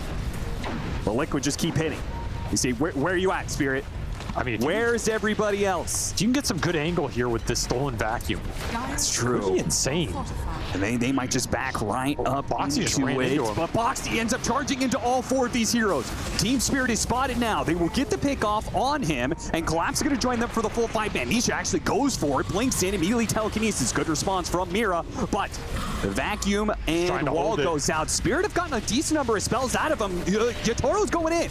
He's going in for the Jakiro right now, put himself on the front lines. Yotaro is getting burned out of a lot of his damage with the buyback coming in. With the Spirit Breaker charging out, Team Spirit need to get out of here. This fight is no longer a thing. Maposhka's going to be the one to have the charge on him. He's not going to be able to disappear into the trees, so 2 dead. in exchange for 2 kills and a buyback on Liquid. Misha was all over that Rubik. Mira could not get a good vacuum off. Couldn't really do anything in that fight but try and survive himself. And the buyback from Boxy secures the team fight win. So you once more push high ground here with the Darkseer's auras. And they could have just gone and check out Roshan, try to play for that. Instead, they go to try and end the game. Get buybacks out of them. They got one of them. Maposhka's going to use his. A vacuum into a burrow. Pipe is going to be used to protect. The disruption buys Laurel a bit of time here. He's going to be able to back out. Demonic Purge on Misha and at half HP. He has to use his BKB. He will slowly work his way back. A TP while his BKB is still up. He's fine. Shadow Demon buyback for a BKB on the Tiny, and you lost more of your base here. The 3rd BKB now finished for Liquid. They have all 3 cores online. And Boxy is working towards the BKB as well. Team Liquid are very clearly trying to end the game in this next 5 to 6, 7, 8 minute window. I mean, they have understood their idea of this series. Yeah. That is very clear. And if you win this game as Liquid, whoever you play next, I mean, they're going to have a better idea of what's happening, but you are executing very well here. Up 23k, triple BKB online, and there is not a lot to answer those BKBs. Team Spirit, we're hoping they would be in a stronger position right now where you could, I mean, use Demonic Purge or be tankier on the front line. Not going to have that luxury. They lost the ward that they had here. I mean, look at the vision from earlier, and there is vision all over them right now. Yeah, you got a gem on Collapse. He's just cutting through traps. Spent the last 2 minutes trying to get rid of vision, and there's still this ward on them. So painful. If they get caught on this ward, the Collapse is too far forward to see. Okay, finally they're going to see it here. Holy crap, guys. They have full vision of gotta be careful. Yeah, but like every time you get rid of vision, you don't know if you're being charged or not. Yeah. And they're in a corner of the map without Yotaro right now. I assume they're going to try and use the gate to get him here, but a charge actually goes onto Yotaro, and they're going to punish Boxy for that one. Boxy gets caught. That is going to be a dieback. They do get Laurel at the same time. Collapse hidden behind a tree will be able to escape his fate. An interesting trade-off, a longer death timer for the Spirit Breaker, but the damage from Liquid is so fast they can take this Roshan without Spirit getting here to contest. It's a very close maneuver in terms of almost working for Team Spirit. They get everybody out there. That's a dieback on the Breaker. You can maybe take that 5-on-4. Yeah, maybe gate back to Roche if they try and go for it or something. But Liquid still just too fast. Always finding these little trades, always making sure they're favorable, and TA will accelerate the Roshan Aegis onto the Templar Assassin for the Siege, and Cheese onto the Tiny, who, I mean, you're never bursting Nisha in this game, so that's as good as a second life. Well, tower is under attack. Always try and look on the bright side of life. Team Spirit. There's lower bracket. There is always plan B, lower bracket for you. But I was going to say he, disassembled his Echo Saber and was able to buy out a BKB. So, yeah, but just how do you deal the damage here? It's a good question. I feel like you need Daedalus on Sven to start doing anything. And he is a full Daedalus away from Daedalus. So. yeah, he is. Still maybe some stolen vac hopes. You've gotten it a couple times. Maybe you get that big Ice Pass deal. You currently have Avalanche. The high ground can be difficult if you're fully set up as Spirit, but I mean, with triple BKB plus the pipe, it's just so much damage mitigation. I mean, this is one of those situations, Team Spirit, if you think you're the best team fighters in the world, prove it. This is the time to prove it, because I struggle to see the scenario in which you win this.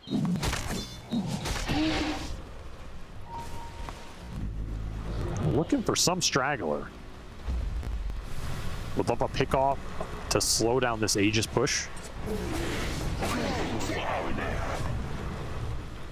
Team Liquid playing it slow, may have plenty of time left on the Aegis, so there's no rush to these things.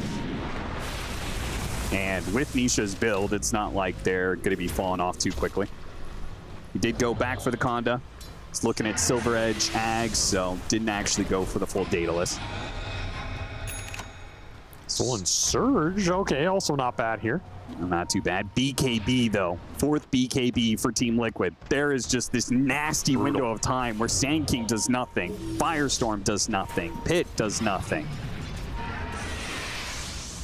You're going to be working off of Demonic Purge. Oh, pulled him out of the base. Toss him back in again. Disruption. He's going to be outside of the base when he comes out of that disruption and probably killed. They give him the surge to try and get him away, but big damage coming out from Misha. Bigger from Yotaro, though. He cuts down the Tiny and actually does some heavy damage to Boxy as well. They're going to chase after him. See if they can catch these heroes. 33 cutting in. Back. Buyback's going to be used by Team Spirit. This is a hold. They have to be able to win. But Yotaro, a charge onto him. A toss that does big time damage. He has to turn and fight, but there's nothing he can do here. Not against the full collapse of Team Liquid as they throw their last bit of damage. And it's the Conda hit that finishes them off in the end. No buyback there from Yotaro. A toss forward from Nisha. Mickey goes for one. Nisha the other. They look to deliver the final blow to Team Spirit. It will do it. They will take a 2-0 against Team Spirit. They will keep their momentum going in the upper bracket. That has to be one of the most convincing series I've ever seen against Team Spirit, and by a team that was struggling all year to have convincing series. How many times have we seen them, start to look good, start to gain momentum, and then get knocked out? Here, they make a definitive statement. I think for me, this is also one of the more decisive series I've seen from them as a team in terms of they knew what they wanted in the draft, and it was not confusing. It wasn't all over the place. Very clear what they wanted to do with their heroes, very clear what heroes they wanted. They got them, and they executed it well. So if you're Liquid, you have a lot of confidence after this series to be like, all right, what we're doing, it's going to work against some of these slower teams. We are maybe the fastest team here. If you look at the average game length for Liquid, it is incredibly fast. Now, some of those are also fast losses, but they're willing to play this really good pace, play the fighting carries on Mickey, and that's a scary opponent for a lot of teams who are coming in here trying to, play for those later mid games. You just don't have a chance to get there. It really does feel like Gaming Gladiators and Liquid are mirroring each other. The two most dominant teams of the regular season last year. Oh, don't say that. Coming into this tournament. Don't say we're going to have another game in Liquid Grand Final. And if the speed is the name of the game, the speed is the meta right now, then these two teams may just match up against each other in the upper bracket final. But there's still a semifinal to go. Of course, Team Liquid are going to be moving on to face up against Tundra, their fellow Group B team. And we'll have to wait a bit for that because we are going to be talking about elimination matches for tomorrow. And that's going to be a tough spot for Team Spirit. I mean, they've done some lower bracket runs before. Yeah, there's, a notable one at TI. Yeah, there's a little tournament called the International. They did all right for themselves in a lower bracket run, but it's been a minute. It's been a minute. I feel like they have too much confidence in the Sand King and they have to adjust for speed. All right, well, let's go to the speed themselves. Up on stage, it's Tsunami and Boxy. Thank you very much. I am joined by Boxy of Team Liquid, who put on a stellar performance to qualify you guys to top 6. And I was hoping to ask you about some of the heroes that you played in this series. We'll take it back to game 1. Morphling, 4 position. Not a very common pick. We're starting to see it bubble up a little bit during Riyadh, but how are you inspired to add this to your hero pool? We saw Collapse tier list, and it said Morphling is like S tier offlaner. And then I played it a little bit. I lost like my first 10 games, but I think it's pretty good. I think it's nice that you can play carry morph or support morph. A bit like you can play carry monkey or support monkey, and it's probably nice for drafting more so than like the most imba shit ever, but it's good, and it's fun also. So. This seems to be a consistent theme throughout the event. The facets are really starting to show their effort because Snapfire can be swapped. In this series, Sven was swapped between carry and support. But then what is a off-laner tier list teaching you about potential 4 positions? Well, if a hero is like S tier on one role, maybe it can work on another role. You know. So you're telling me we're going to see like well, actually, you're kind of right about that. Dang, okay, you gave me some food for thought. Okay, I'll think about that. Game number 2, I want to know about how you apparently just don't have a fear receptor. You're here playing Spirit Breaker, you're Shadow Blade, hiding between tier 2, tier 3, waiting for a moment to charge. I imagine that you would be like, oh, maybe I might be in Vision or something like that, but you're just going into these places. The one behind tier 2 I think is good, because nobody's gonna like expect you to be there. There was a couple others. I mean, the one on near Roche Pit was maybe okay. It's like slight feeding, but good fight. The one on mid, I guess like I thought I would get out with like the speed and run away. It was like funny. And then there was the one where you caught Yotaro in the bottom of the jungle. You were really trying to milk every bit of stun you could get out of that one. Yeah, I almost died. But that was like my team saying he's farming there, so I just listened to them. Yeah. And then the one other moment was when all of Spirit we saw smoke to Roche, and your team was going to siege tier 3 top, and you were like, no, something's up here. I don't see anyone on Spirit, it's only Collapse. How did you know to go investigate the Roche pit? No, but we saw something. We saw somebody TP or something. Okay. And then that's the one I talked about outside Roche pit was a bit feeding, because I probably should wait until they start like defending their base. To go in, they will just kill me, and then we kill them, but we're very far away, so if I wait a little bit, it's better. This was a bit feeding, but it was a good fight. But then I buy back, so I'm poor, and yeah. Well, you earned yourself a bit of feed after a performance like that, Boxy. Amazing game coming out of you, amazing series coming out of Liquid, and we'll send it back to the studio. Thank you so much, Tsunami and Boxy. Love that post-game interview, breaking down a lot of what happened throughout this series, and especially in game number 2, which was just another difficult game for Team Spirit. We thought maybe they had a little bit of juice for themselves in this draft. It definitely looked better than what they had gathered for themselves in game number 1, but it still just was not enough, Lacoste. There was nothing it felt that they could do. Yeah, seems like they were not able to match the speed of Team Liquid. This is what this patch is pretty much all about, who can come online the fastest. And speaking of the fastest coming online, we saw Darkseer with the 12-minute pipe rushing to the mid lane, taking the fight, something that usually you don't see, like very innovative build from 33 as well. 4 gauntlets into power treads, into pipe. He's ready to fight with the team. We want to see these active offlaners, active mid laners, and also TA, she's ready to join some of these earlier fights as well. Some really clutch plays coming up from Team Liquid throughout the whole game.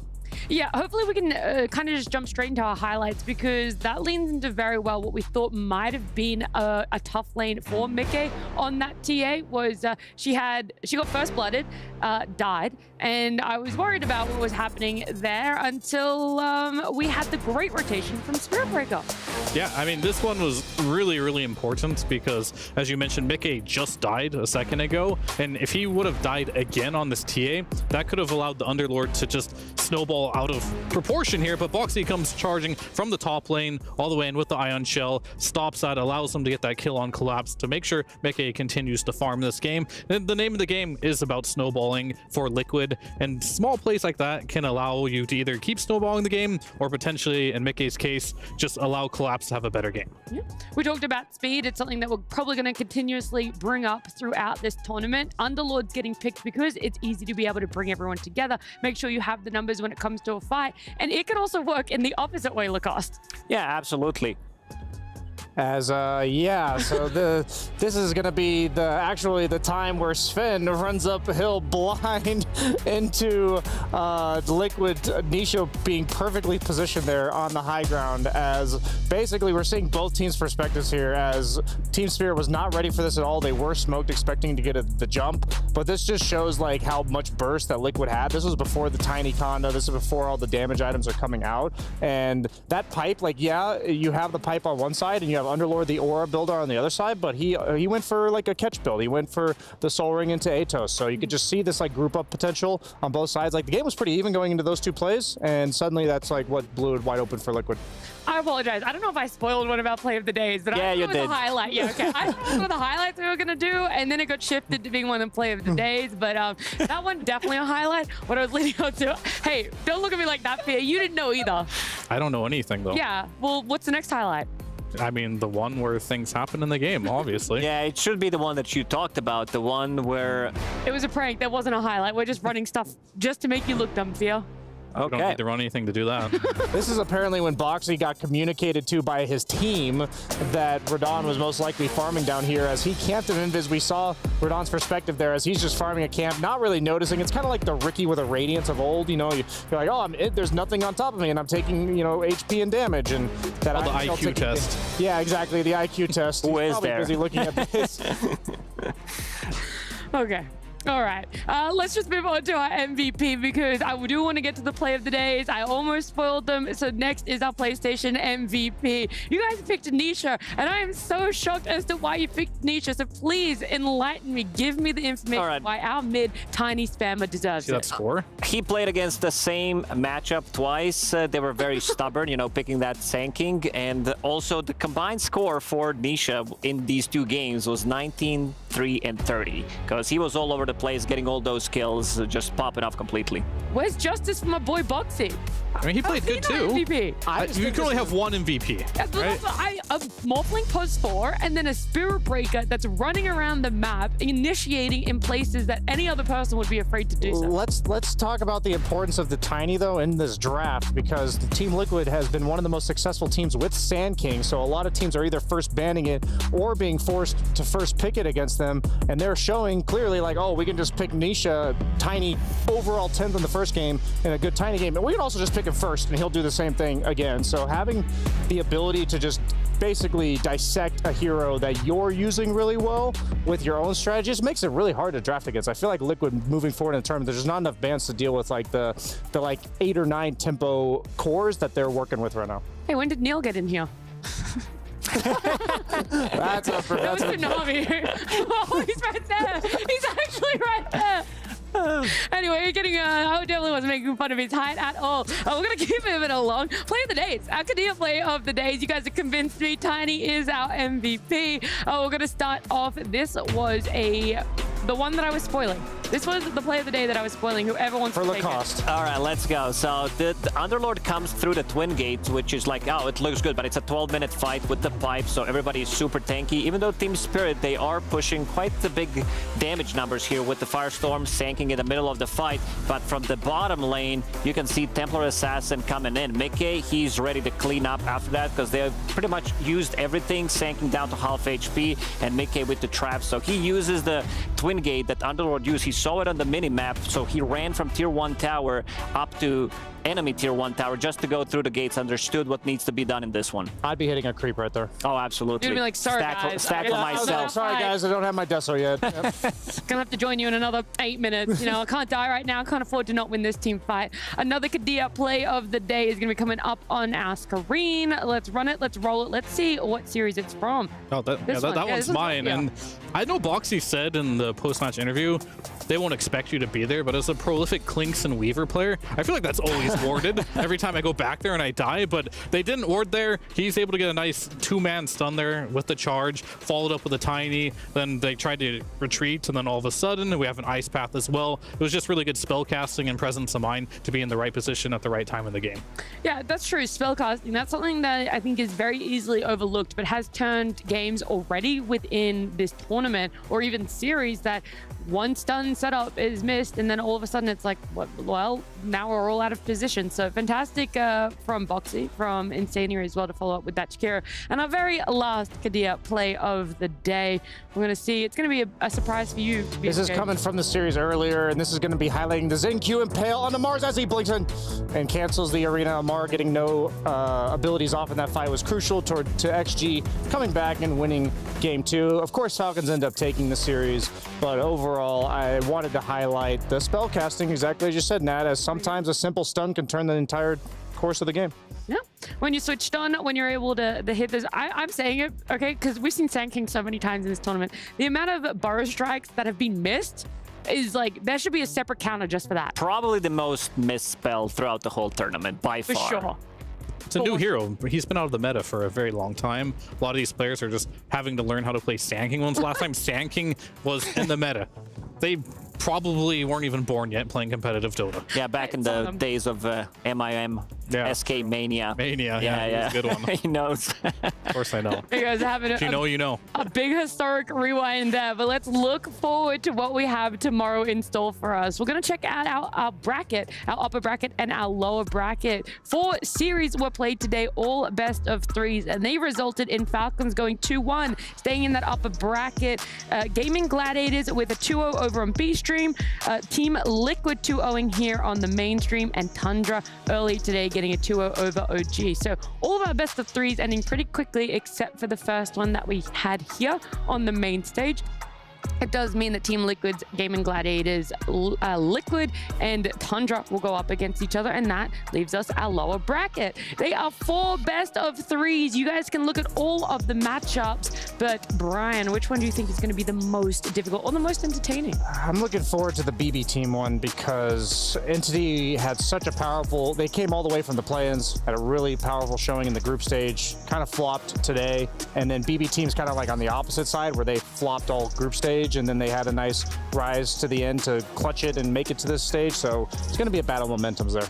Yeah, it's 4 play-ins teams, 4 directly invited teams. Only 3 of those are being played tomorrow, Cost. Yeah, the big one for me is Team Spirit against LGD Gaming. This is Riyadh Masters 2022. This is TI-10 Grand Finals. These teams have history, long history together playing against each other.